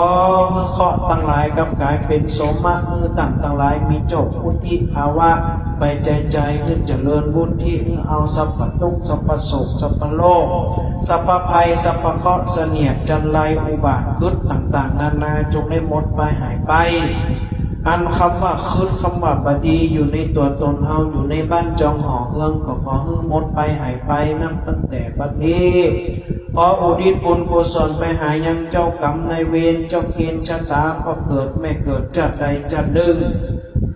พบใดพบหนึ่งกลุ่มใดกลุ่มหนึ่งที่ข้าพเจ้าทั้งหลายได้ด่าได้แจ้งได้ว่าร้ายต่อร้ายทำสัญญิงสัญญาใดๆก็ตามมาได้ไปแก้บนบักบนหนไว้ก็ตามก็ขอให้เจ้ากรรมนายเวรเจ้าเกณฑ์ชะตาพ่อเกิดแม่เกิดทั้งหลายทั้งปวงเหล่านั้นได้อโหสิกรรมอย่าได้เป็นนิวรณ์ละนะทำกรรมจังอันมาไปหน้านั้นจุกจักมีเตียงแต่ดีๆบุญกุศลที่ได้กระทำบูชากันเทศได้ประพฤติปฏิบัติธรรมพระประธาตุดอยสุเทพครบรอบ90 ปีเปิดทางขึ้นสู่ดอยสุเทพในวันนี้ด้วยบารมีครูบาเจ้าศรีวิจัยขอน้อมอุทิศถวายเพื่อครูบาเจ้าศรีวิจัยได้ถึงสวรรค์จันฟ้ามีพระนิพพานเป็นที่ยอดหากว่าจิตตดวงวิญญาณพระครูบาเจ้าศรีวิชัยสถิตเสถียรอยู่ณสถานวิมานแดนใดก็ตามโปรดได้เล็งเห็นมองหันยังศรัทธาสาธุชนณมณฑลพิธีแห่งนี้มีพระเดชพระคุณหลวงพ่อพระธรรมเสนาบดีเจ้าอาวาสวัดพระธาตุดอยสุเทพเจ้าคณะภาค7ได้ญาติโยมสาธุชนทั้งหลายณมณฑลพิธีนี้ ทุกครูบาเจ้าได้โปรดเมตตาปั่นปอนให้โจกให้ใจให้ผู้ฆ่าตั้งหลายมีสรีดีคาอายุมั่นขวัญยืน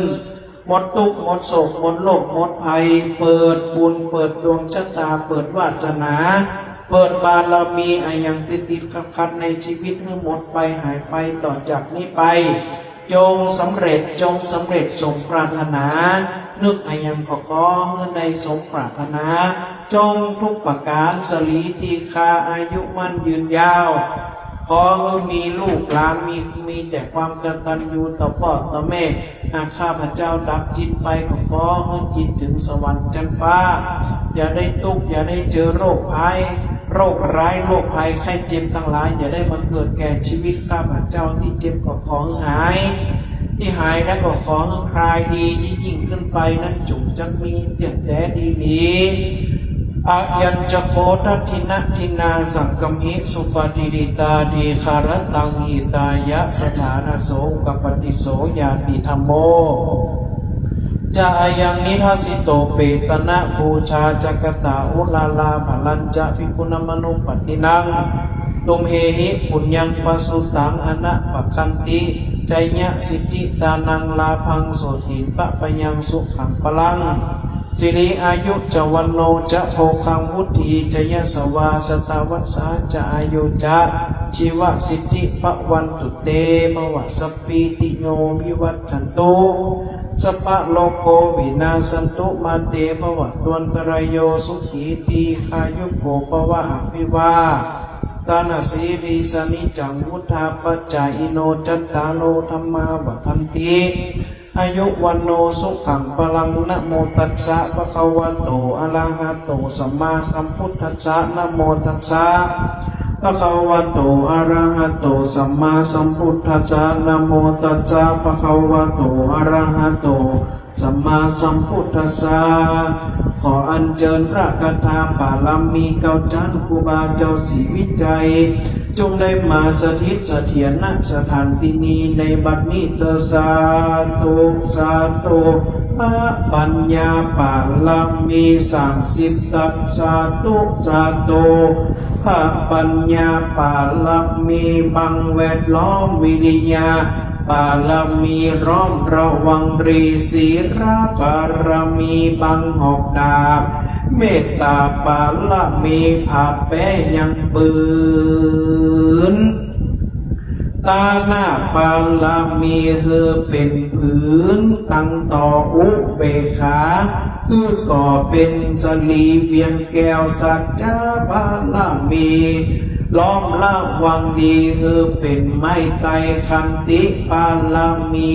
กายเกิดมาเป็นหอกดาบบังนาไม้และปืนไฟอาทีฐานะปาลามีพันพื้นไปผ่าผายแพงทุกแข่งแหงพายผ่าฝูงหมู่มันตั้งลายปีสังพายเพศตุกกวิเวทเวทนาหืนนีไก่นั่งดรณีอาสจันมวยริดน้ำผมใส่น้ำนาตีน้านองนอกน้ำตีฟองนอกเป็นข้าวตอกดอกไม้ถวายปูจาพาแก่ไทยทรงธรรมพระพุทธังจงมาพายโพดจุกอนุญาตโตดโพดผู้ขาดแต่ดีลีพระแม่ธรณีออกมารีดผมทาสจางหายขายขจังซับนาซับดินป้นน้ำนาตีนองพันผายพอพระภายหักทบเท้าไผ่ยามาเอาปุนหัวกับยอหืนทุนหัวแก่ผู้ฆ่านี้ชื่อว่าลูกศิษย์พระพุทธเจ้าต้นมีบุญศพปางอันมากพระพุทธเจ้าจงตั้งพระปัญญาปาละมีไว้เก้าจานตั้งไว้ตั้งหลังก็ได้เก้าจานตั้งไว้ตั้งนาก็ได้เก้าจานตั้งแต่ตีนถึงหัวก็ได้เก้าจานตั้งแต่หัวแผ่วตีนก็ได้เก้าจานแสนวาสูอันวันลูกปืนจักมาซักเหมือนฝนแสนหาก็จักบ่มีอันมาไกลใดแก่ผู้ฆ่าตั้งหลาย ว่าสวากวาพุทธกุณังธรรมะกุณังสังฆกุณังพุทธอินตาธรรมะอินตาสังฆอินตาอัสสะอัตเมธธรณีอยู่เหนือน้ำผู้อยู่กำแผ่นดินครั้งข้าพเจ้าได้นึกถึงบุญพระพุทธเจ้าพระธรรมเจ้าพระสังฆเจ้าคุณบิดาคุณพระมารดาคุณภูมาอาจารย์คุณพระแก้วเจ้าตั้งสาภาการมีคุณพระพุทธคุณพระธรรมคุณพระสงฆ์คุณแดดคุณฝนคุณลมคุณน้ำคุณกุศลราชเจ้าก็ดีคุณภาวนาก็ดีคุณนางอุศราชก็ดีคุณพระปัจเจเกาก็ดีคุณพระแม่ธรณีจงมารักษาผู้ฆ่าทั้งหลายในวันนี้ยามนี้แต่ดีๆแต่เตอสาธุสาธุพุทโธพุทธังรักษาธัมโมธัมมังรักษาสังโฆสังฆังรักษาพุทโธพุทธังอะระหังธัมโมธัมมังอะระหังสังโฆสังฆังอะระหังพุทโธพุทธังกันหาธัมโมธัมมังกันหาสังโฆสังฆังกันหาอายุวันโนสุขังปะลัง สาธุสาธุสาธุอิตัมตานากัมมังนิพพานาปัจจโยโหตุนิจจาอิตัมศีลกัมมังนิพพานาปัจจโยโหตุโนนิจจาอิตัมภาวนานิพพานาปัจจโยโหตุโนนิจจานิจังวัฏฏานิพพานังสุขังสานิพพานังสาลังวัฏฏานิพพานาปัจจโยโหตุโนนิจจาวันตามิหันเตสัพพังอาปาราคังคามะทะเมพันเตมยากาตังปุญญังสามินาอนุโมทิตาภังสามินากาตังปุญญังไมหังตาตัพพังสาธุสาธุอนุโมทามิสิทธิกิจจังสิทธิกัมมังสิทธิราโภชโยนิจังขออำนาจพระบรมธาตุเจ้าดอยสุเทพบารมีครูบาเจ้าศรีวิชัยเมตตาธรรมพระเดชพระคุณหลวงพ่อพระธรรมเสนาบดีหลวงพ่อธงชัยสวนนาสิริได้ปกป้องคุ้มครองรักษาให้สาธุชนญาติโยมทุกท่านทุกคนทุกรูปจงมีแต่ความสุขสมหวังสมปรารถนาจงทุกประการด้วยเถิดสาธุสาธุสาธุอนุโมทามิ กับเราในนามของคณะสัตยาสาธุชนในนามของ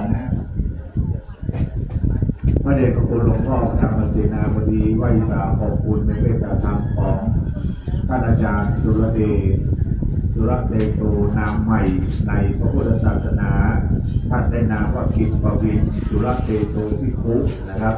องค์เตศนาธรรมเตต้อมย้อมยกอย่างพุทธพิมพาสาลูกเจ้าเตต้อมย้อมยกอย่างองค์รูปหล่อหอมเมืองของครูบาเจ้าศรีวิจัยที่ได้เทศทุกซ้อยองค์ต้นแบบในวันนี้นะครับวันที่30แล้วนะครับไหว้สาขอบคุณท่านสุรเดชนะครับ